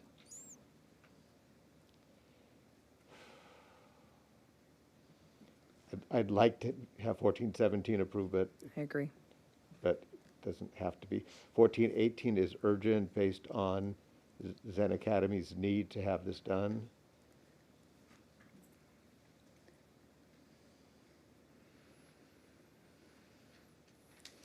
That would be it. We also have our resolutions that are specific to February, so we can, we can approve those next month. Okay. And that's it? 1420. Yeah, that's the signatories. I'm hearing by popular vote, 1420, adding it. And for first read, there is an action needed there, but we definitely have to have 15-1. We have to have this on record before 15-1 March by 1st. state ed code. Yes. Okay. So if we have consensus that this is, we'll move in this direction, why don't we decide on a time frame? No, there was just a motion, but do we need to include a specific time, or do we just leave it open-ended until we get through these items? We need a time. Okay, so we have to have a time. So do you want to add a time to your motion? Extended 45 minutes. Okay, so 11:15. Okay. If we can't get through 7 items in 45 minutes, then we're in trouble. So, okay. Do we have a second? I'll second. Okay. Any further conversation? Okay. And then do we need to vote on that? Okay.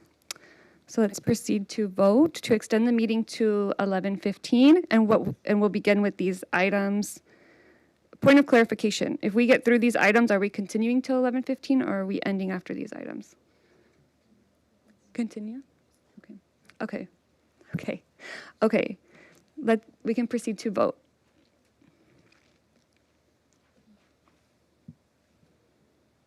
Okay. Thank you. We'll proceed until 11:15.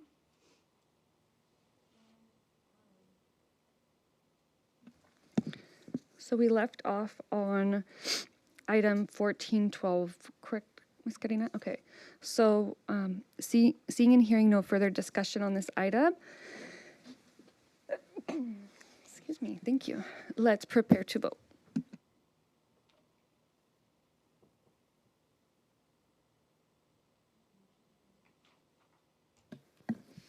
14.13, approval of new job description, human resource senior analyst. Can I get a motion?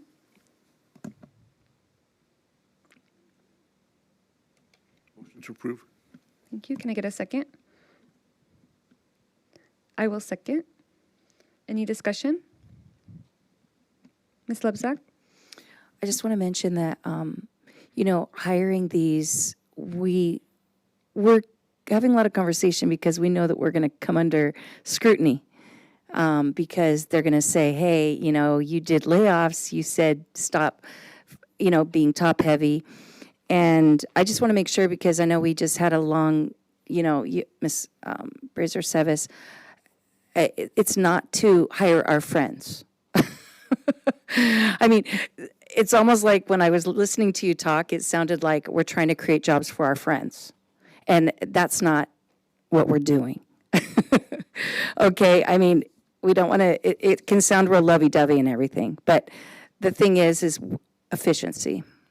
We're about efficiency, are we not?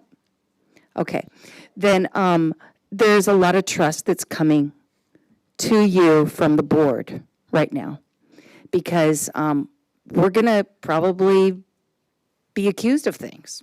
And I think as a board member, we do have to trust. You guys see the things that we don't see.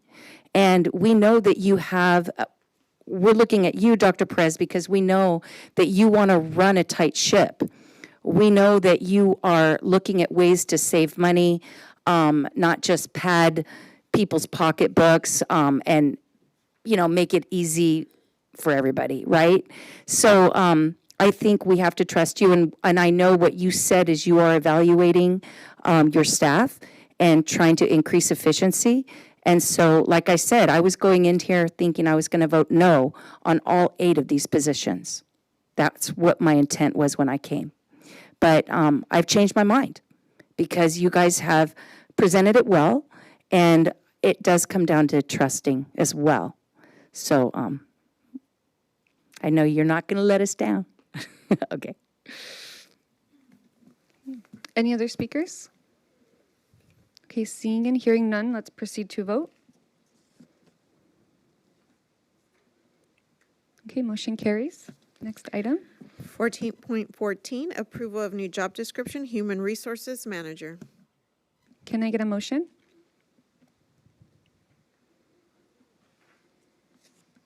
Motion to approve. Thank you. Can I get a second? I will second. Any discussion? Ms. Lebzak? I did want to mention, because I did ask what the salaries would be for these new positions, and it didn't seem like we had an answer on that. Correct?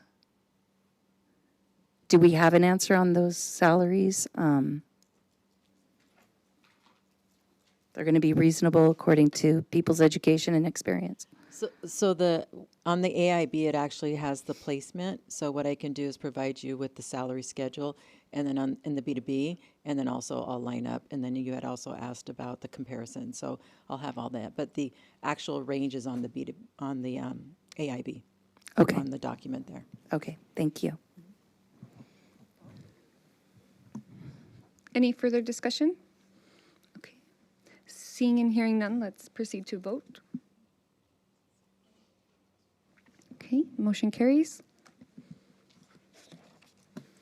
14.15, authorization to award request for proposal number 03-26, substitute staffing services for Santa Ana Unified School District Educational Services. Can I get a motion? Motion to approve. Second. Thank you. Any discussion? Okay, seeing and hearing none, let's proceed to vote. Okay, motion carries. Next item.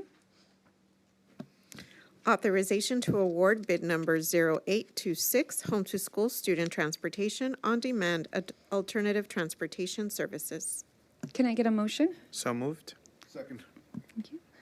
Discussion? Okay, seeing and hearing none, let's proceed to vote.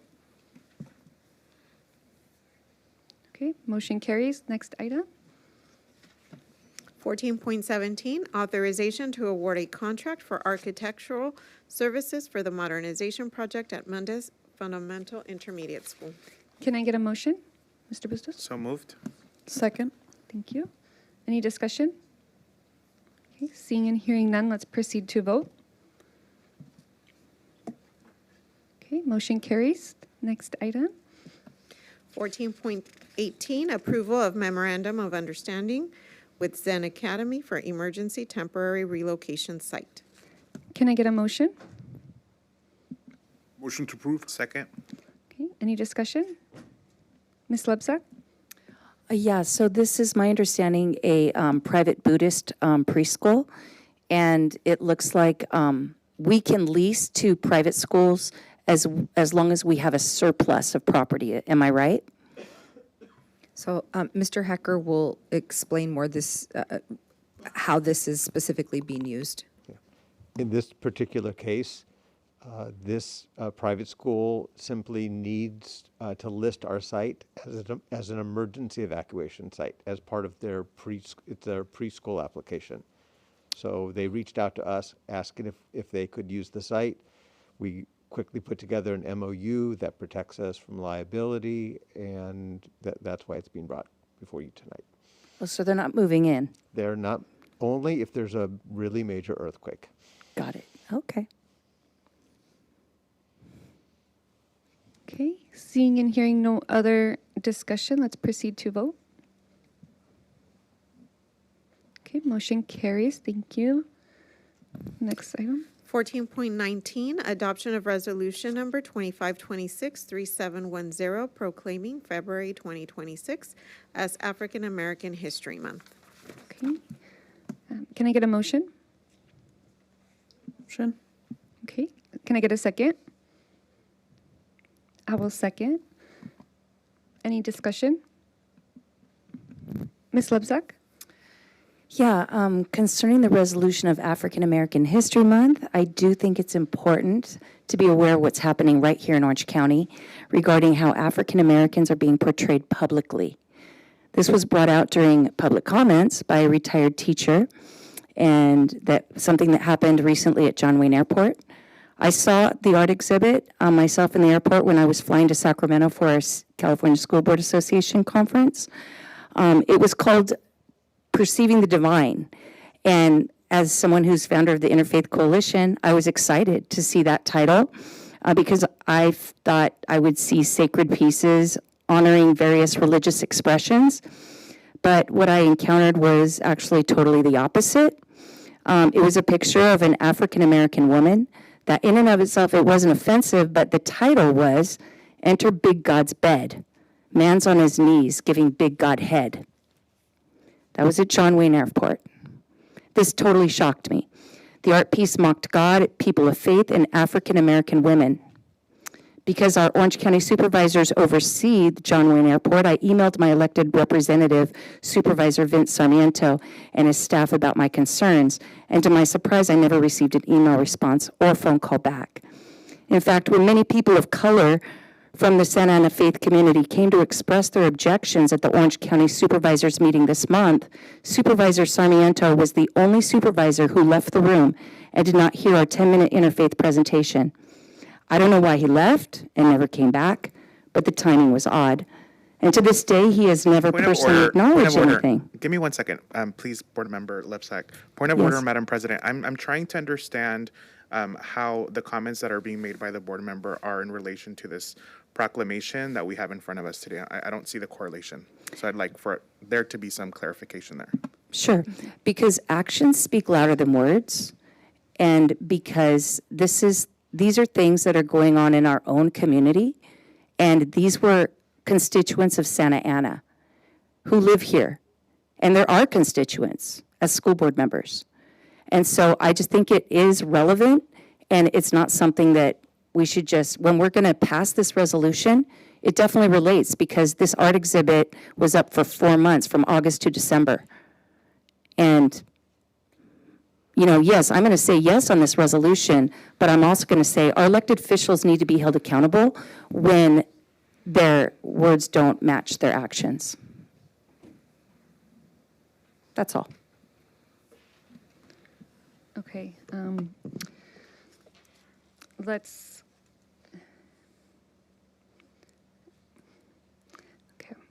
Let's proceed to vote.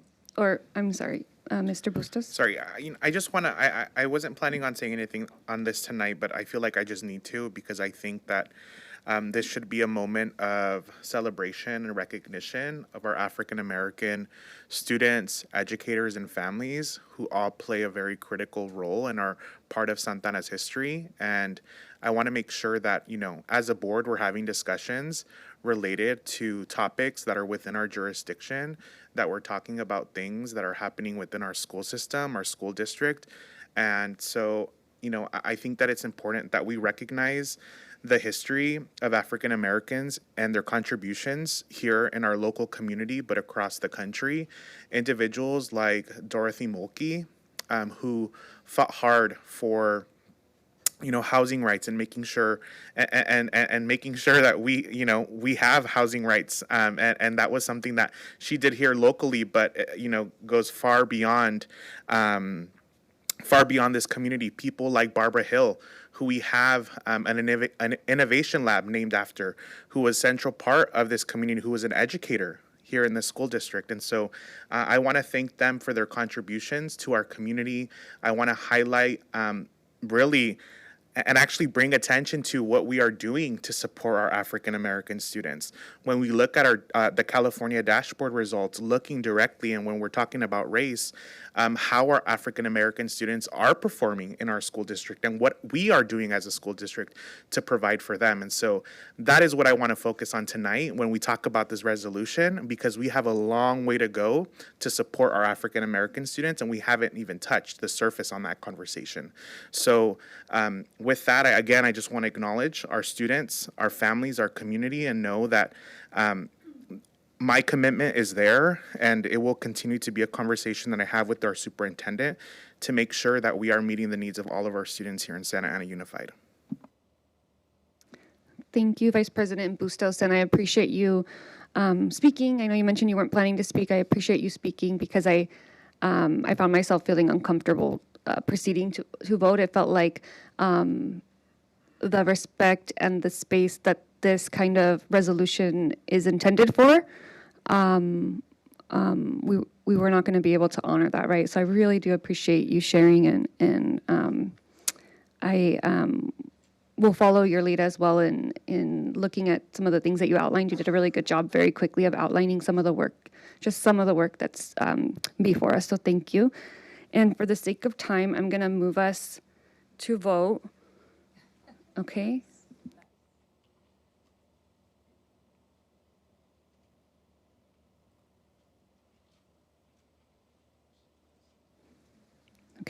Okay, motion carries. Thank you. 14.20, adoption of resolution number 2526-3711, revision of authorized signatories. Okay, can I get a motion? It's not Okay, even I on. have a motion from Ms. Second motion. A motion and a second. Thank you. Okay, any discussion? Okay, seeing, hearing none, let's proceed to vote.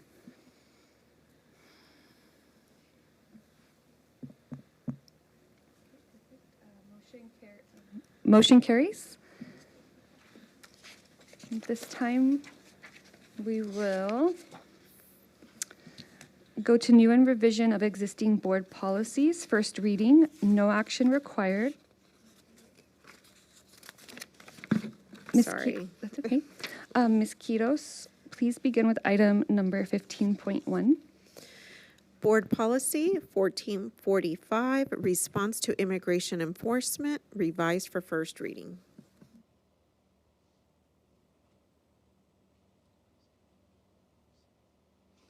So I'll go ahead and open it up to the speakers list. We have Ms. Magdaleno. Motion. I make a motion to move forward. Sorry, this is the first reading. So unless we have, there is appropriate to have discussion though. So anyone wanted to be on the speakers list, please add your name at this time. Okay.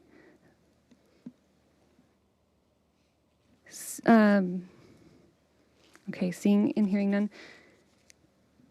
Did we want to, I think it would be okay for Ms. Quiros to just read out 15.2, 15.3, and 15.4, if that's okay with folks, since no action is required. Okay, thank you.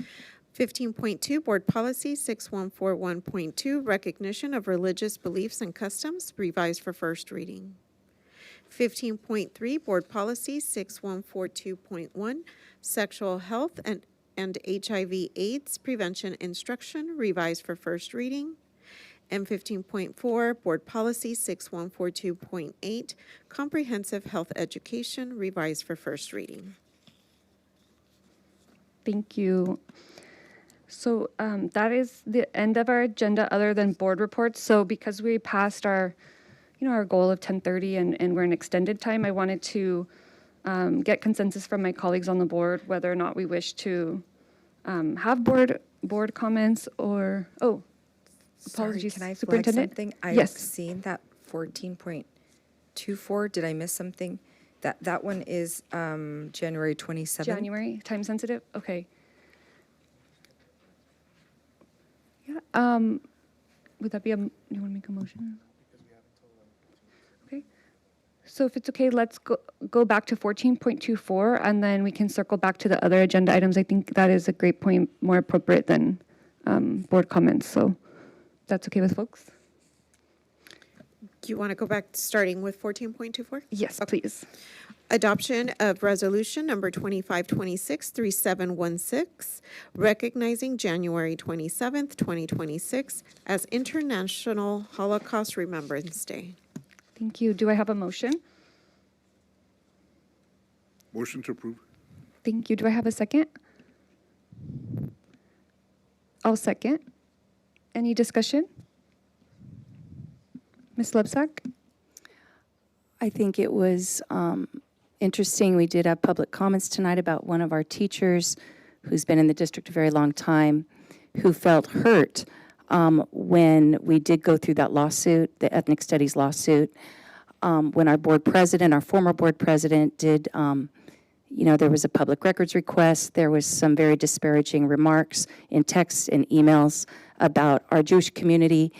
And for whatever reason, I know, Dr. Perez, you weren't the superintendent at the time, but I remember at that board meeting, I said, why is there no public apology to our Jewish community? I mean, it seems to me that that's the least we could do. And that hurt still remains. And that's why, yeah, I did have some Jewish employees and constituents call me and say, words are cheap. Words are cheap on a page. It really takes action, and actions speak louder than words. And so I would like to see there to be a public apology to our Jewish community. Of the things that were said, there was, as far as I know, no disciplinary actions on those people that said, hey, let's have a meeting during Passover so the Jews won't come and speak. There was no apology about that. And that was in EdSource. That was in some extremely credible journalist venues that goes statewide, nationwide for that matter. It was an embarrassment on our district. And I just think they deserve that. You know, and this is I know she spoke, but here's another retired teacher that said, I find it deeply offensive and inappropriate to equate the Holocaust, in which 6 million Jews were starved, tortured, and murdered, with those who are fixated on an endless array of gender identities and sexual orientations. Such comparisons trivialize the Holocaust tragedy and disrespect the Jewish history. That the LGBTQIA plus was added into the Holocaust resolution, and that's inappropriate. It doesn't belong in the Holocaust resolution. It looks like we are trying to promote some type of political agenda on the back of a historical atrocity. So because of that, I'm going to abstain unless we could remove that from the resolution. And maybe I'll ask for an agenda thing that we can do a public apology on behalf of our district, because it doesn't seem like we should just sweep it under the rug as though it never happened. It happened. And everybody knows it, so we might as well admit it. Okay. Any other speakers? Okay. Seeing and hearing none, let's proceed to vote.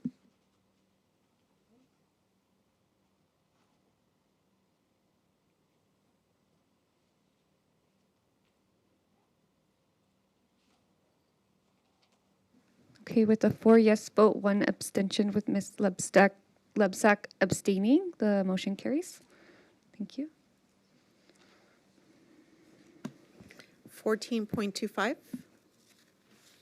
2-1. Going back to 2.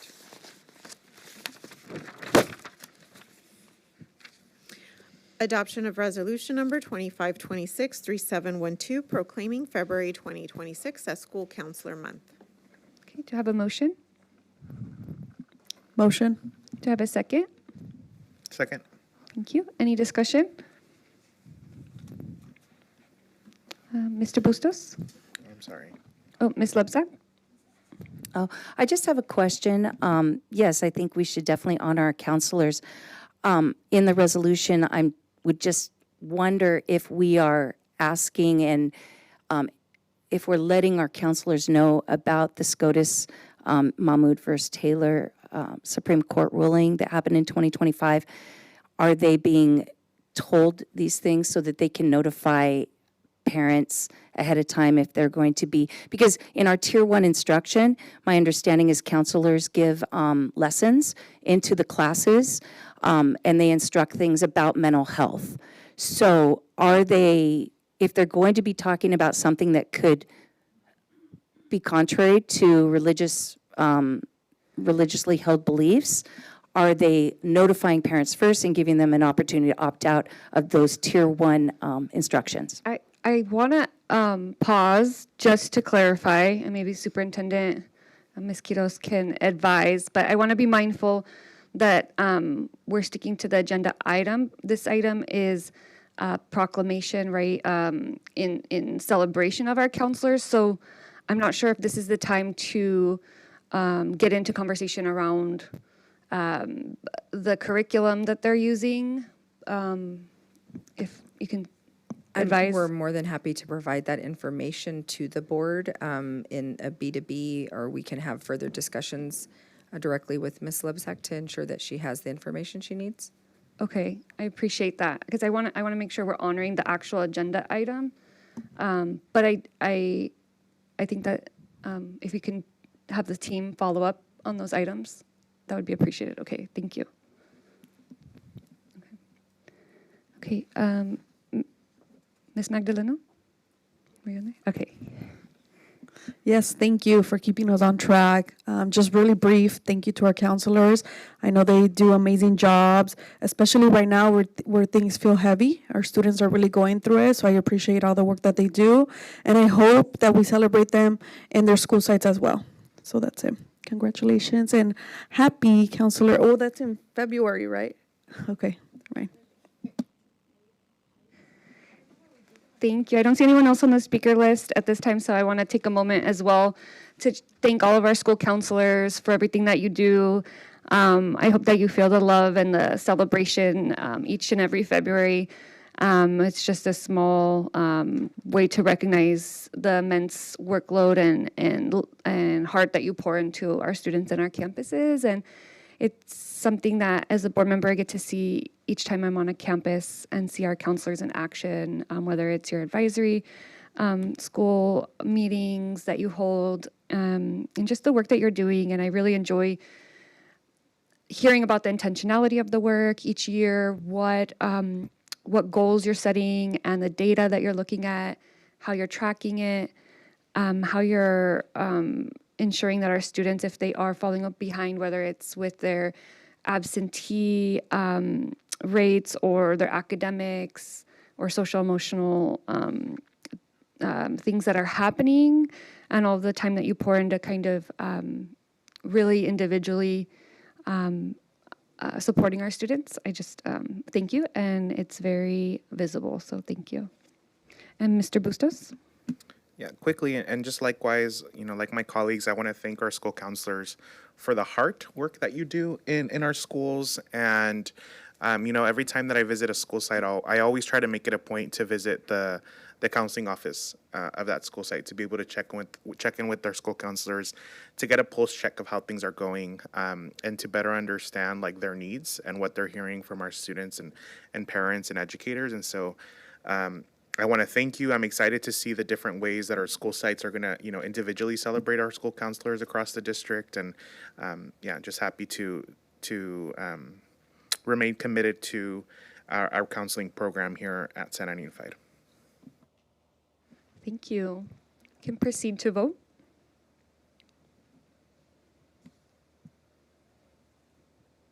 Okay, motion carries. We can move to item 14.23, Ms. Quiros.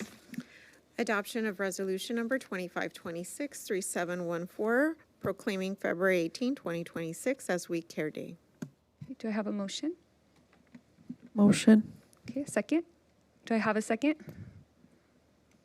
Second. Thank you. Any?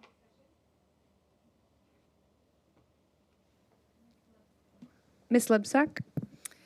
Yeah, and I know it's late, but the We Care, I know we have a very caring staff that are genuine.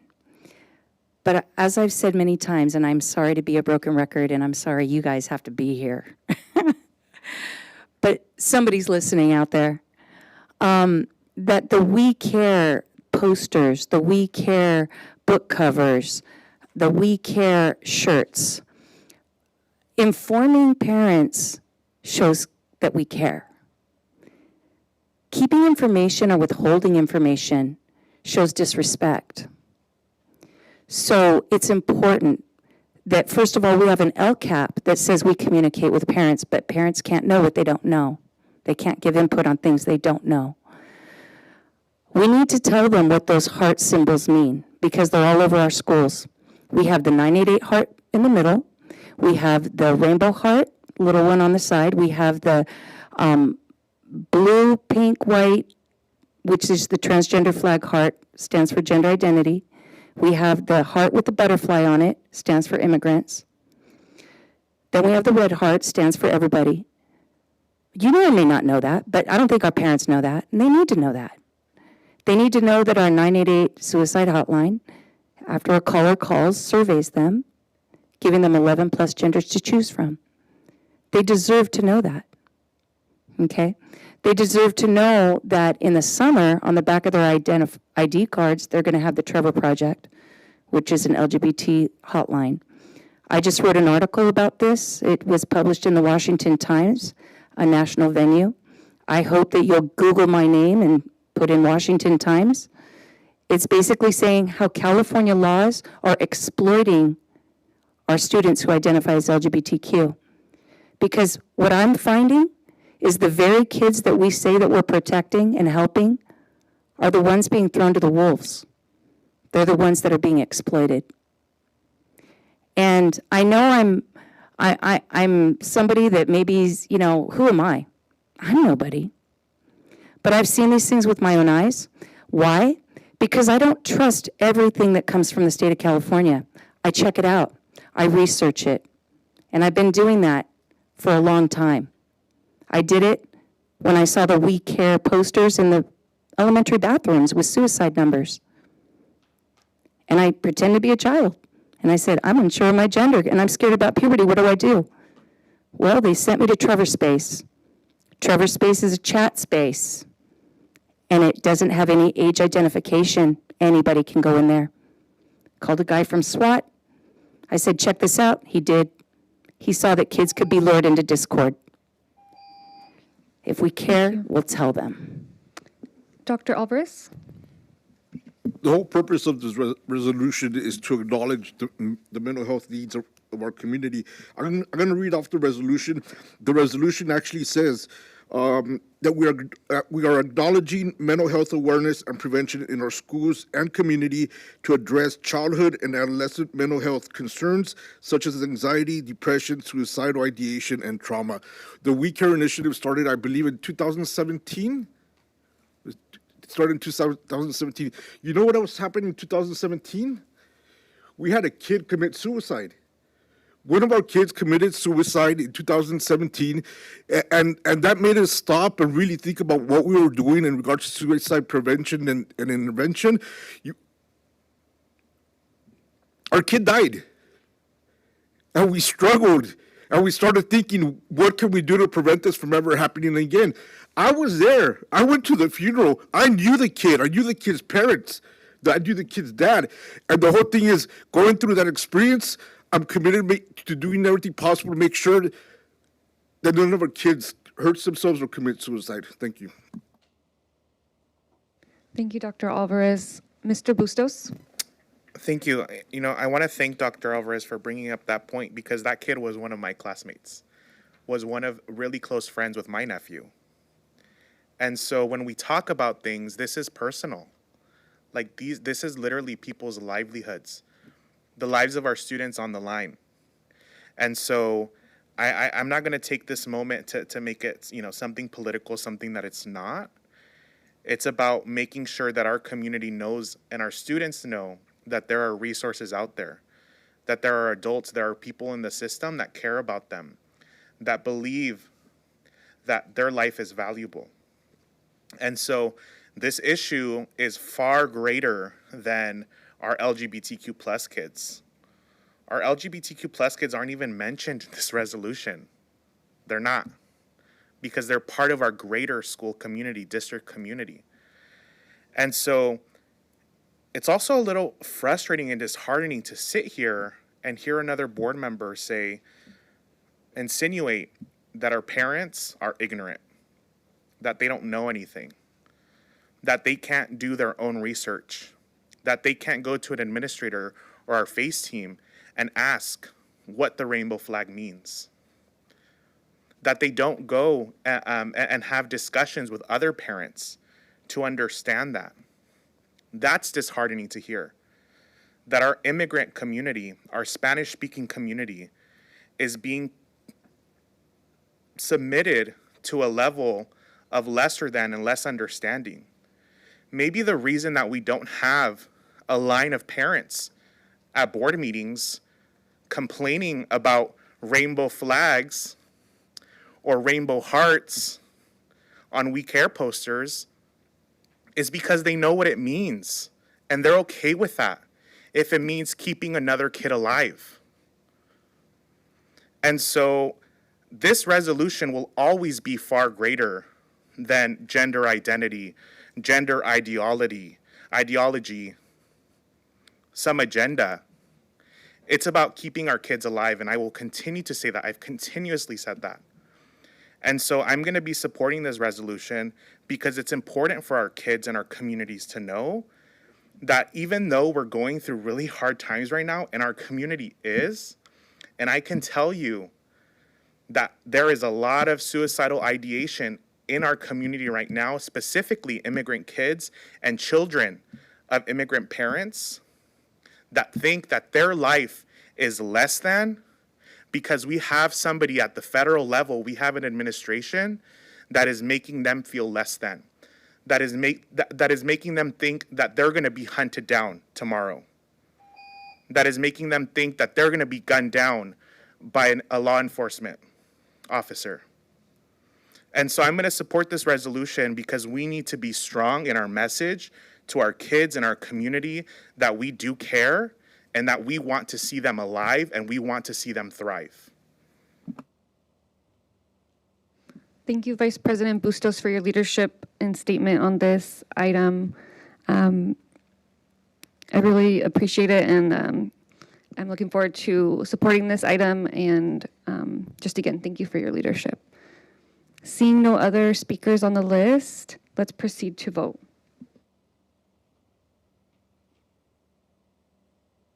So with a 4 yes vote with abstention from Ms. Lebsack, the motion carries. Item 14.25. Adoption of revised board policy 5116.1, intra-district open enrollment. Can I get a motion? So moved. Can I get a second? Second. Thank you. Any discussion? Okay. Okay. Seeing and hearing none, let's proceed to vote.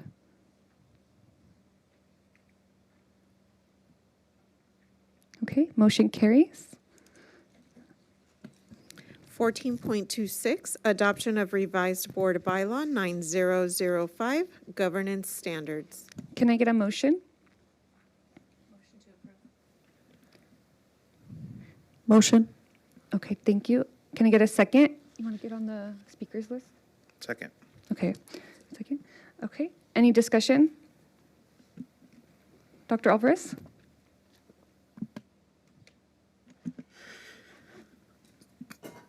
This is policy. This is a policy in regards to governance standards, and I'm going to read part of it because I want the community to know what the role of a board member is, and because I think that people aren't clear what our role is. There's people that think that we work, that this is a full-time job for us. It's not a full-time job. People think that we can go and we can fire principals and teachers and all that stuff. That's not something that we can do.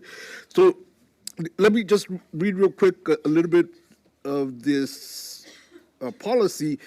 In accordance with this policy, the board agrees to keep the district focused on learning and achievement for all students, communicate a common vision, operate openly with trust and integrity, govern in a dignified and professional manner, treating everybody with civility and respect, govern with board-adopted policies and procedures. So basically, this says we're going to follow policies and procedures as we're governing.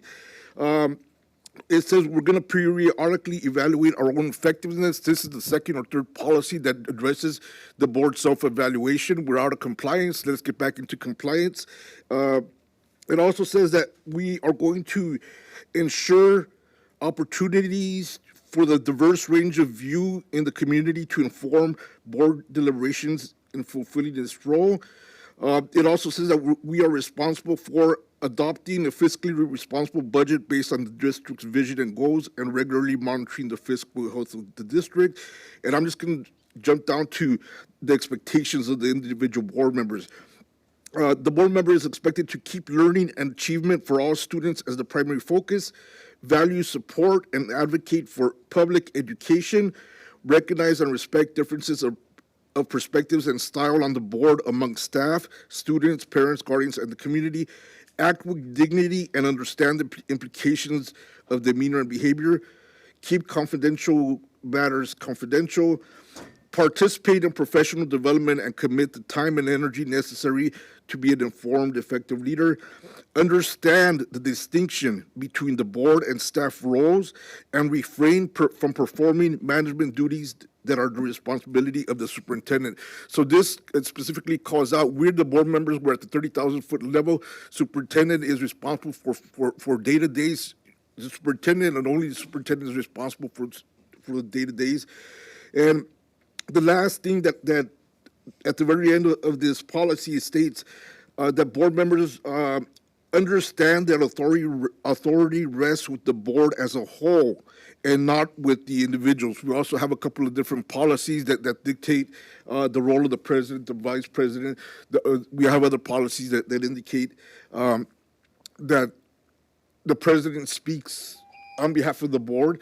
So I just wanted to read this out as a refresher, reminder to all of us, because this policy was revised, and I just wanted to read it out so that the community has a better understanding of what our role is and what the expectations of ourselves are.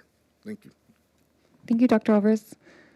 I don't see any other speakers on the list. I'll just share my gratitude to Dr. Alvarez. I think that's important. Important reminder for us as a team, and important for our community to have access to reflecting on that too, as they engage with us in our roles as well, right? And for the transparency. So thank you for advocating for the governance work and the energy and investing in that and keeping us on track with that. Thank you. So with no other comments, I will move us to prepare to vote. Okay, motion carries. Thank you.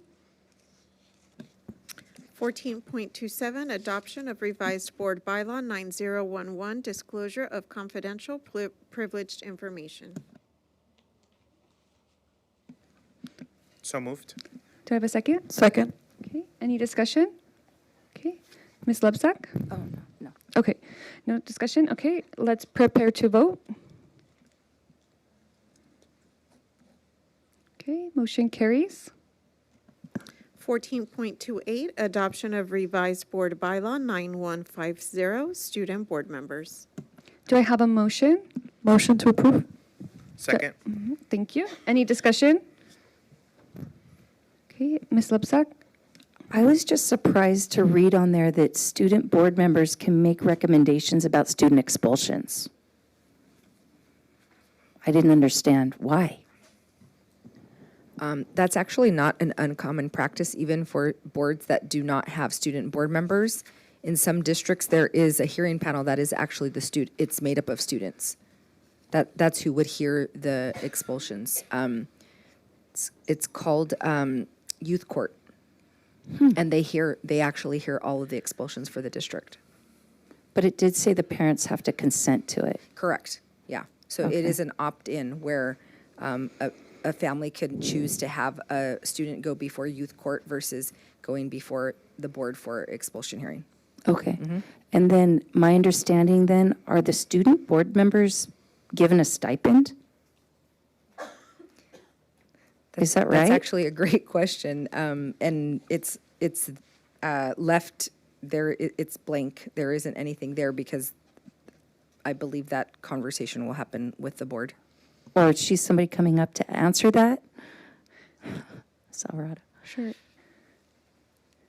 So just for the public to know, is it okay, Ms. Lebsack? You want there's a the option of having the students receive a monthly compensation, and it's on our policy here, but it's blank, and we have that option as a board to make that decision. Correct. So in consulting with other districts who already have student board members, that's an option that the board can decide.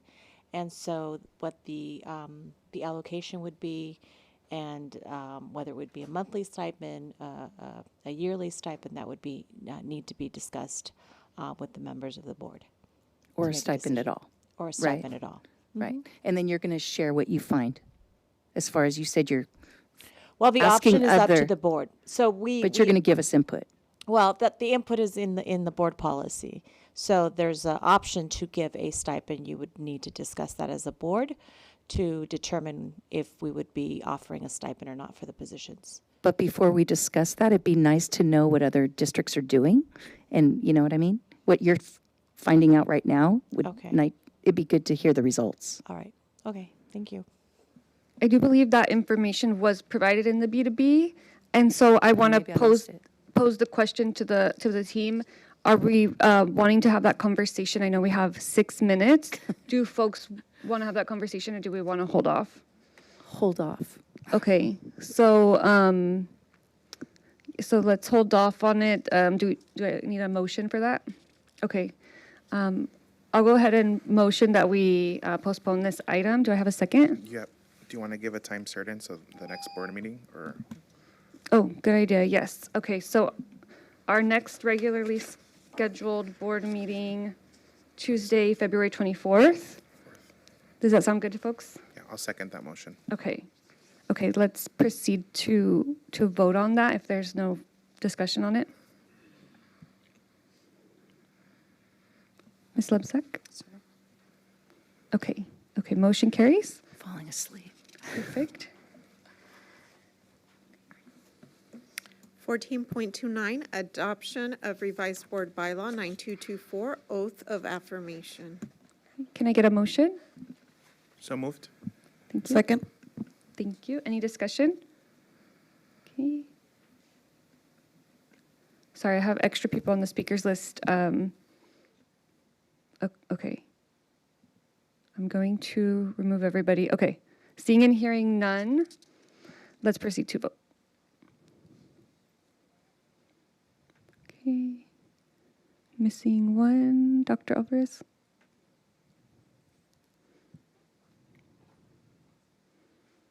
Still missing one. Thank you. Okay. Okay, motion carries. Item 14.30, adoption of revised board bylaw 9260, legal protection. Can I get a motion? So moved. Can I get a second? I'll second. Any discussion? Okay. Seeing and hearing none, we can proceed to vote. Okay, motion carries. Okay, so having no further business to come before the board, this meeting is adjourned. The next regular board meeting of the Board of Education will be held on Tuesday, February 24th, 2025 at 6 p.m. Thank you.